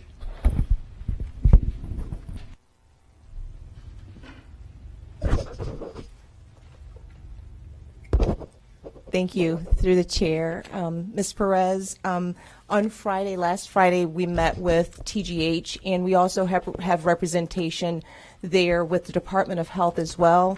And there were a number of questions that were posed to the experts. And just give me a moment. One of the questions was regarding risk factors, and that the response from TGH and the Department of Health is that it's really challenging to determine the risk factors when it comes to mask wearing, because it's very much situational. It could depend on whether or not there's speaking that's taking place. It could depend on whether or not it's indoors or outdoors. It could be based on, it could be inside of an elevator. All those things determine how great the risk is, but it's very situational, so it's pretty hard to determine a specific risk factor. And that's based on age, or is it based on group, or is it how is that risk factor determined? Well, it's pretty hard to determine a risk factor because it's very situational. And from the information that I received from TGH and DOH, Department of Health, I apologize, it was not specific to age at all. It was about behavior, and it was about whether or not there were masks being worn, whether or not there was vaccination, whether or not it was close contact, whether or not it was in an open air space or whether it was indoors. So all those things will have an impact on how great the risk is. Is there any way for you to get better idea of what the parents were asking this evening, and bring that back to us? Absolutely, I will do that. Yes, I will. I will try to make sure that they are available when the board determines or Mr. Superintendent determines that you'd like to have them available. Fabulous, thank you. Oh, Superintendent Davis, thank you. Oh, I'm sorry. Go ahead, Ms. Combs. No, wait. Member Combs, and then Superintendent Davis. Thank you so much. Just a couple questions. As I'm looking at this survey, I see that a large number of principals want to just have brick and mortar or Hillsborough virtual.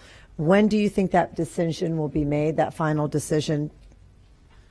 So through the chair, I'm ready to make a decision to commit to it. I have to ask, does this need approval for the board, or is this something for superintendent's perspective we're going to make? But right now, as it relates to having conversations with CTA, having conversations with our principals and our leaders, and actually living this school year, we truly need to make, I'm ready to make a sound decision related to moving to brick and mortar in Hillsborough K-12 for next year.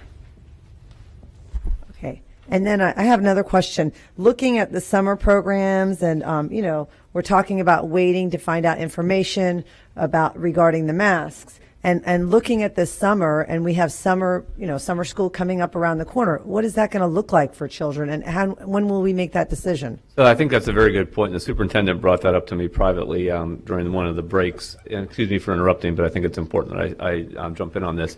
So currently, again, the mask order or mandate in Hillsborough County is embedded in the reopening plan. That was founded on CDC guidelines and the emergency orders from the Commissioner of Education. The last executive order from the governor ends everything on July 1st. So there's going to be a gap there between July 1st, which is the middle of summer school, and the start of school. So to that end, if the board is going to consider any sort of mask policy at all, whether it be voluntary or mandatory, there was discussion earlier about whether that should be in July or June. I think it needs to be in June so that you can give the superintendent guidance on how to proceed with summer school. It doesn't have to be at the earliest we could possibly do it is June 8th, which I think is probably still premature based on waiting further guidelines from the CDC. So I think that if the board is of a mind to entertain any sort of policy, whether it be voluntary or mandatory, we need to do it in the month of June. If you do nothing, there'll be no mask ordinance, whether it's voluntary or involuntary. Okay. So to answer your question, a long-winded way of saying that discussion needs to happen in June, not in July. Yeah, I mean, I think it's very important as parents make a decision if they're going to send their children to summer camp, if they're not, especially with our larger transformational schools and having those programs. I think it's going to be really important that we do that immediately. And then the last thing is I just wanted to mention that I'm glad to see that you're having open forums. I'm glad to see, I'm looking at the principals that were selected in my area. Those are very strong, vocal principals, and I'm glad to see that you're creating that and that you're working towards that, more of that collaboration and making sure that the principals and assistant principals and administrators' voices are being heard.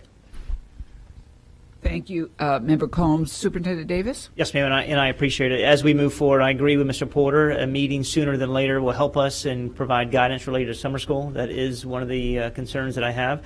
As you see, multiple counties are transitioning it to be optional. I'm openly willing to make that optional as well during summer school and see how we transition, but I'm not ready to make a decision for the 21-22 school year.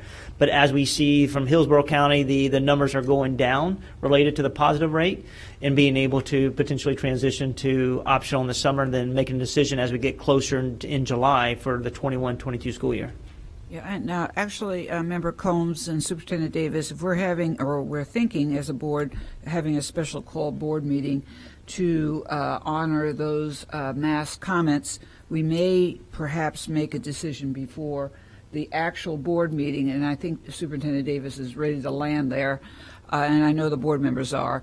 So we'll consider that. And board members, somewhere during your comments, if you're okay with me scheduling a special call board meeting with regards to mask comments, you'll let me know as well. Just let me know.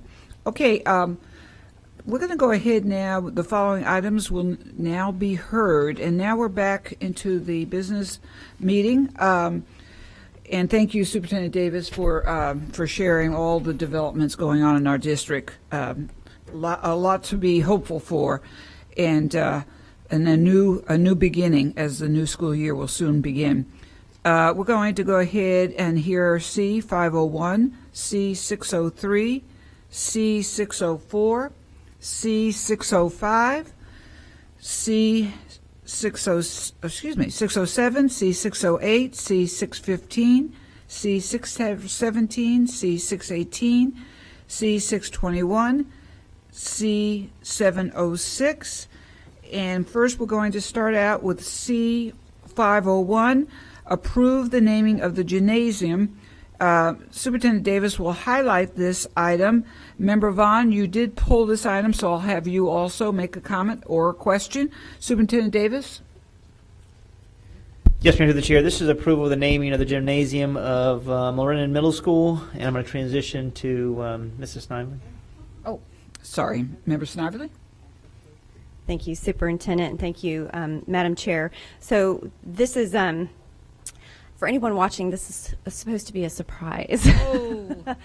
So, but in the spirit of transparency, Obviously, all the documentation has been released to board members and the public, and everything is on the supporting documents in the on the agenda online. But we were trying to keep it a bit of a surprise for Mr. Ducker, Mr. Timothy Ducker, who's the principal of Mulrennan. He is retiring, and the community, upon finding out that Mr. Ducker is retiring, decided to rally around him.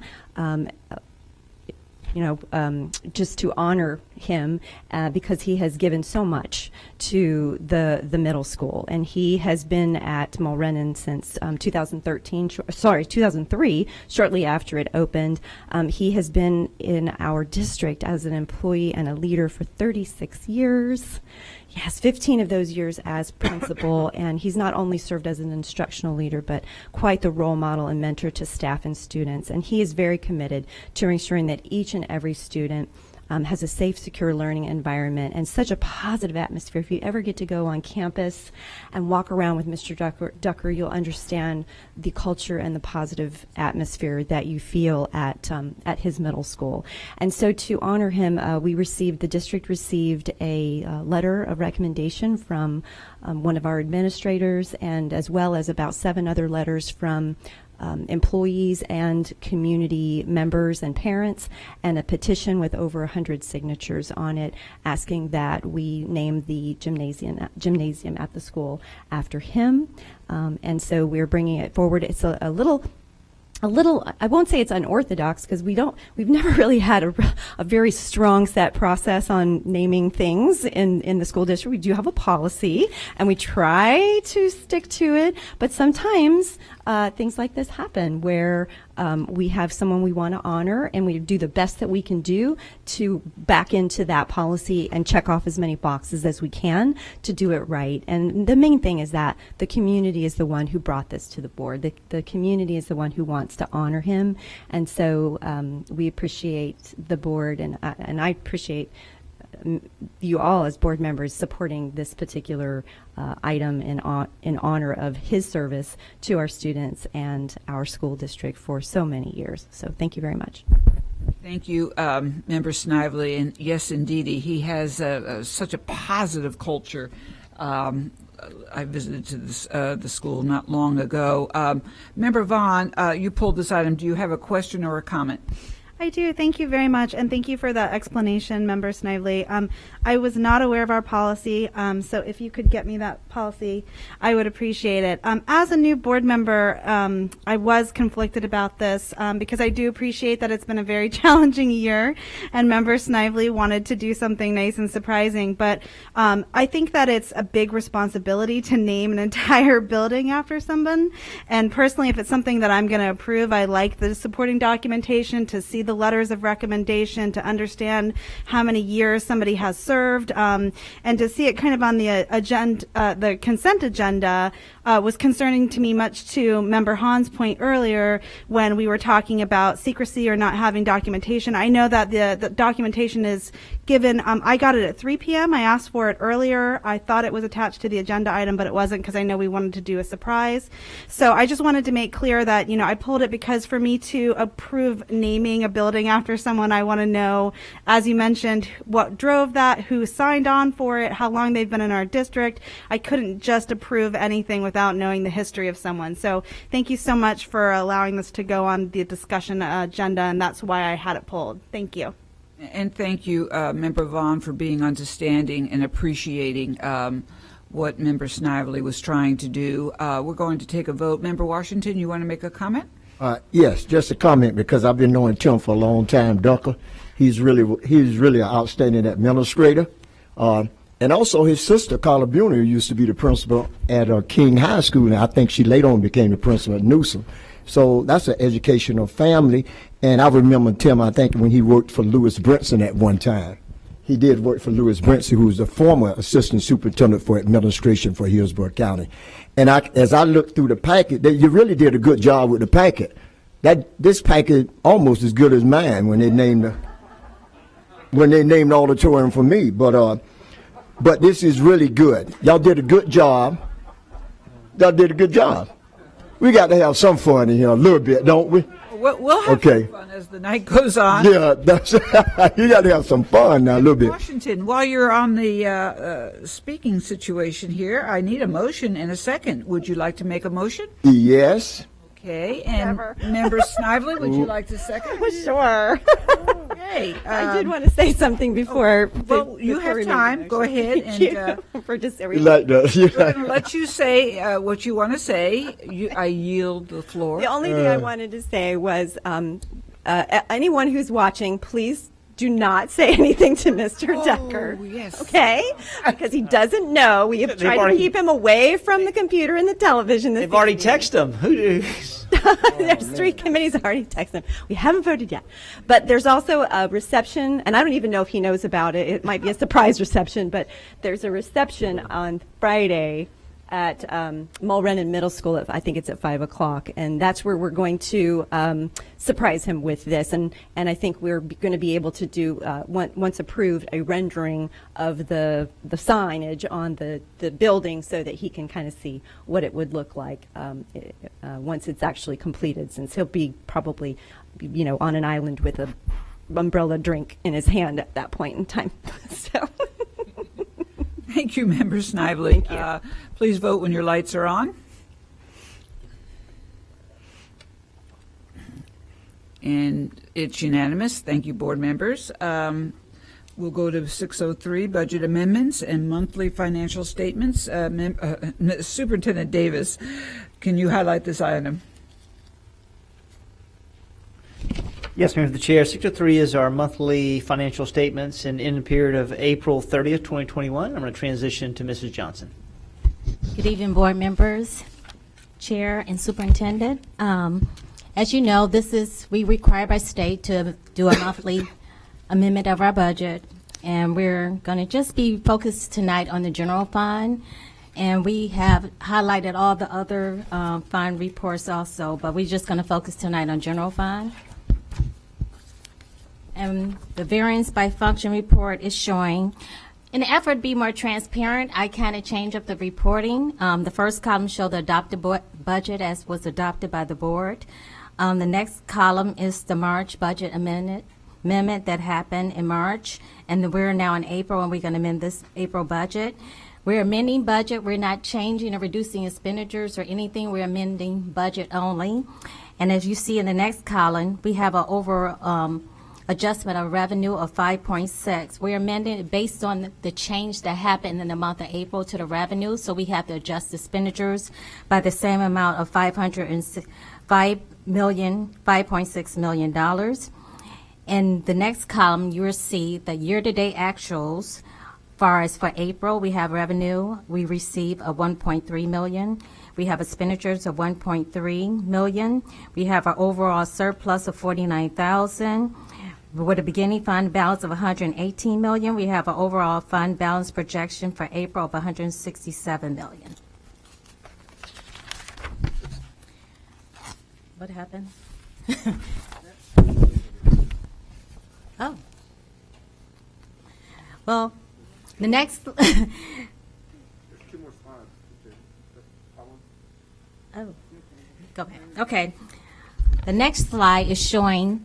We did the expenditure by type as of April by object codes. As you can see, salary and benefit for the actual month of April. Year-to-date, salary and benefits are 89% of our budget. We're spending 4.5% in purchase and services, energy services 2.1, materials and supplies 2.6, capital outlet is 0.41, and others, which makes up interest, dues, fees, judgment, and settlement of 0.70%. This slide showing our cash flow gives us our cash position as of month of April. As you can see, in April we received cash receipt of $123 million. We total disbursement $151 million, so a net cash deficit spending of 28.1. We had beginning cash balance of 212. Net cash flow was a deficit of 20.1. So we have any cash balance as of April $184.5 million.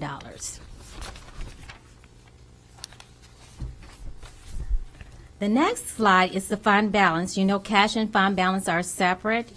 Cash make up part of the fund balance, but all the fund balance is not made of cash. So we have to go with the fund balance as far as making to see where we fall out at the end of fiscal year. As of April, we have $103 million in revenue, $146 million in expenditures, a deficit of $42.9 million. Beginning is $210 million. The financial position after the deficit is 42.9 deficit spending, and an overall fund balance of 167.6 million. And then we did the projections out for May and June. Those just projections with our strategy to close the financial gap. So our monthly this is just, as you can see, this is what happened every year. It's depending on the timing of our revenue source. It's showing our revenue in July. Our fund balance is always kind of high in July because we're doing less spending on payrolls and salaries and benefits. And as you get further in the year, August, we start depleting revenue sources down. In September, we even go lower because we haven't got anything. We're just living off state appropriation, and our expenditures are increasing. In October and November, they're still decreasing, but November they start to swing back up because in December we get that we get the property tax, our first, so we get increased revenue in December, and then you see this bell curve. It start going up, then it start coming back down. In April, we're currently at 167 million, and in red. In May and June, we just showing projections. So we're saying in May, we're going to be around 101.7 million fund balance. In June, 31.8 million. Is there any questions regarding the general fund position financials as of April?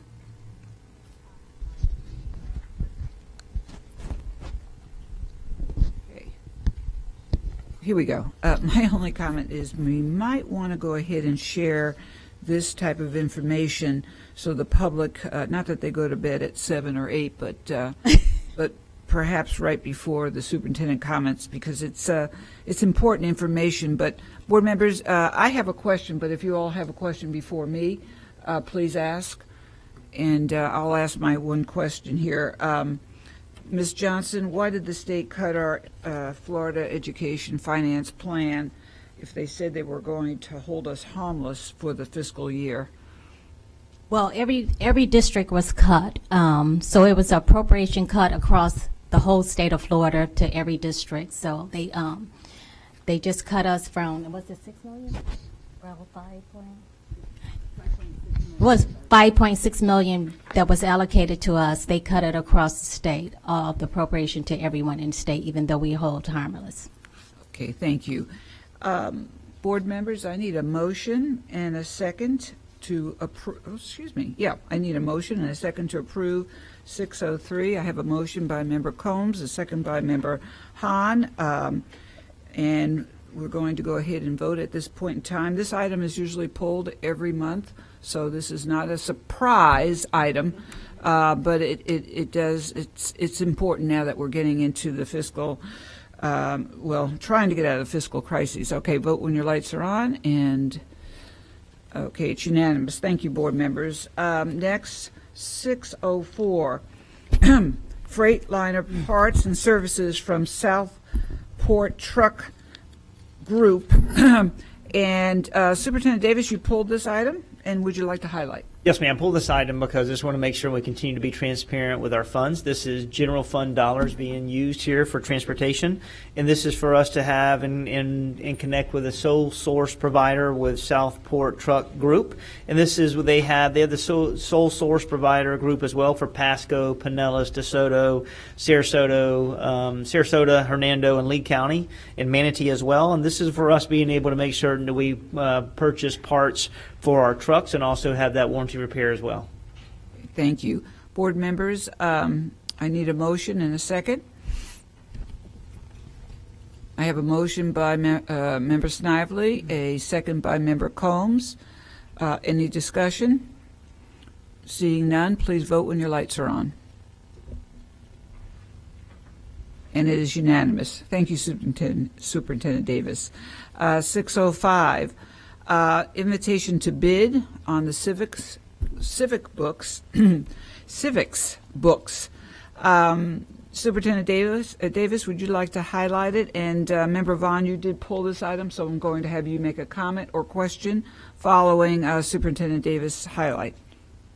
Yes, ma'am, to the chair. This is an item for invitation to bid for us to purchase civics literacy textbooks. We have received a civics literacy grant, and that allows us to purchase textbooks that are aligned to the new standards moving forward.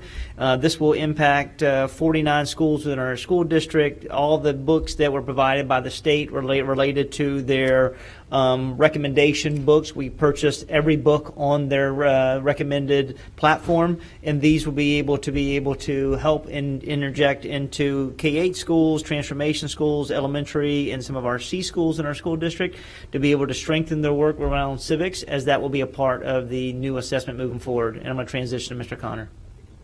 Okay. Mr. Connor, are you going to speak? I think you did a good job. Oh, thank you. He has the seal of approval. Say that again. All right. You did a great job. Thank you. Say it one more time.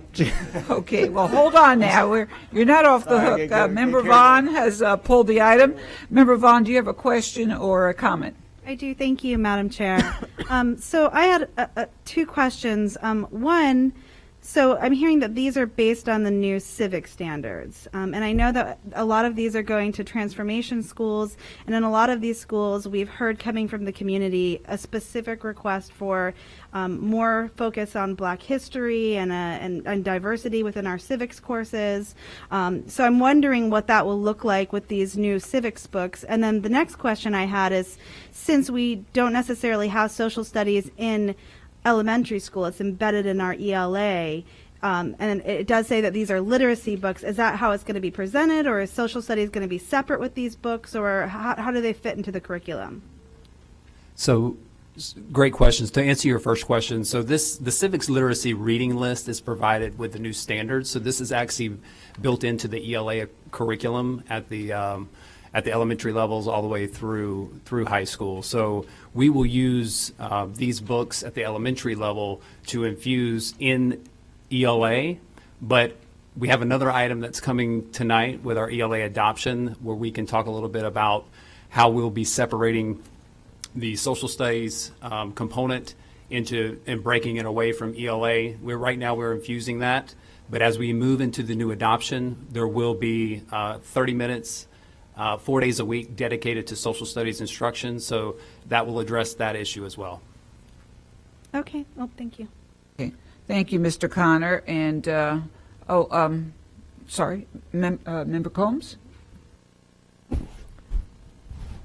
I just wanted to make a quick comment as a former social studies teacher to see that we're really using literature and novels. I remember years ago where we did teach courses completely through novels. And when we talk about getting kids excited about reading and really talking about teacher driving and literature and novels, to see something like this, to see that we're moving in the right direction, really, I just can't tell you how much I appreciate it. And I thank all of you that we're working towards that.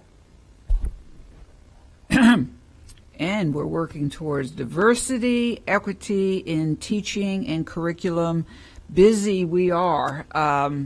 And let's go ahead Member Snively, you want to make a comment? Sure. Just because there's an opportunity, and I know I appreciate Member Combs' comments, because I know that we have constituents sometimes that contact us about concerns of teaching civics in our schools, and so sometimes it's not very clear to the public what curriculum is out there for our students to learn how to be a citizen and the democracy and democratic process and so forth. So I just wanted to take a moment to say thank you, and thank you for pulling this item. I think it was Ms. Vaughn who pulled this too, to be able to highlight it and remind the public that we are still teaching civics. We do teach it. We infuse it into our classrooms from K through 12. And so thank you for all your efforts in making sure that happens for our students.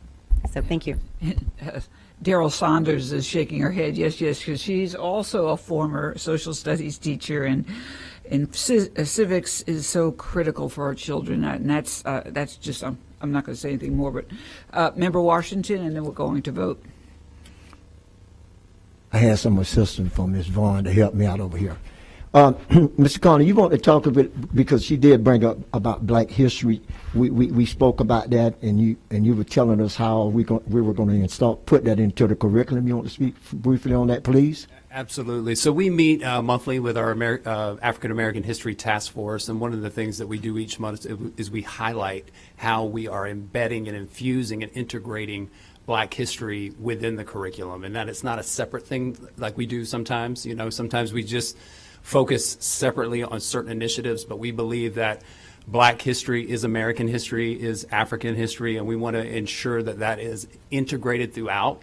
So Ms. Saunders and her team has done an awesome job in, as we highlight each month what we do in integrating that, and we look at each grade level every month, and we provide an update to the task force of how we're using supplemental resources and bringing that in. We use a lot of local authors, local history here in Tampa. We look at some of the national figures and, of course, some of those things throughout history that have really made an impact across all of our cultures. But yes, we do that through our African American History Task Force, and the curriculum team works very diligently to make that a priority, because we want to ensure that it's infused throughout and not just done in February, but it's done throughout the entire year.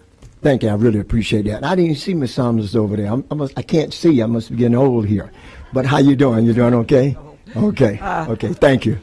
And actually, we've been working on this for a year, and heads off to Daryl Saunders and Mr. Connor for all of the work that you're doing to embed Black history in the curriculum. And also, the superintendent deserves praise because he has allowed a full-fledged staff to pay attention to the needs, the academic needs of our Black students, elementary, middle, and high school. Did I say that okay, Ms. Saunders? And so we are just delighted to see and to hear the progress, and we're going to have another meeting quite soon. Members, I do need a motion and a second on this one. I have a motion by Member Washington, a second by Member Combs. Please vote when your lights are on.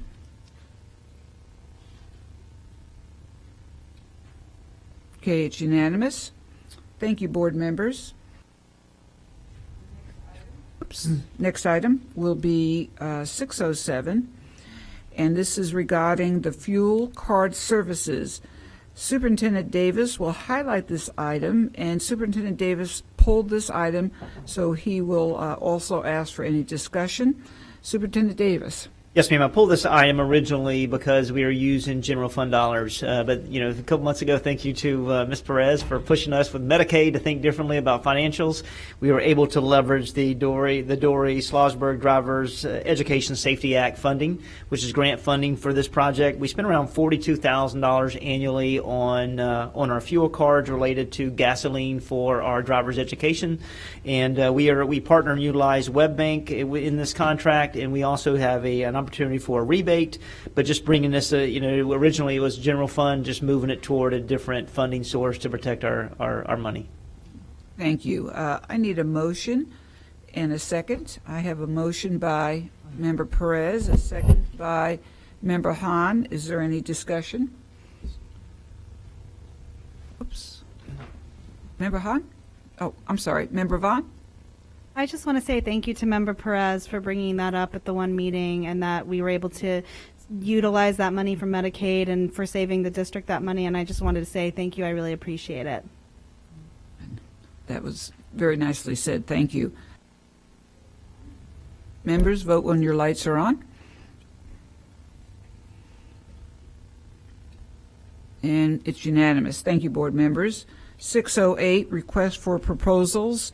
Real estate brokerage services. Superintendent Davis will highlight. Member Vaughn, you pulled this item, so we're going to ask if you have a question or a comment. First off, Superintendent Davis, will you highlight this item? Yes, ma'am. Last time we brought information related to brokerage, we brought for rental property within our school district, but this is transitioning this month for all about purchasing. This is in no way, shape, or form trying to find a new location for ROSAC or any district facilities, but this is all in conjunction with our growth and development within our school district to be able to select sites for future schools, and just want to bring it to the board for acquiring future school sites as we move forward. And I know we're having a land use meeting soon. Member Snively, what's the name of that? We're having a Mr. Farkas. Yeah, growth management meeting soon. Member Vaughn, did you have a question? Yes, thank you. I did just have one question. I think it was in July before I was on the board, we did a piggyback to include another brokerage firm, which is the one who's representing us in the possible sale of ROSAC. Is that correct? That was correct. Well, it was correct for us to looking at potential individuals who are going to look at if we have investors, whether they were looking at the property to be able to lease out. We did have someone we piggyback, and that was through a relationship that I built with Dr. Atwater at HCC because they had similar practice.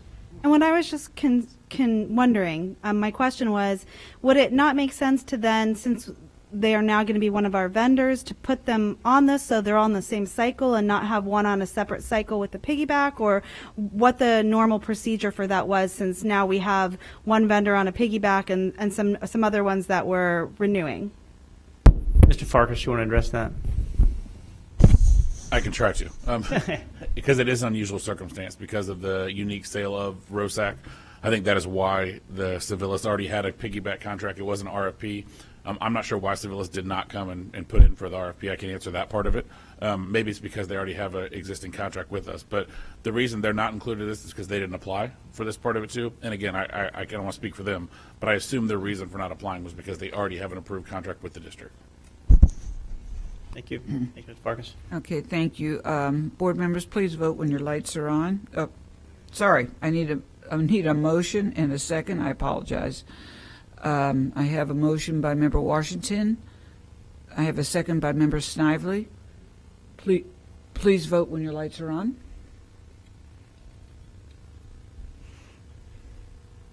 It's unanimous. Thank you, board members. Next, we have 617, piggyback, custodial staffing services. Addison Davis will highlight this item. Member Perez, you pulled this item, so if you have a question or comment, please let yourself be heard. Superintendent Davis? Yes, ma'am. Madam Chair, I believe we skipped 615. Better use me. Oh, okay. Well, let's just do 617, then we'll go flip back. We can do that. Yes, ma'am. Piggyback 617 is for custodial services. As you know, right now we have currently around 80 vacancies within our school district, and on top of that, we have around 60 individuals that are on leave.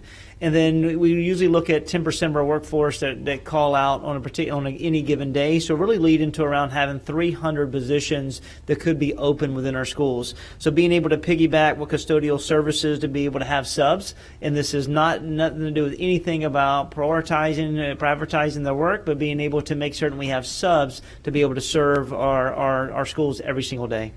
Yeah, and I absolutely grilled Mr. Farkas on that as well. Member Perez? Would you have a question or a comment? Yes, I wanted to find out, as far as custodial services, who currently provides the staffing for the custodial services at this time, and who also, is under contract with us for the services. Yes, ma'am. Mr. Farkas. I'd be happy to answer that one. Right now, no one. That's the problem. We've tried to cover it internal, and just in full transparency, I would much rather offer our people overtime than to hire someone to go to an outside firm. Unfortunately, we have such a high rate between COVID and vacancies that's gone out of the way. And you'll hear from some of the principals that they, in fact, emailed just today from an elementary principal. I have 6 custodians, 2 vacancies, and 2 are getting ready to go out on leave. And that's a case where we're wearing our custodians out, to be perfectly honest with you. If they'll do the overtime, that will always be our first choice. Because to be perfectly honest with you, we don't pay them very much. Mm-hmm. And a time and a half for one of our custodians is still less than some of these piggybacks that we do on. So we will always offer overtime to our people first before we go to a private. But right now we don't have anyone.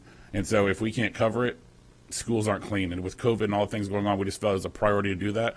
And I, not to jump ahead, but 617 and 618 are very similar. One's a piggyback, one is an RFP that we put out, but they're both for the same reason, and it's because we want a deep bench. We don't want the schools to be in a place where they're not clean, but we will always prioritize and always give the work to our individuals and our employees first, but we want to make sure that if we need to send them somewhere, we will make sure that we get someone out there to clean the schools. And what is the cost to those piggyback contracts? So we put two different implications on there. The hourly rate is what they charge. So it's not to exceed $250 on the first one. It's not to exceed $100. I think on the second one. I'll look at it. I don't mean to misspeak, but we only pay for the hour. So we'll call Harlan Wares, our person that's in charge of our custodians. He'll get a call from a principal or from his head custodian, said, hey, we need 2 people to help out. We'll send them over there. We only pay their hourly rate for the number of hours we send them to that school. So he'll keep track of that. His department keeps track of where they go, and the hourly rates in the bid for each one. That's why the reason we have for Orange County the piggyback is actually more, because that rate's cheaper. But the last thing we want is them not to be able to get to a school. So if Orange County runs out of people, we have the RFP that we put out here in Hillsborough. Thank you. Farkas, Mr. Farkas, since the I have to put my glasses on, 618 is very, very similar. Do you want to go ahead and highlight that as well? I do, and it's just so y'all are aware, we love to spend local. We love to spend with women, minority-owned businesses. We put out an RFP to do that. In all honesty and transparency, as you can see, the rate's higher. So we piggybacked off the Orange County bid because it's less expensive for our taxpayers to do that. But we have both of them that we're taking to the board. So ultimately, the cost is one of the number one factors there. So we'll piggyback on the Orange County cost. But we also have, if we need to use them as a bench, I keep using that reference, but it's important that we have the Hillsborough County RFP that we also are approving. So those are the 2 RFPs in front of you for the exact same service. One's a piggyback, a little bit lower rate. One's the RFP for our current rate locally. Thank you. And Member Perez, I see that you pulled 618. Would you like to have anything, any further questions on that one? No, he answered the question. Okay. All right, let's back up. 617, board members, I need a motion and a second. You could actually entertain a motion for 617 and 618. Okay. Yeah, let's go ahead and entertain a motion for 617 and 618. I have a motion by Member Snively, a second by Member Washington. Please vote when your lights are on. It is unanimous. Thank you, Board. Let's back up. 615. We're going to have the discussion or the mention of the 615, the procurement card services. And Superintendent Davis, you're going to highlight, and Member Vaughn, I believe you pulled this item, so perhaps you'll have a question as well. Yes, ma'am, to the chair. On November 30th of 2020, procurement services went out for ITN to be able to identify qualified financial institutions to help us with being more efficient with our procurement card process. In this interaction, we identified that we have Wells Fargo was identified as the awarded vendor, and we were able to negotiate a new rebate and better rebate for our school district in order to recoup more additional money. Last year, we spent around $68 million, and we were able to have receive a rebate of over $900,000 to our school district, and that was for standard transaction was around 1.66% within our school district for the rebate. This year, we're able to, with our team did such a great job, and that rebate now is going to be around 2.16, and an increase of over $300,000 to our school district. So thank you, Ms. Murphy. We appreciate you and your team. Yay. Always there for us. Thanks. Member Vaughn, did you have a question or a comment? I didn't. I just wanted to have this one discussed. Thank you. I appreciate it. Okay. Board members, please vote when you're, I need a first and a second. I think I had a little bit too much coffee is what's going on here. I have a motion by Member Snively and a second by Member Combs, and please vote when your lights are on. We just discussed. And it is unanimous. It is unanimous. Thank you. Hi. We listen. 621, purchase of recommended instructional materials for English language arts K through 12 and International Baccalaureate Social Studies. Superintendent Davis, you will highlight this item, and actually, Superintendent Davis, you pulled this item. So. Yes, ma'am. We pulled this item because this is, extremely important, as this is a major purchase for our school district.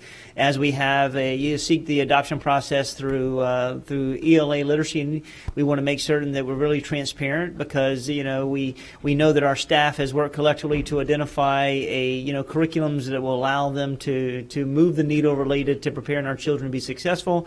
And this expenditure overall is $28 million. So I want to be able to, I'm going to release this to Mr. Connor and his team to talk about the, what we have adopted and overall cost, and how we will break that cost out over a 2-year period. All right, through the chair. Well, this has been a labor of love since the beginning of the school year. We started the ELA adoption process, and so I'm happy to report we're one of a few districts that are actually going to be adopting one publisher, K-12, and that publisher has been chosen by a committee of teachers, and then was vetted by a committee of teachers, and then released to all teachers who teach ELA, language arts, and reading to vote. And the vote came out to publisher McGraw-Hill.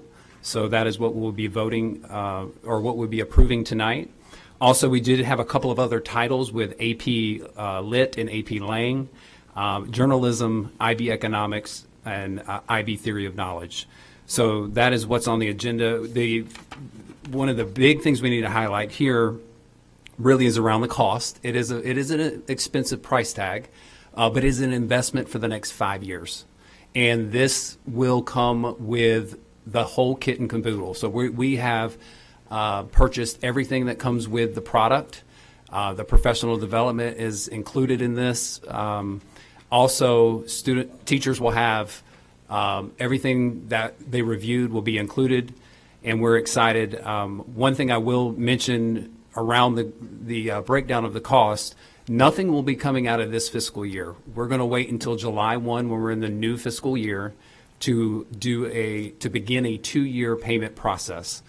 We want to make sure that obviously anytime that you're expending this amount of money, it is in the restricted funds. Instructional materials is where the bulk of this is coming out, and all of those funds are restricted to purchasing instructional materials that have been adopted by the board.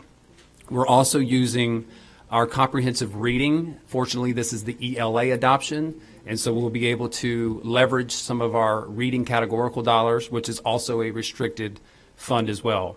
And then we have a slight, about $300,000 of our high-quality curriculum for reading grant.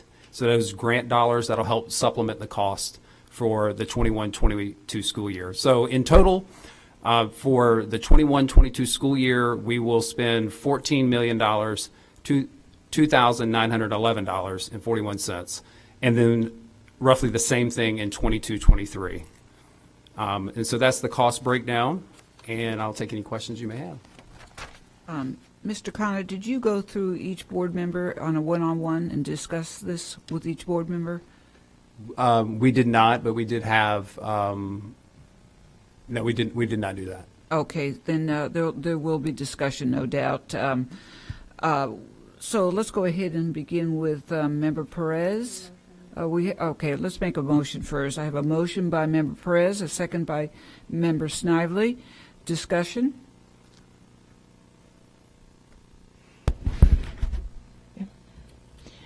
Member Perez? What are you letting go in order in place of this? Are we removing some curriculum at what cost to replace this? So beginning next school year, we'll be implementing K2 only, because the new standards will come into play for next year at K2. So we'll begin that implementation, and we'll be relinquishing the Ready Laughs books that we use currently at K2. So we'll be getting that, and Journeys as well for K2. We will continue Journeys in 3-5 for next year until we implement the new standards in 22-23. And then also we will relinquish Springboard and all of our other curriculum in AP Lit and Lang the following year. What is that cost? So if you're looking at a $14 million, what is the cost that you're giving up for that $14 million is what I'm asking. So the journeys, we paid for that 5 or 6 years ago, I believe. was about 2013. We spent roughly altogether about $15 million on that adoption. Okay, so that's already paid for. That's already paid for, right? And you're giving that up. That will be given up in a 2-year phase. So K2 next year and then 3-5 the following year. And you're. We're moving into. You hit your. Just. No, hit button there. Okay. I was just going to remind us that some of that material is also outdated at this point with our new standards. So hence another reason why it will be fading out. And also for the 3-5, we probably will be continuing the labs, the iReady labs for 3-5 as well, one more year, I believe. Yeah. I think you may have covered that. And just to be clear too, remember the state provides a allocation for instructional materials on a 5-year cycle. So this year we received $18 million for our instructional material allocations, which is what that is going towards here. The 18 million. Yeah. Okay, and we've received that already. Well, we'll receive all of it by July 1st. We receive a portion of it in April, and then we receive all of it by July 1, which is why this purchase will actually happen right after July 1. By July 1st. Right. Okay. And Superintendent, we received this money how? How is it that we received the 18 million? Yes, ma'am, through the chair. The money that's allocated for this purchase is all through categoricals, and this is high-quality curriculum, reading allocation, comprehensive reading plans as well, and also instructional materials. So the state gives us categoricals to purchase materials, and we're just leveraging every pot to be able to make this consistent and be able to implement it in the manner that the teachers have voted upon and be able to serve and align the standards. I just want to be clear, you know, especially coming out of some financial difficulties, that you're asking for 14 million.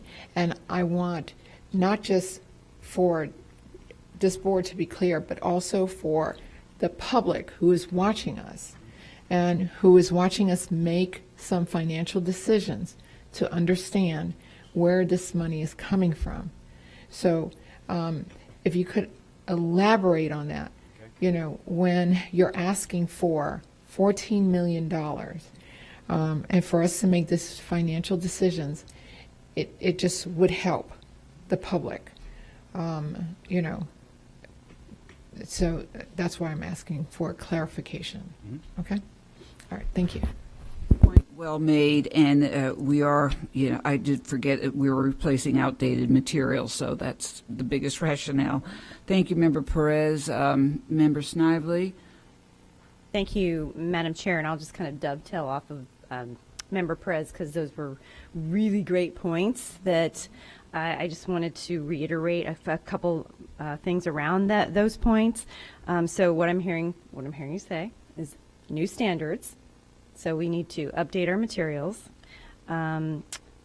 We did this based on the literacy audit and input from teachers to choose these particular selections, which I know they appreciated that. And it was a little different this year just because it was mostly virtual. It was kind of hard to select materials when you can't get your hands on them and they're not tangible. But I think that I believe that we had a large amount of teachers participate in the survey to give you feedback. But so that allocation is not related to payroll. Cannot be used for Cannot be used for anything else, not for payroll or benefits. Does not impact our fund balance. Is that correct? It is a part of the restricted. It's part of the okay. So it has to be, it's categorical, as the superintendent said, it has to. But it has to be utilized for instructional materials. That's correct. It has got strings attached to it that have zero impact on the human resources situation or the instructional resource allocation that we're facing right now. That is correct. Okay, I just wanted to clarify that along with Member Perez. And I did one question. So we had an $18 million allocation, but this is a $28 million purchase. So where's the other $10 million coming from? Good question. To answer that, if you will look at the breakdown of the funding sources on the financial impact, so we're breaking this over 2 years, and we get an allocation from the state every year for instructional materials, roughly $16 to $18 million, just based on enrollment. So portion of this year's and next year's instructional materials allocation will be used. Additionally, you see that the reading comprehensive project that's listed there in the middle, $4 million for this year, $2 million for 22-23. That again is another categorical that is spent specifically on literacy and reading. And then the $300,000 was a grant that the state provided this year for high quality curriculum. And so we had a portion of that left over from our PD that we were providing teachers around the best standards. And so that was applied for this year as well. So that's how we made up the difference of the allocation. Thank you. I just wanted to be extremely clear and public and transparent about where this money is coming from and what it must be used for and how it does not impact the human resources situation that we have. So, thank you. And very important lesson for us all is we should always remember the question that Member Snively asked, how does it or does it impact the fund balance? That is a huge question that we have to be we have to be extremely focused on. So thank you for that, Member Snively. Member Combs and then Member Vaughn. Thank you, Chairwoman Gray. Thank you both, Member Snively and Member Perez, because I think it's very important that we spotlight that, because when people see that we're spending that much money, and I will say that that's probably one of the things I'm most interested in. I'm very interested and very passionate about curriculum, because I do think, the teacher's the most important thing, and also the curriculum. And I know I've spent quite a bit of time up there with you, with Ms. Simic especially, and I'd love for you to discuss a little bit, because I know how hard you've been working, talking about how you negotiated some extra parts with McGraw-Hill, the kind of negotiations that you did, and also just some of the other things that you're working on, you and your team are working on, spotlighting to make sure that those K through 2 teachers, as we have these standards, not only are you getting the curriculum, but you're also doing additional work. I think it's very important that we spotlight some of the great things that you're doing, you and your team, and I'd love for you to just talk about that for a few minutes. Absolutely, and I'll let Ms. Our Executive Director of Literacy talk about the spotlight on the standards and the professional development to answer the question around the negotiation. So there are state bid lists, obviously, that we have to abide by. So all publishers have to publish their prices for their product, and you can't negotiate from there too much. But what we were able to do in this particular case is we looked at different scenarios. Could we do some a la carte things? But then we knew that obviously teachers reviewed the entire package, and it was very important to our teachers to have all of those things. So we wanted to ensure that while we looked at the possibility of looking at, do we not need this? Do we need this piece of the materials? Whether it be, black-line copies of an assessment book, we decided that it was in our best interest to get the entire bundled package.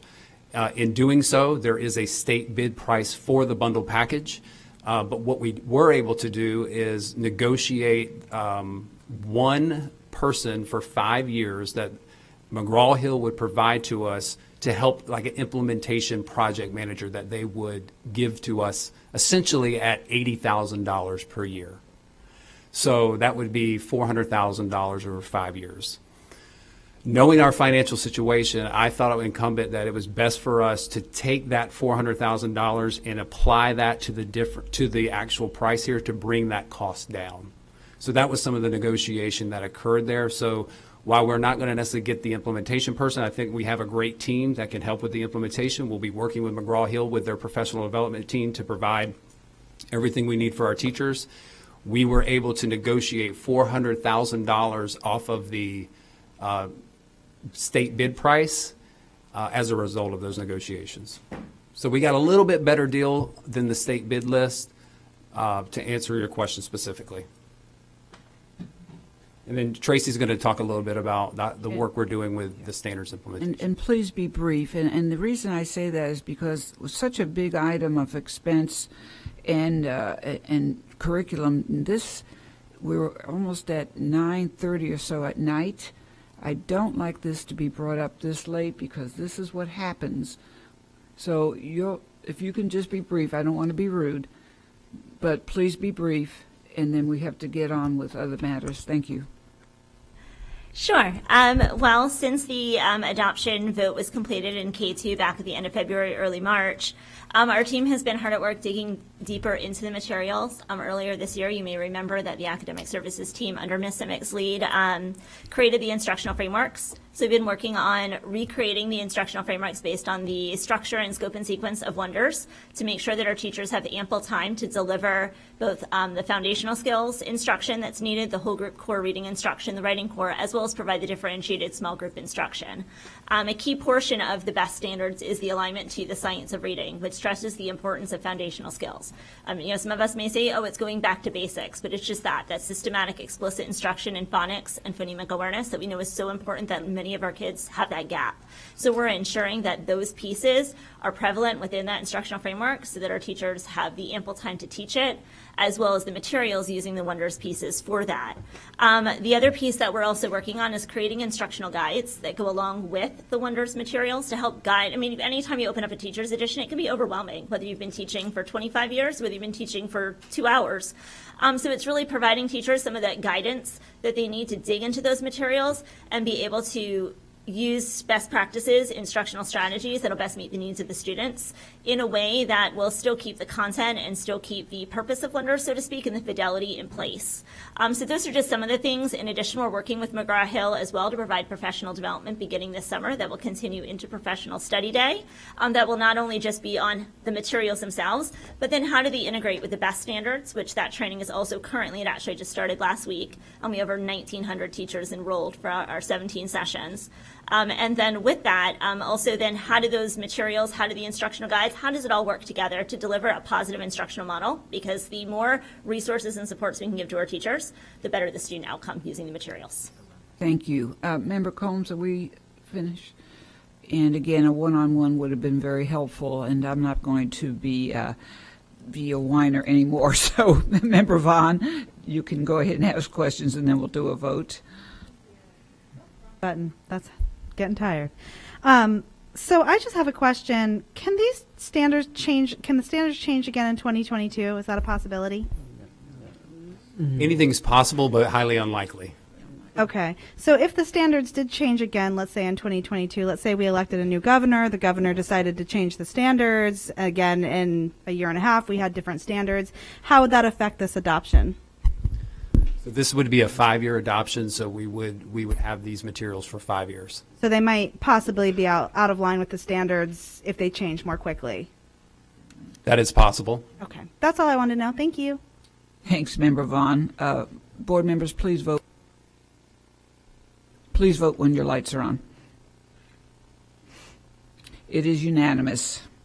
Thank you, Mr. Connor and staff. We're going to move to 706.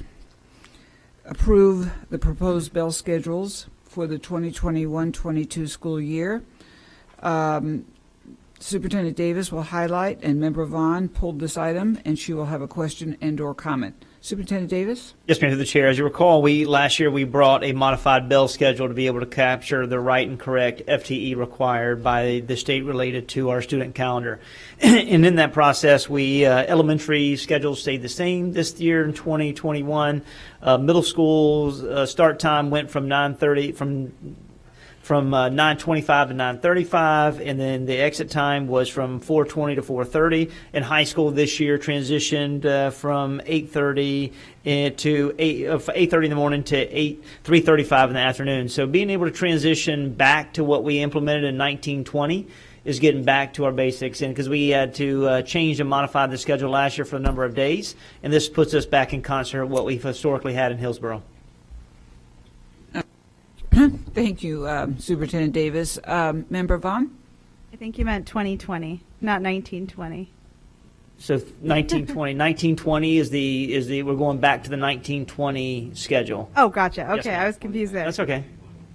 Oh, 2019. Okay. I just wanted to, I had several questions about our bell schedule this year from parents as well as teachers and what we were changing, what that was going to look like. So I just wanted to make sure this didn't go by on the consent agenda and people didn't hear it and didn't see it. I just wanted them to know that we are bringing back the old bell schedule. Everybody was clear on that so it could answer questions for everybody. So thank you very much. Thank you. Member Vaughn. We have a motion by Member Snively, and we have a second by Member Washington. Please vote when your lights are on. And it is unanimous. Thank you. Now, I believe we're into board comments. Whoops. Stacy Hahn is first. Member Perez, Member Washington. Okay, Member Vaughn and Member Snively, Member Combs, and poor Member Gray has to go last. Okay. Member Vaughn, go ahead. Hahn. Vaughn. Thank you, Chair Gray. Can you show the flyer? I'm sorry. Yes, okay. So this Saturday is our my next early childhood literacy fair. We had one last week or 2 weeks ago. It'll be almost 2 weeks. In Plant City, and we had about 400 people come through that literacy fair. It was a drive-through event. A lot of the same partners that you see on this flyer, they were at the last one. This one is going to be this Saturday at Sly. Sly has a really nice U-shaped bus ramp that we're going to use and set up along there. We have about 14 partners this time. It's just a few more than last time. And we have 700 families registered. So we're really excited, and it's going to be a lot of fun, in addition to our really generous community partners who hand out everything from books to summer packets for phonics. We have the Lightning and the Bucks there, and they hand out some really fun items from the teams. We have their mascots that join us. Metropolitan Ministries is a new partner to the fair this week, and they're handing out free sneakers to all of the kids that come through. So really excited. I do want to, we also have DJ Chad. He's in the back, but he's gonna DJ. And we have a Calypso band, so we're excited. It brings a lot of, fun to the fair. I do want to say a thank you to the Hillsborough Education Foundation and the Bullard Family Foundation for being supporters of the fairs. HEF did a challenge grant this month or last month, and the Bullard Family Foundation matched the grant, so that gave us $7,000 to purchase books. So that was just incredibly generous. It's really wonderful to have partners who feel as passionately as I do about the importance of literacy and access to books for kids. Mayan's been a phenomenal partner in this work. I'll talk more about Mayan at the next board meeting. I don't want to eat up too much time and provide some information on the challenges that we do in schools, but we've just been so blessed with the community partners who have committed to these fairs. This is my 4th early childhood literacy fair, and really proud of the impact we're all having in the community around this effort. And so hopefully, we'll have lots of folks coming out to the fair. I also want to say a big thank you to every one of my school board members who have so generously supported my efforts around literacy. Through their generous contributions, we've been able to purchase even more books than originally planned. So thank you all so much for your support. It really means the world to me. So thank you, and see you at the fair. And next up, Ms. Gray stepped away, is Member Perez. Thank you.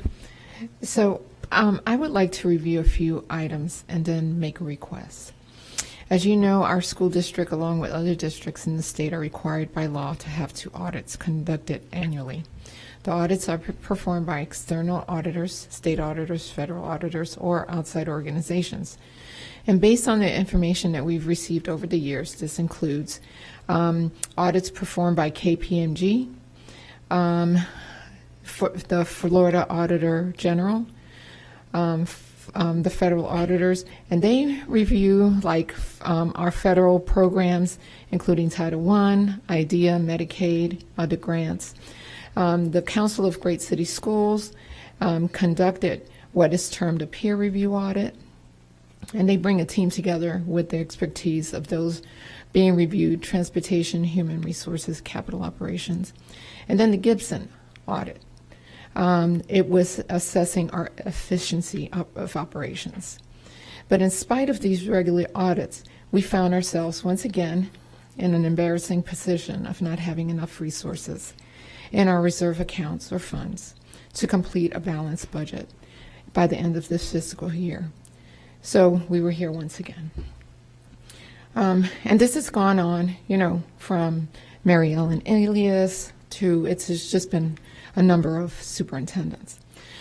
Things fall through the cracks, and there will always be little mistakes, but this district does not have the luxury of not having insight to the larger issues when it comes to money, like what happened with Achieve 3000 and the not letting us know, superintendent, that your brother was part of that, or not us as a board not receiving the narrative for the fiscal plan prior to the special board meeting. These are major financial issues that this district continues to face, and we can't afford to overlook the larger mistakes because these cost jobs, cost our children when it comes to their education, and cost the community at the end of the day. Fortunately, the federal ESSER funds have provided the necessary amounts to fill the reserve and help us through this year. Again, I suggest that any contract dollars be fully discussed openly by this board before it's presented to the superintendent. But getting our balance sheet and records in a format that is available to us and the public is essential as we go forward. Because of this year's financial crisis, I once again suggest that it is time for total and forensic audit done under the supervision of this board. By law, the board can hire only 3 people: the superintendent, the board attorney, and a financial auditor. So I like to make a motion that we place on the next board agenda a discussion about having a forensic audit for the district. This district has never had a forensic audit conducted, even when things were going south with Mary Ellen Elia, and there was never ever a financial audit ever conducted. Forensic audit ever conducted. Mr. Porter, there's a motion. There's a motion, a procedural motion to place something on the next agenda that would you would have a discussion about whether to have a forensic audit. So that would need a second, and then you need to debate it and vote. It's only to put it on the agenda, not a substantive discussion. Okay, you can just raise your hand, board members. Do we have a second? Okay, we have a second by Member Vaughn to put it on the agenda. Any discussion? Yeah, and you could vote to do it at that point. You can't vote tonight to commit the board. Okay, so as a discussion item, board members, if you're in favor of that, I think we will go ahead and vote. Okay, at this point in time, would you vote? I'm sorry.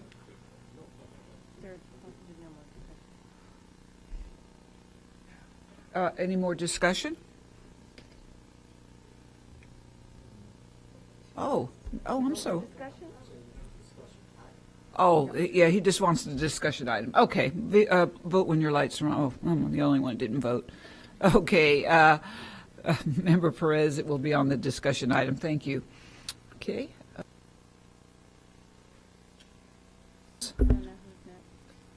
Well, we'll have to go ahead and just tell me who's next. Member Washington? Yes. Here we go. Someone has Okay. memory. Okay, Vaughn and then Snively and then. Okay, this is something I would like to take the time to address, something that is pertaining to my role as a school board member. First of all, I'm speaking from the perspective of Shake Washington, not anyone else. I consider myself a fair, honest person. These are the 2 traits that have carried me as long a long ways in my life. As a school board member, it is important that I continue to remain fair and honest to everyone. I believe that I was elected because of those traits. In addition to being fair and honest, the decision I make as a school board member in a nonpartisan seat is not based on political affiliations. I was elected because the people trusted me to make the right and fair decision and not make decisions based on what other people think I should do. I am here to help make the best decision for students. My main interest and goal is to do what is best for the students in Hillsborough County. And I just wanted to make that clear because I'm here for students. So the decisions I make, I try to make a logical decision.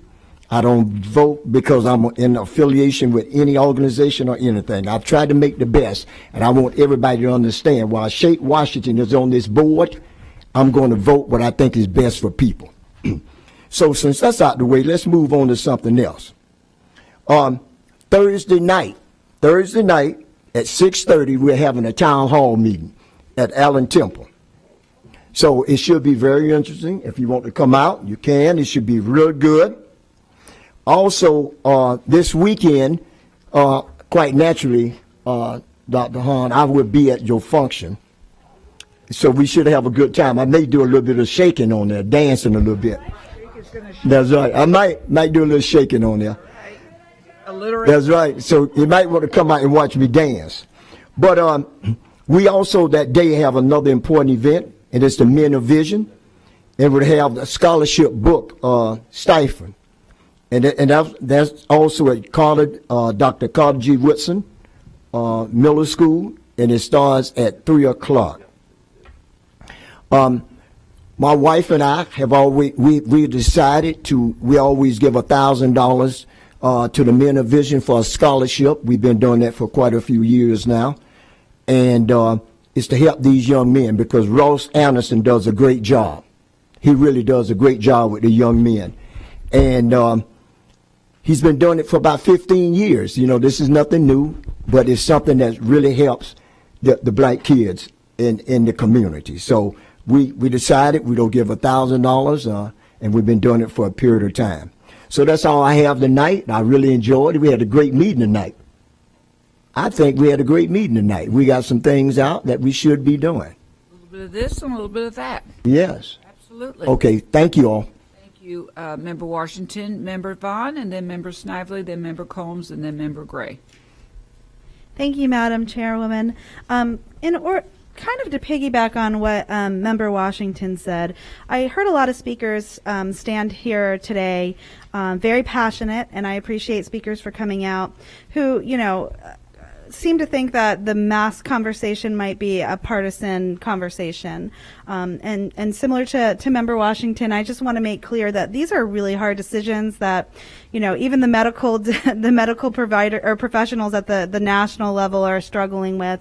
And, I would just ask that all stakeholders give us the benefit of the doubts in these conversations and know that we are all trying to do what's best for our children, and we may not agree, but that it's definitely not some political play, that we're all working very hard to get as much information. I know I've asked for medical advisors. I asked for the survey to go out. I've pulled people on social media. I've kept a spreadsheet of all the emails I've gotten just to see what the numbers look like. So I'm really trying to get as much data as possible.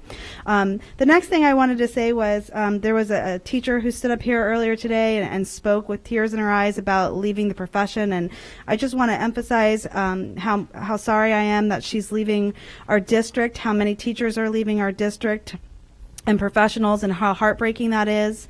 And I really hope that we can get back on track to make sure that we're supporting, our valuable staff members.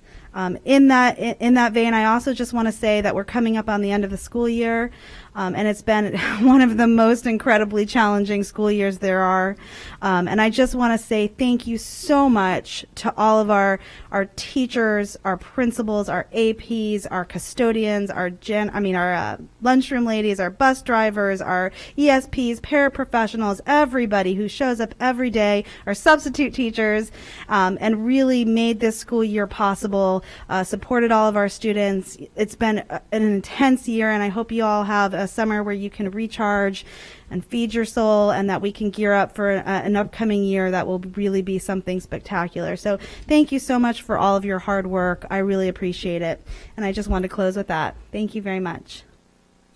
Thank you, Member Vaughn, for a very positive message and so well deserved, the audiences that you mentioned. Member Snively?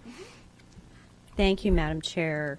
And thank you, Member Vaughn. I think a lot of us share the same sentiments. It is heart-wrenching to see teachers who love teaching feel like they need to leave the profession, and we need as many great teachers in front of our students as we can get. So I'm hoping we get through this as well to keep those teachers in front of our students. So I have a list. I'm going to go as fast as I can. Suspended agenda. We still need that, and we haven't brought it to the meeting yet. I believe Dr. Hahn requested that starts coming back to the meeting. If you need help with that, I can. Any of us who have experienced the suspended agenda can help you with that if that's a new concept that you may not have used before in your previous role. Speaker sign up. That was a bit of a conundrum today, and it was a little embarrassing, and I just wanted to say we could tighten that up a little bit, right? We need to tighten that up because I have always felt that we could give people a little bit more information about how the process works to sign up, to get here ahead of time, what to expect, where they'll be waiting, what the experience will be at the lectern, and I think we could probably do a little bit better job about tightening up how speaker sign up works and get a little more consistent that way.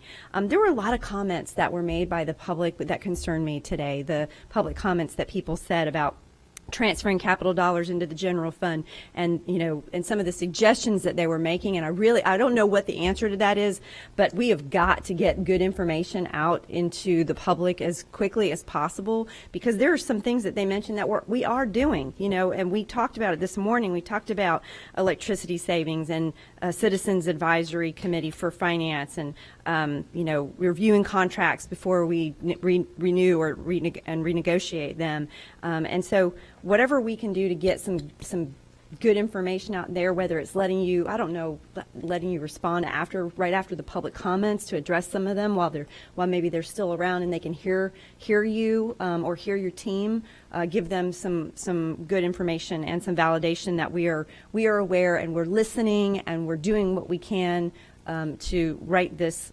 situation financially. I know there was a lot of discussion about masks. One person said that we need to push out vaccination sites and availability, which I know we've done. I've seen it. And so I don't know if we need to just keep pushing out more of that. That decision about masks is not going to be made by one board member. That's going to be made by our entire board. So I don't know how that rumor started, but not one person will be making that decision. It will be the board making that decision, as far as I know. And then I'd like to know if it was true that masks are now optional in 34 counties. Someone said that. I'd like to know if that's true. What counties, where are they optional right now?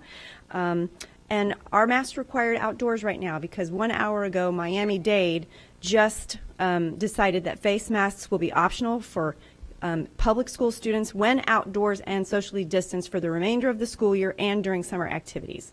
So newsflash. I'd love to see that for the remainder of our school year. If Miami-Dade can do it, we certainly should be able to do that as well. And that was a district public health task force made that decision Tuesday night in light of the CDC's new relaxed mask wearing guidance for people who are fully vaccinated. But maybe we can explore that, because the children, when they're outdoors and it's starting to get hot, and I know there's only a couple more weeks of school left, do they have to wear their masks while they're outdoors?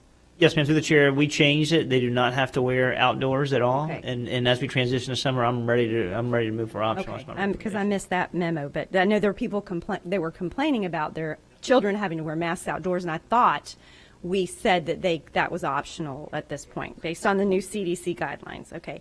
And then finally, one more thing: the person who came up to talk about the Toni Morrison book, The Bluest Eye. I read some passages in there. It is disturbing. I'd like to know what we're doing about that, because that's a book I read in college, but I was 18 or over when I read that book, and some of the passages are extremely graphic for our students. I've already got the team on that. We're going to pull that book and do a review. Okay. We'll have a committee review. If that was a movie, they would not be allowed to watch it in the classroom. If that was a CD, they would not be able to listen to it. So why, you know, if that being that case, that book probably should not be in the classroom. And then just a real quick congratulations to Superintendent Davis for winning the Whitney Young Award recently, presented by the Boy Scouts of America. And the Whitney Young Award recognizes outstanding service by an adult individual or by an organization for demonstrating involvement in the development and implementation of scouting opportunities for youth from rural or low-income urban backgrounds. And so our Pathfinder district is our district in the Boy Scouts of America that directs all their attention to urban and rural areas where there's a lot of need. And I know you've done some in the past, and you've done some a little bit while you're here. I just wanted to say congratulations. That's a very honorable award to earn from the Boy Scouts of America in the Greater Tampa Bay Area Council. So thank you. Looking forward to graduation. It's happy season, and hope everyone has a great summer until we meet again. Thanks. Bye. Thank you, Member Snively. Member Combs? Thank you so much, Chairwoman Gray. I'll be very brief since it's a long night, and I just wanted to say, you know, hopefully we can have a special session soon and really clarify the e-learning for not having that next year. What will happen is also the mass. I think as parents start looking at the next year, I think the sooner we can give them the information, the more clarity they have, the better decision making they can make.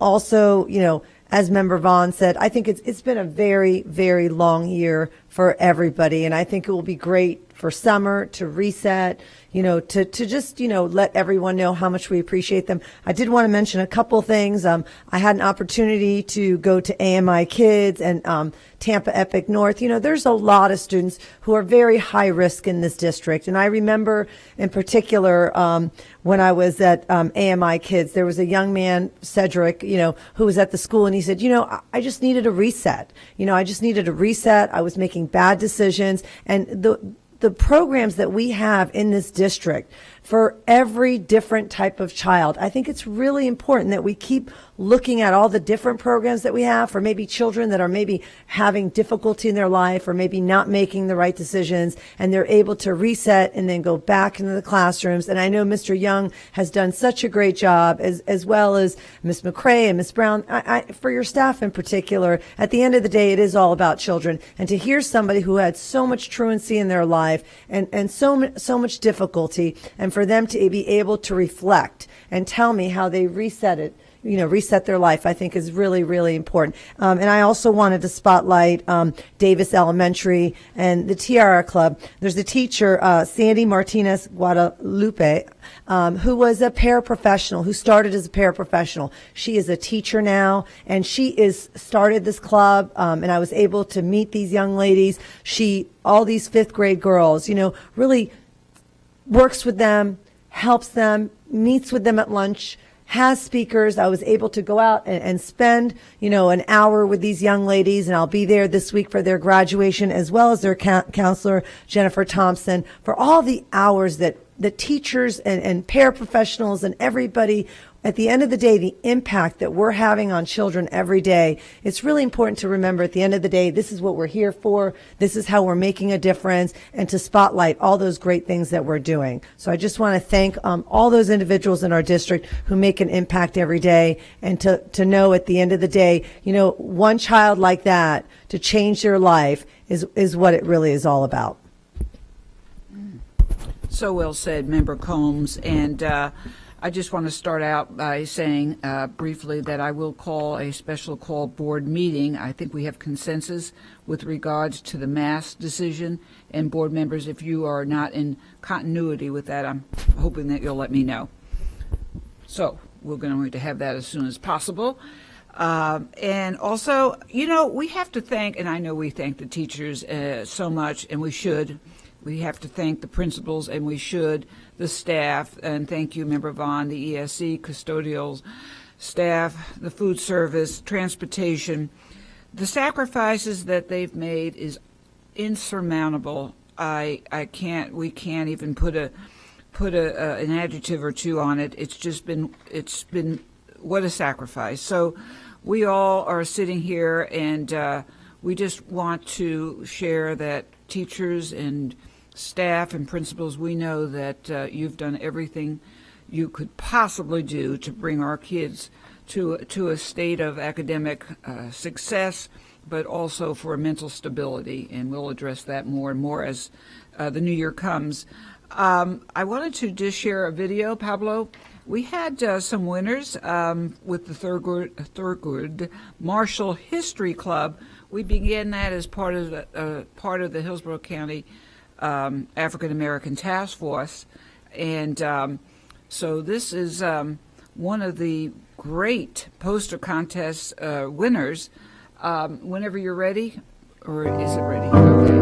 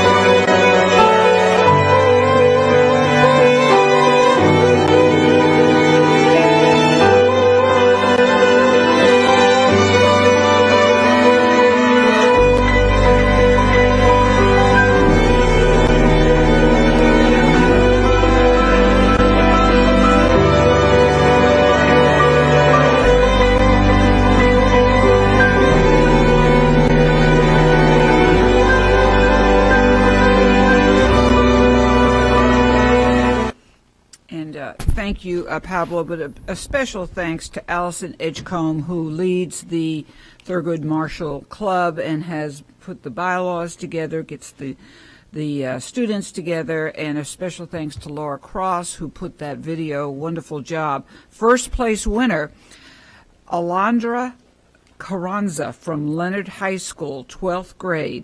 Her club sponsor was Denise Lawson. Second place winner, Camelia Colbert from Brandon High School, 11th grade, club sponsor Stephanie Moore. In third place was Anasha Moses from Brandon High School, 12th grade, club sponsor was Stephanie Moore. And these are our winners, and I do believe they also are from the Men of Vision, some of these gentlemen. I might be wrong, but Ross Anderson also helped in this endeavor. So thank you for a great job, Ms. Edgecombe, and thank you, board members, for a great meeting. I think we did really, really well. So we are now adjourned.